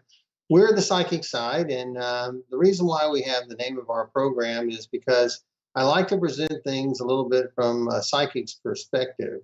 And I think that that's a good thing to know, because my show is about educating people about what psychic ability is and how to use it effectively. And I hope that you can get a few tips from me. And if you want to share some of your tips, then you're welcome to do so on our program. I'm a purist. I'm somebody that doesn't like to necessarily use any kind of tools. I am an astrologer. I do read tarot, but we have such great tarot card readers here on this network, and other people that do so well with that medium or that type of tool, that I feel like it's best I just do what I do best, which is use my psychic abilities. I'd like to welcome you to call into our program. We'll be happy to give you a brief reading, and we'll open things up for other people if they'd like to have me do a reading for them. Or if you want something a little bit more private, then you can just go to my website at johncapello.com, go to the booking tab, and you can get an astrological reading or sign up for one there, or a psychic reading. Now, just to let you know a little bit more about me, I want to go ahead and let you know that a few things that I do. I do travel around the country. I travel mainly around Texas, Louisiana, Oklahoma, Kansas, and this past weekend I was in Lubbock, Texas, and I was at the Purple Mandrake. I was visiting Keith and Kendra Graham's store, and we had a very interesting weekend. And what I found was we had a lot of people that were just driving in from California and also from New Mexico. It's quite an honor when people do that, to come to visit me and see my work.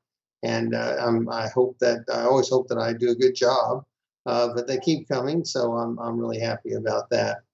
I want to today, and we'll go to a caller here in just a moment.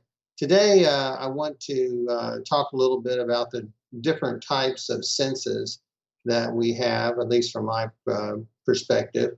And we have 3 types of senses. We have our physical senses, we have our psychic senses, and then we have our remote psychic senses. And I want to talk a little bit about those and explain to you what I mean. So before we get into that, let's go to our first caller, Suzette in Barrie, Ontario, Canada. So Suzette, are you there? Hi, how are you?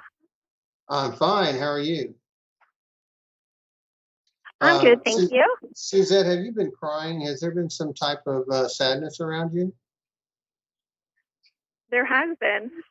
Okay, is this about a man? It is. Okay, is this a husband or a father? It's a husband. Husband, I'm very sorry that has he passed away? No, Okay. I don't know if he wants to separate. Okay. I'm going to just tell you, I don't think so. At least that's not my feeling, because I feel like that there is value in the relationship.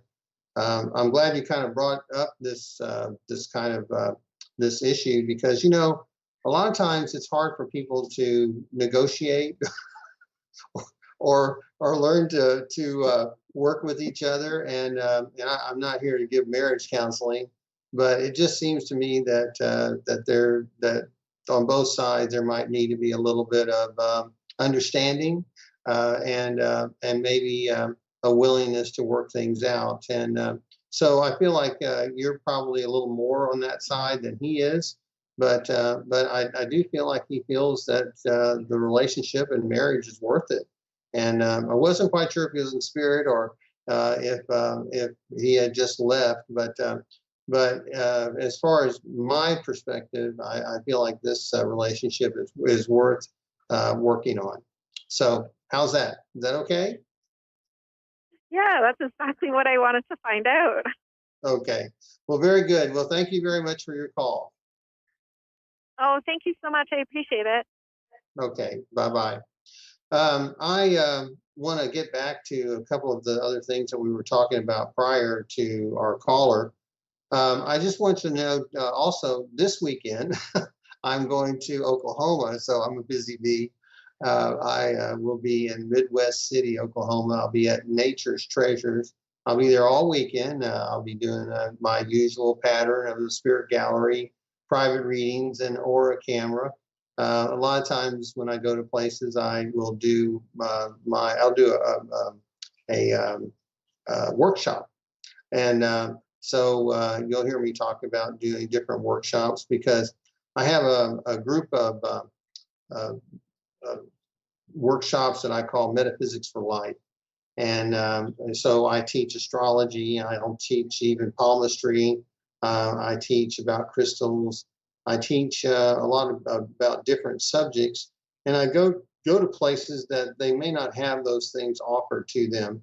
And if the taboo about metaphysics or working with psychics is in that town, I want to reassure people that there's nothing bad about what we're doing. We're just talking about crystals, or we're just talking about looking at the lines on your hands, and there's nothing about anything inappropriate there. But oh gosh, before I forget, I have a meetup this weekend. I mean, this Wednesday night. It's going to be at the La Madeleine French Cafe in Flower Mound, Texas. It'll be my second meetup there. It's going to be about cutting cords and how to work with getting away from an addictive relationship. So it's a little bit in keeping with my book, Open the Mind, Heal the Heart, about how to deal with grief. And we'll do a series of programs on grief as time goes on, but I want to focus on psychic work right now. Now, if we want to go into some of my philosophy about the types of senses that we have, the physical senses are quite obvious. We all have our sight, we all have our hearing, we have our feelings, we have the sense of smell and taste. And then, I've talked ad nauseum on our program about your psychic senses, and I've taken you through all of them. And I'm even working on a certification program for them.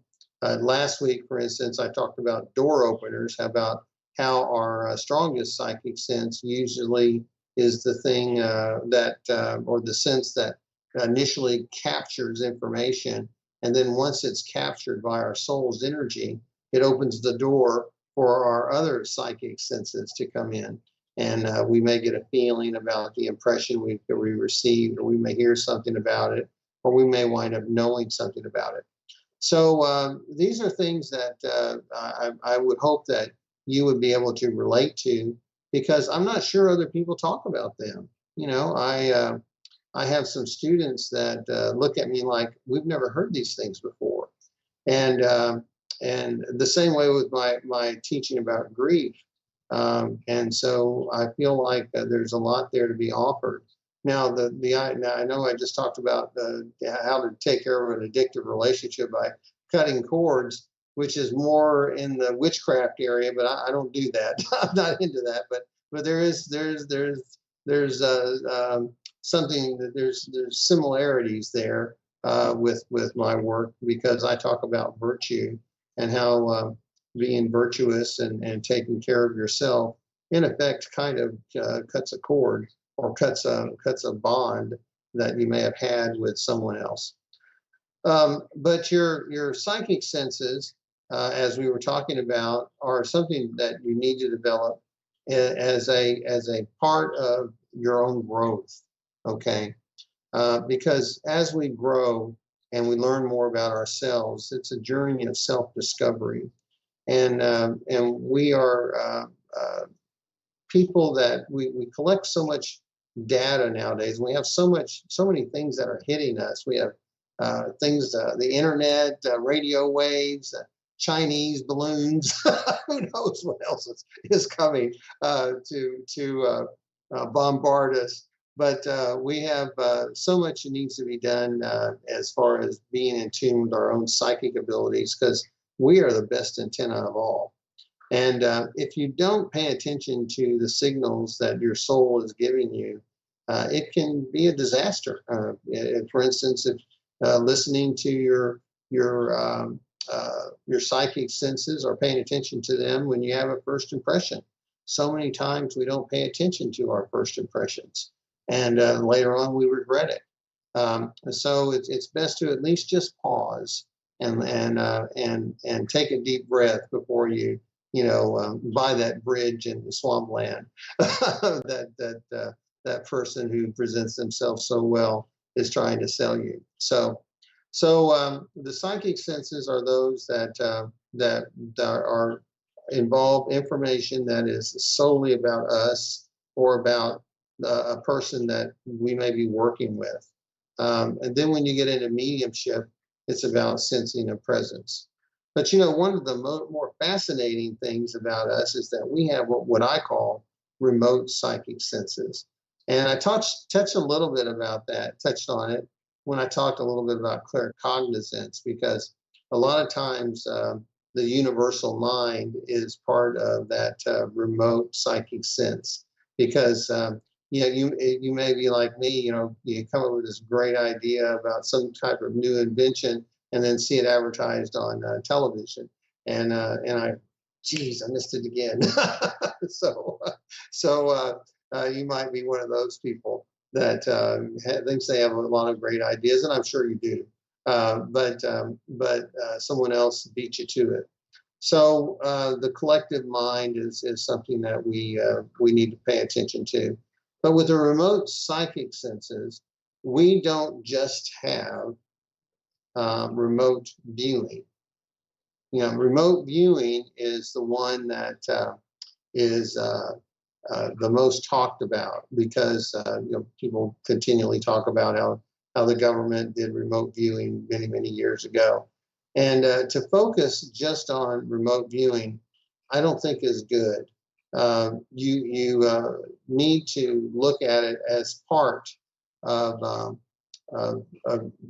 the group of remote psychic senses that you have, because you have remote feelings, you have remote hearing, you have remote smells and tastes, and then we talked a little bit about claircognizance, which has a lot of the remote psychic qualities that I'm speaking of today.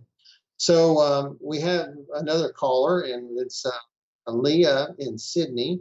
She's in New South Wales, Australia. I don't know if I've ever spoken to one in New South Wales, Australia. So is it Leah? Are you there? Yes, it is. Yes, hi. Hi. Hi. Leah, I'm picking up something. Is anything going on between you and your mother? My mother? Is there something going on between me and my mother? Pardon me, is your mother still here? No. Okay, she's in spirit? Yes. Okay, because have you been thinking about her lately or anything? Because her energy is very strong around you. Pardon me? Yes, I always think of my mother. You always think about your mother, of course. Yeah. Do you have another question that you have for me today? Because Mother wants you to know that she thinks you're doing good. Now, she's also talking about how do you like to make things at home, or and she says you like a lot of color around you. Okay, and I just see these things around you, and I just wanted to share it with you because she says that she's doing okay. She says, I know you know that. But she says, thank you for thinking about her. And she says you still giggle at some of the things that happen between the two of you. Is that right? Yeah, of course. Yes, I do. Okay. So I'm sorry, I didn't mean to interrupt you. Did you say you had a question? No, I was just wondering if there's any other energies around my mother as well, because I've had like quite a few people pass. My dad just recently on Christmas Day. Your father passed on Christmas Day? Is that what you said? Yeah. Yes. Okay. Well, I feel like your dad is trying to come in. Your dad looks like he may have had some heart or chest issues. And it just seems like he really didn't want to go, but he may have known it was his time.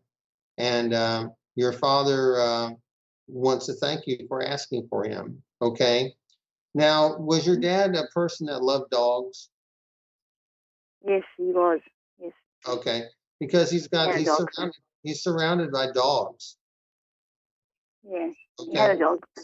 He had a dog. Okay, I don't know if these are other dogs in spirit that he had around him or what, but yeah, because we always had dogs.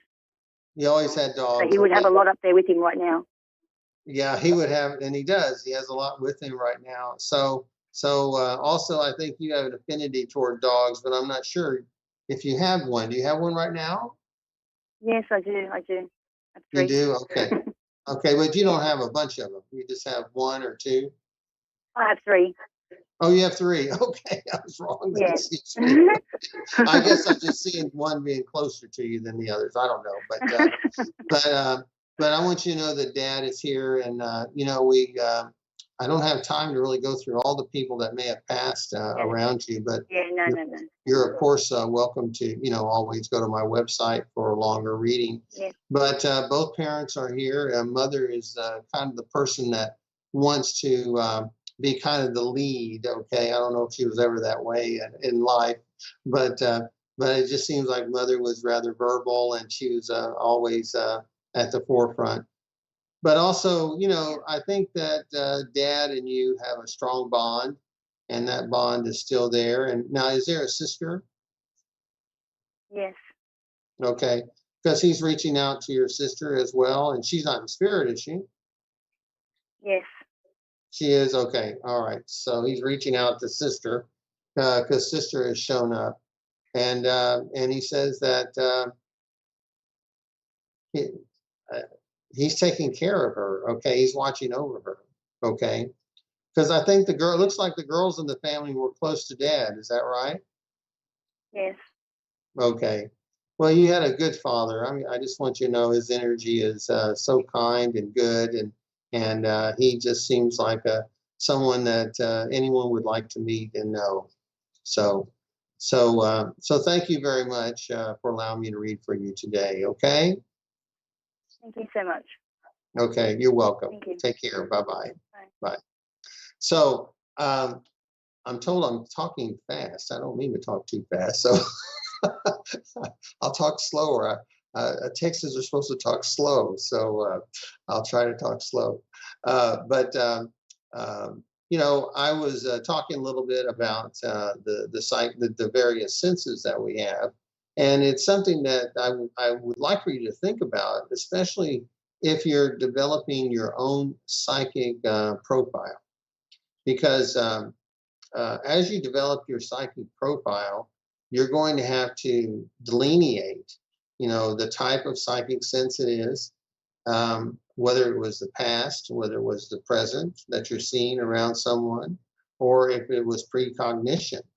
And then you need to determine if it was a psychic impression, or if was a physical psychic impression, or was it a remote psychic impression? And I try to be a little bit of a technician when it comes to these things, because as you sort yourself out, so to speak, when you learn about your psychic abilities, you need to know your strengths, you know, and as you develop this profile, you start to see who you are as far as your abilities are concerned, and you can work with your strengths, and then you know how to you see where your weaknesses are, and you can maybe practice or do some exercises to work on those weaknesses, and or at least pay attention, because we all have these abilities. It's just that it just depends on the different degrees.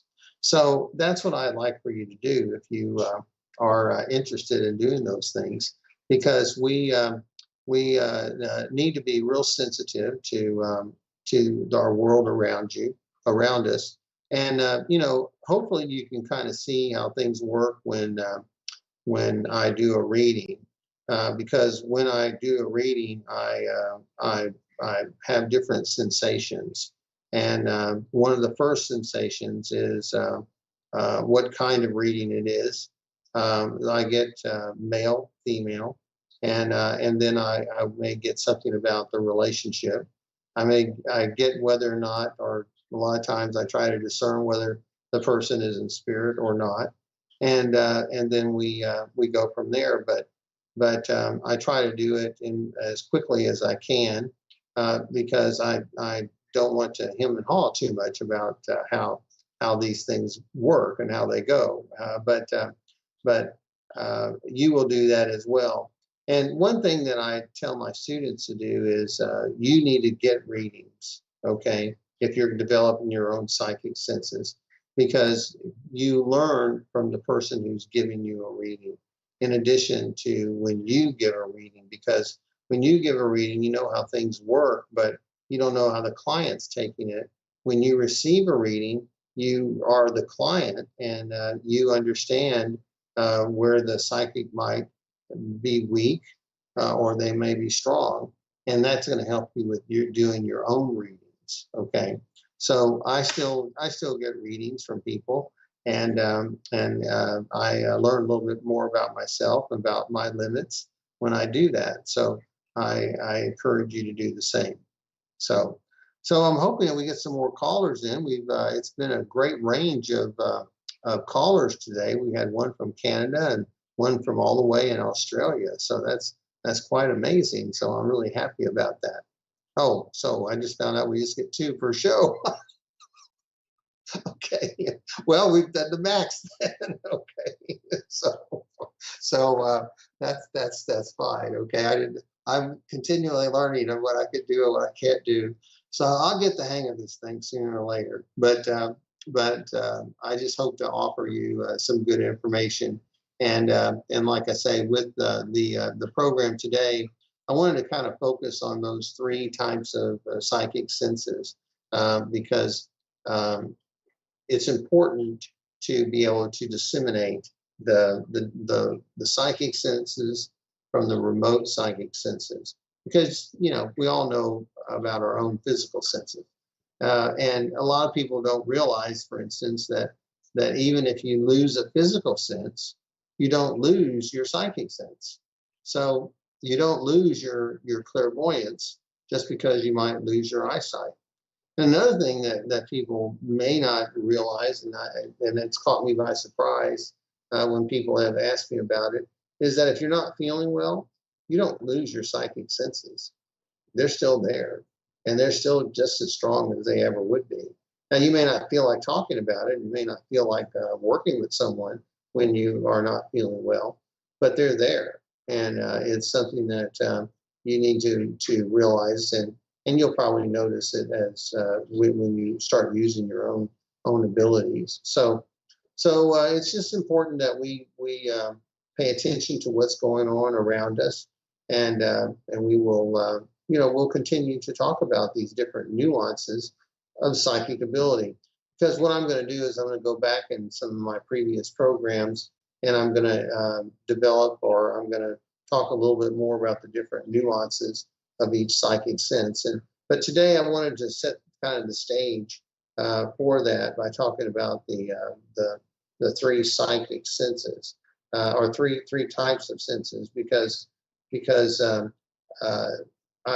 want to try to be as technical with these things as I can, because psychic ability gets a bad rap by so many people.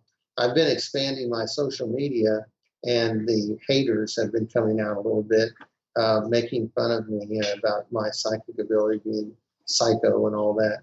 So I just laugh about it. But these are people that just don't understand about their own gifts, and the skeptics don't understand about their own gifts, or at least are not open to them. So we hope to change that. We hope to open people's eyes. And as we get more into this new age, Pluto is in Aquarius now. We gotta step it up, because we've got a whole new paradigm coming, and it's going to come a lot faster than you think. And it's been kind of churning. It's been churning, and now things are going to come to fruition. They're going to all come to fruition with the robots and the flying cars and the AI and all of these different things. And as human beings, we just have to adapt. And we're going to be on the moon again very soon, and we're going to be on other planets. And your kids or grandkids or great grandkids, those things are going to be normal for them. And so we're going to be, we have to be thinking ahead and using our imagination. So these are things that I hope to talk a little bit more about. So I want to thank all of you for being with me today. Let's see, we have a couple of minutes left, and so I'd like to just talk a little bit about, like I said, what are my upcoming travels. If you're in the Texas area, or you're in one of the cities that I'll be visiting, whether it's Midwest City or Houston, which I'll be going to in June, let me know, because I'll be happy to greet you when you come by. So June is just around the corner, just like every other month. We just keep moving on, and so it's always fun to work my circuit here in this region of the United States. So we're getting ready to wrap up our program. I'd like to thank the callers that called in today. I want to thank you for joining us. I want to thank our sponsor, Miracles of Joy, for sticking with us and being with us in this length of time. Be sure to use the PS0223 promo code if you're buying something online on their website, and you get a 25% discount. So that's pretty good. So if you don't mind, go to my Facebook page, like my Facebook page, and my Instagram page. Now that's something that I've been working on, is my Instagram page. And so we're trying to work on our social media and get things a little more spread out, and get people to know a little bit more about my work. And who knows, I may be coming to your town soon. So once again, this is the Psychic Side here on the A1R Psychic Radio Network, Moonstruck TV, Lightning TV. And this has been our program for today. And thank you so much for joining us. And we will be back next week for another edition of our program. Well, we're going to be, picking another topic about psychic ability that you might not normally talk about so much. So I hope that you enjoy these topics and the minutia that I get into with it. So with that, we're going to say goodbye and thanks again. I'm John Capello, and this is the Psychic Side. Bye-bye.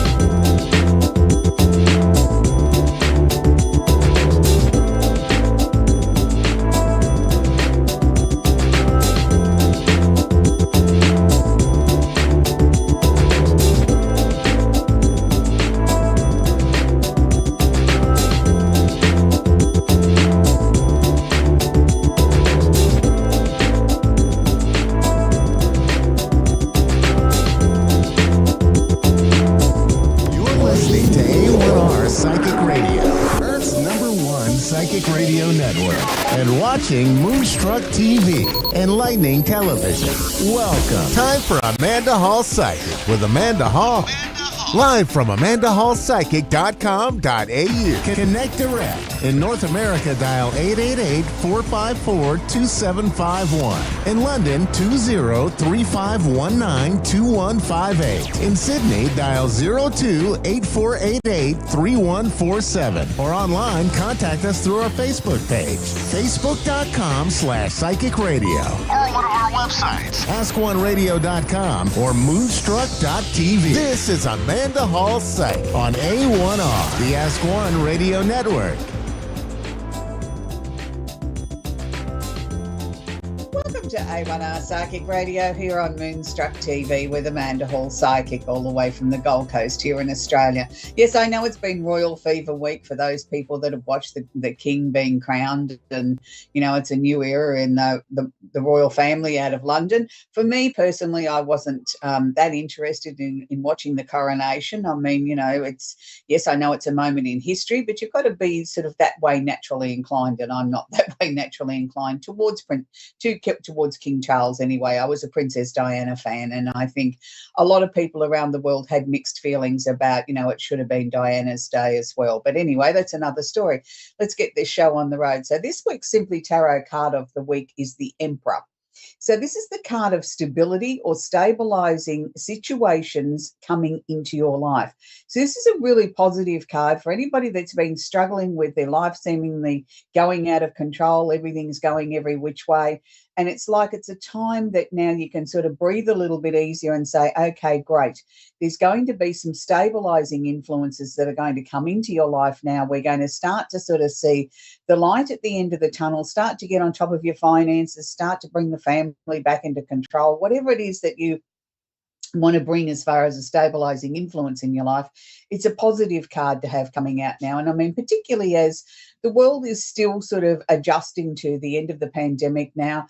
And, you know, we're trying to get back to normal as far as work and school and money and all those sort of things. And there's been a lot of changes, and a lot of people are still sort of very cautious after what the world has been through with the pandemic about, you know, what's the new normal for them in their lives. I know here in Australia, we're heading towards flu season, and a lot of people are sort of starting to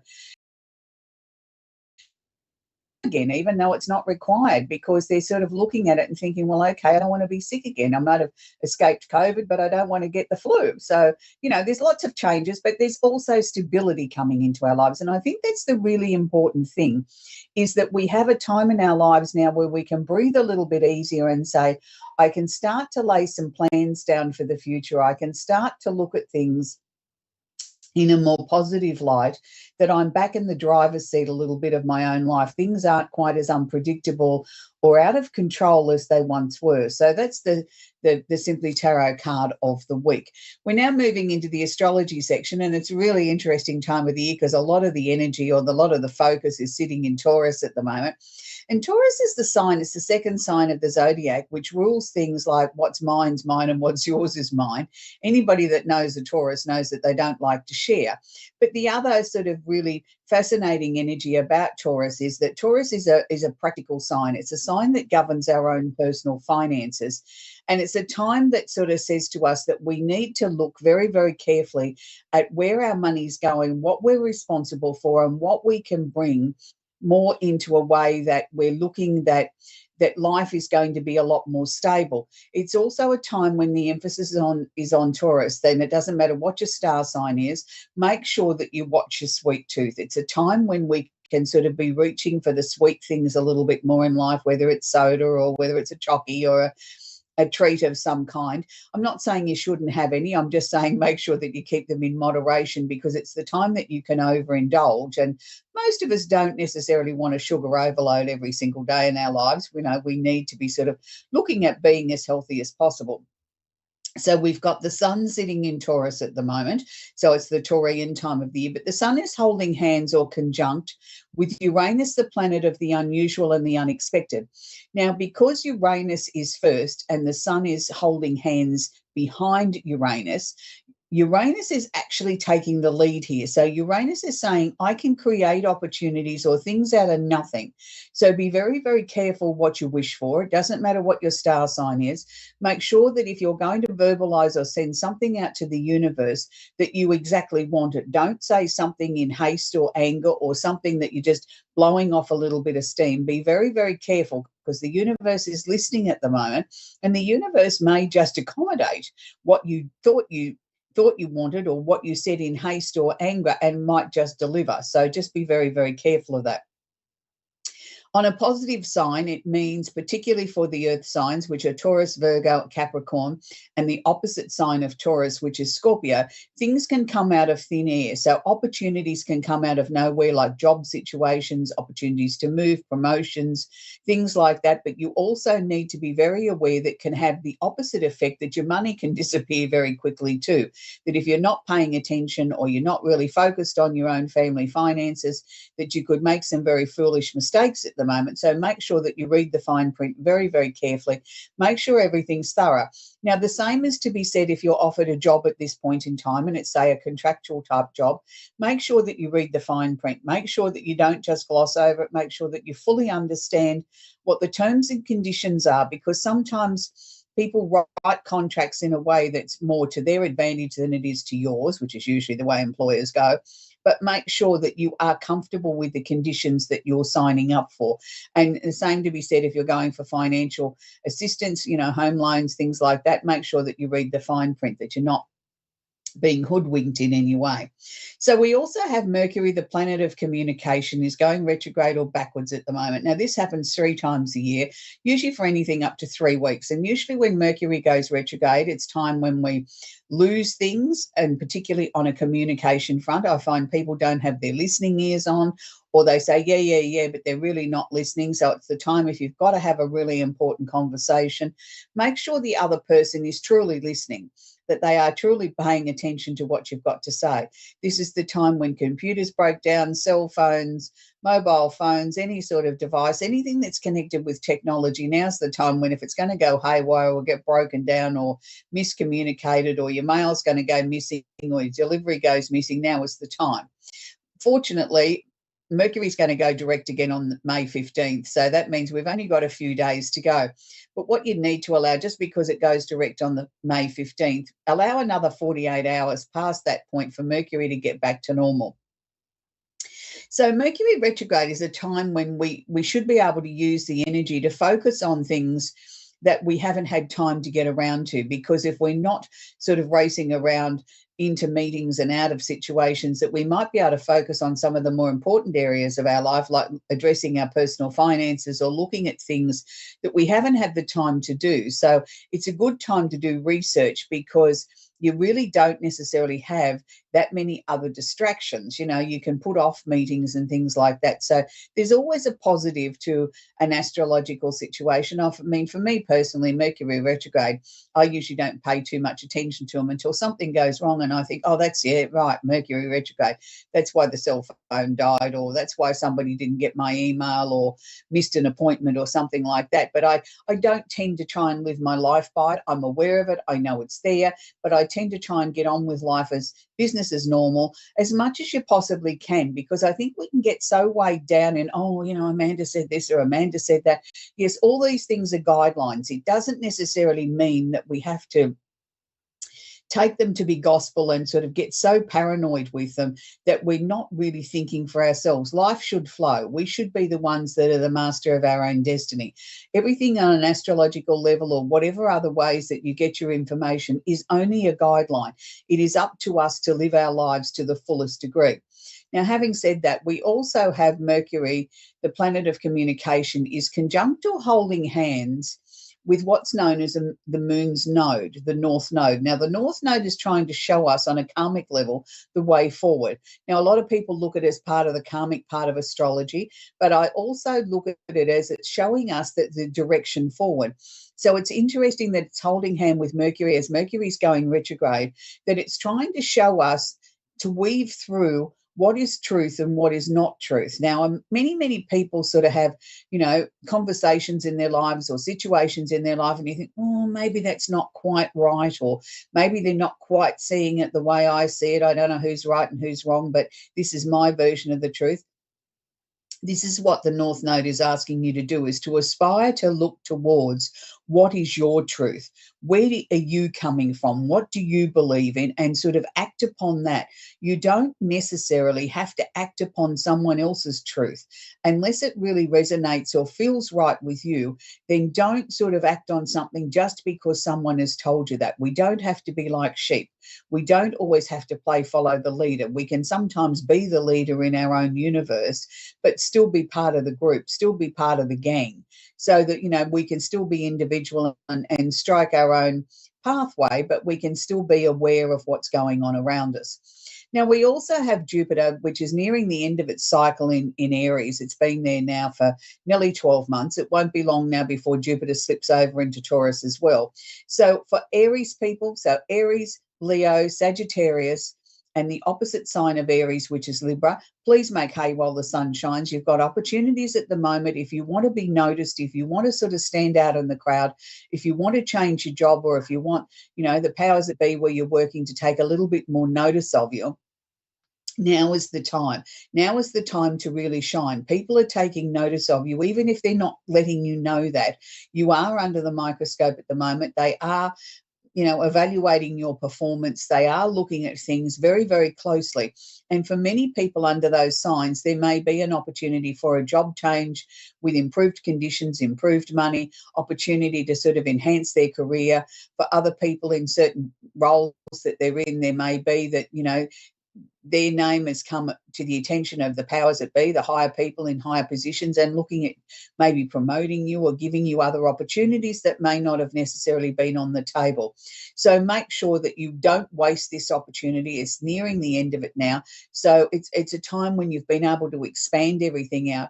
I mean, the other downside to Jupiter, of course, is particularly for Aries people, Jupiter can expand your waistline during this time too, because you tend to sort of think, I just won't stop at one piece of cake. I'll have 2 or 3. So, you do need to be aware of that Jupiter does bring excesses as well as opportunities, but it's a really positive time. And it's a time when you can gain a lot or get a lot done. And for many, many people, there's changes in their lives, things that they've been thinking about for some time are now starting to sort of ramp up as the energy is nearing the end of its time in Aries. We also still have Pluto just dipping his toe in Aquarius, and he's only in there by a few seconds, not even a degree at this point. So Pluto is currently sitting retrograde at the moment. He'll slip back into Capricorn over the next couple of months. So we've got Pluto sort of teetering on the edge of trying to find his feet in Aquarius, trying to find what that's about, but at the same time sort of longingly and looking backwards and sort of saying, well, it won't be long and I'll be back in Capricorn where I feel really comfortable because I've been there for the last 23 years. So it's sort of like home at the moment, where this Aquarian energy is sort of a little bit raw, it's a little bit intense, it's a little bit, I don't know what to do with it, but at the same time it's exciting and exhilarating but scary at the same time. So for plenty of Aquarians at the moment, they might have felt as if their world's been starting to be transformed. They might have had to look at themselves, they might have had to look at themselves in the mirror.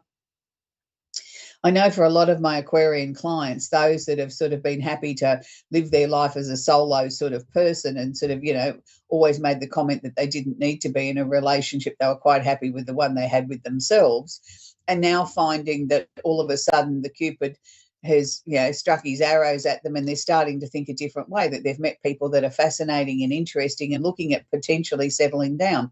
And for other Aquarians, it's been sort of like the real light bulb moment that they can see now that there could be other opportunities as far as work or to reorganize their lives, things that they never dreamed of before. And all of a sudden these ideas are coming thick and fast.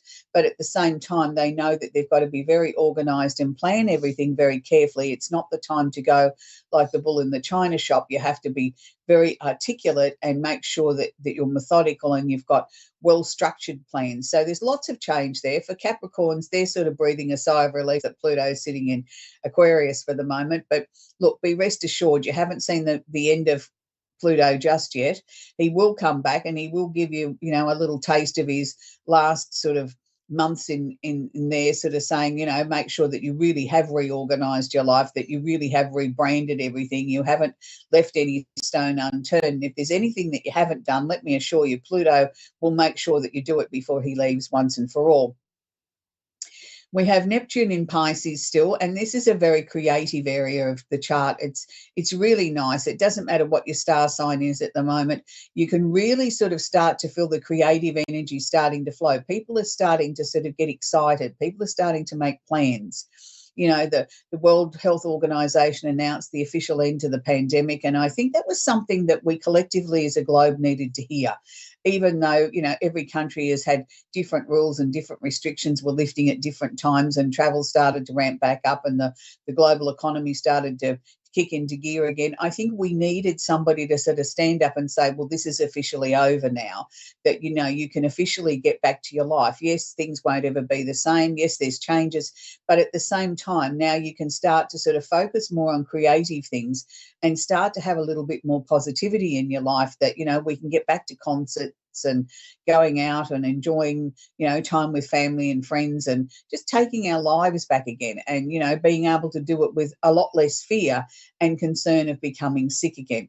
That doesn't mean to say that COVID is in the rear vision mirror. I think COVID will be one of those things that we'll live with for the next 100 years, like we did the Spanish flu. It just turned into influenza, and, you know, it still kills people even to this day, but people still go about their daily lives. So I think it was a really important time for the world to acknowledge that, you know, the pandemic is now officially over, and that we can get back to day-to-day living. And while the energy is sitting in Pisces, I think we're going to see a lot more creativity. Hopefully we're going to start to see people really come out of the woodwork that, you know, spent the time in lockdowns and things like that, maybe creating some wonderful music or some art or writing books or doing creative things. It's now time for them to showcase it to the world.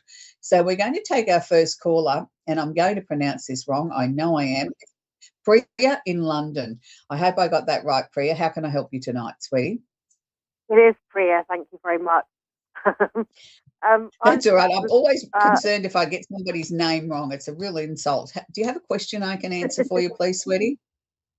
Yes, please. I'd just like some guidance on work. My work, I sort of have client work, and it all seems to be drying up, and I'm just really not sure about what direction I should be going in. Okay, Priya. Now, look, the first thing that they're showing me is endings, changes and transformations. Now, I know that can be a little bit scary, and particularly when it's on the work front, and, you know, you don't have what, you know, most people take for granted, a regular, you know, full-time sort of job where you've got regular money coming in every week, where you've got, you know, income coming from various sources. But what they're showing me here, Priya, is that there's going to be another opportunity that's going to land in your lap very shortly, I think within the next week or two, which is going to change the course and direction of how you see your working life, how you're going to earn your income. And this is going to bring much, much more stability. I'm not going to describe it as a full-time position, but what I'm going to describe it as is a very lengthy sort of like a contract situation that, you know, you've got, you know, say 3 years of contract sort of work, and with maybe the opportunity of, you know, extending that past that point. It's going to give you an opportunity to sort of breathe a bit easier, to know, look, I've got this amount of work coming in, I've got this amount of money, and I can start to make some plans for the future. It strikes me as the last 4 or 5 years, Priya, have been really up and down and all over the place. And I'm not just going to say because of COVID. I think it would have been that way anyway, with your work sort of taking you in many different directions. This will be nice to sort of know I can just sort of exhale and know where I'm going for the, you know, the short term anyway, the next 3 years. And has there just been a change of residence, Priya? Well, I'm just exploring whether I'm based in London, but I'm just exploring whether I move to Greece. But I don't know, you know, like for a couple of months to test it out or something. I'm just not sure if it's the right decision, particularly without, you know, my work changing. I'm just making me anxious. Yeah. This work situation that I saw coming, that sort of like, you know, like a 3-year contract, would it be fair to say that you could work remotely? Do you have that sort of style of work that you could work in any location? Totally. And in fact, I have been speaking to someone in the last couple of days about a possible opportunity, but I just don't know it's somebody I tried to work with in the past and it didn't work out. So I'm just not sure if it's the right person because I don't know enough about it yet. But, you know, I'm just sort of like, it could be something that, you know, yeah. I think what you've got to do at the moment, Priya, is just be very open to what crosses your desk. You know what I mean? Like, don't shut your mind off because it didn't work in the past. This is a totally new situation. Then I'm feeling there's going to be more than one opportunity. It's almost like I can see 3 separate situations crossing your desk. And it's like, okay, the one if I take the one that's like the 3-year contract, that doesn't enable you to really add anything else to the mix, because it's going to be, you know, very time consuming, full on.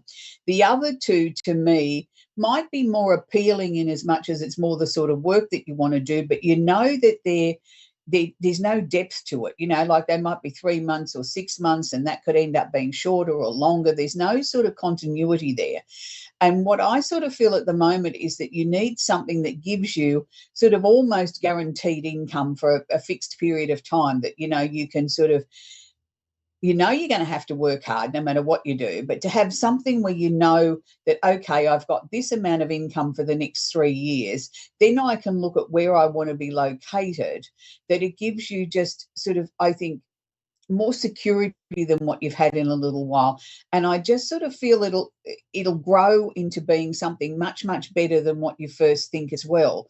So it's sort of like, even though you might look at it with some hesitation or some question marks, the more you explore it, the more questions you ask before you actually agree or disagree to it, the better it's starting to feel. And you can sort of start to see, look, I could really make this something really quite special and unique. And you sort of get the gut feeling that this could have much longer legs past this initial contract. And I agree with you.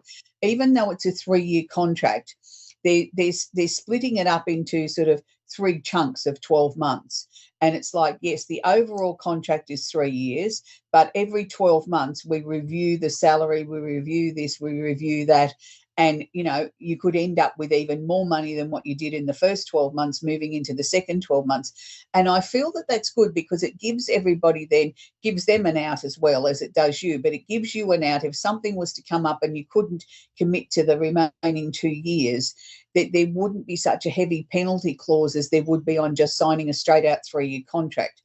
So it sort of gives a bit of flexibility there, but it also, you know, I know it gives them an out too, but I don't see them wanting to take an out of you. I think they're going to be very happy with what you're offering, you know, what you can bring to the table, Priya. And I think it's a very exciting time. I do think that there will be a move, and it's sort of to a much prettier location with a little bit more warmth.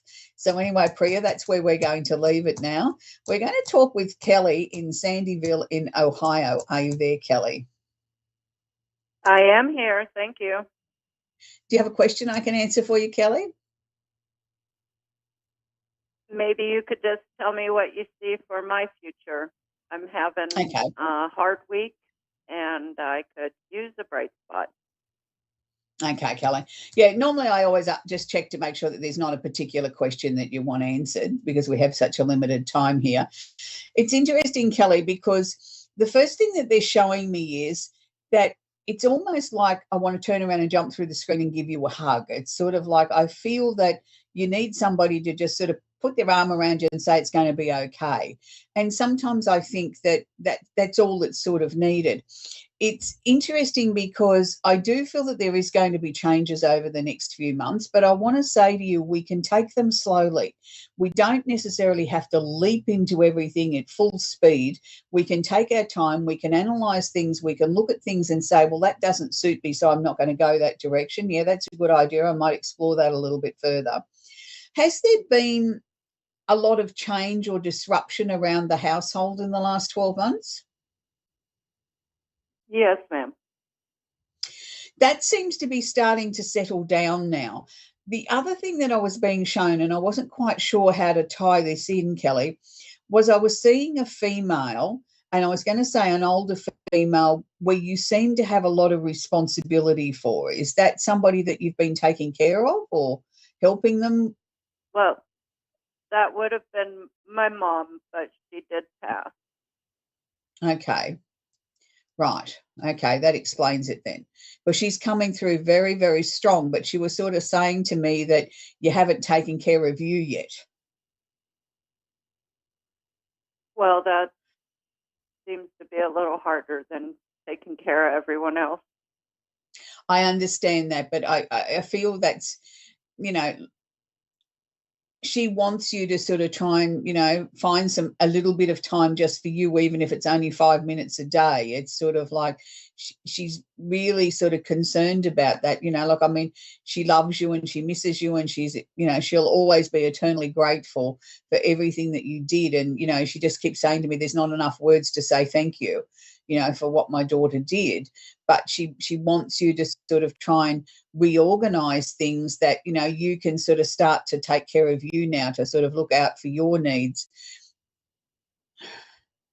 I just sort of feel everyone in the household, Kelly, that's, you know, immediately around you is a little bit too selfish. I think it's time now that they sort of start looking after themselves a little bit more, so that you can have a little bit of a breather.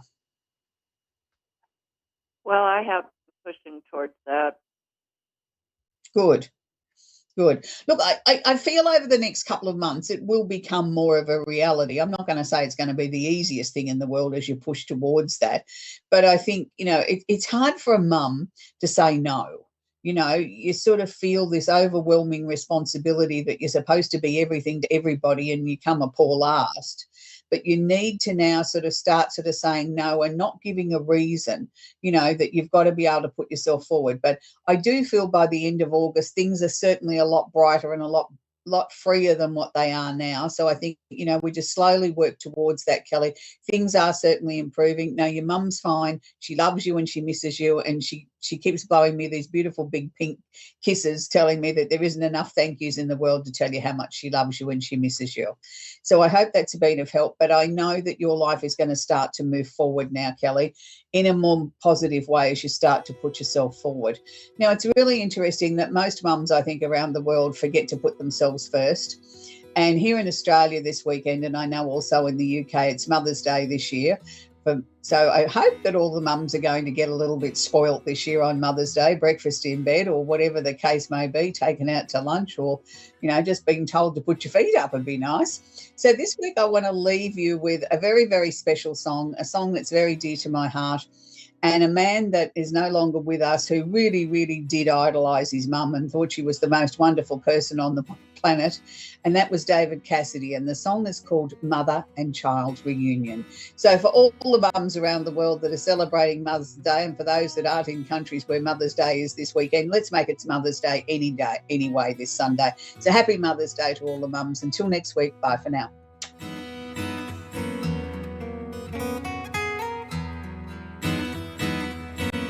Hi, I'm Kathy, and thanks for watching Moonstruck. And now, back to A1R on the air, Psychic Talk Radio, now on Moonstruck TV, enlightening television.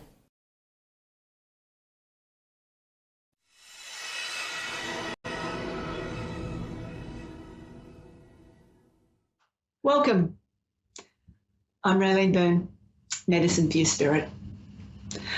I am here as my soul's mission and my soul's expression to help people understand and remember that they have everything they need within, that they are their own medicine. We have it all. Now, it started for me many years ago when I was having some health issues, and I went and saw a doctor of Chinese medicine. And I had acupuncture needles everywhere. And I remember trying to be very profound and you know, thought-provoking. And I looked over at him and I said, you know, Doug, do you think that there's got to be more to life than how we're living? Do you really think there's got to be more? And he took all the needles out, tapped me on my high heart.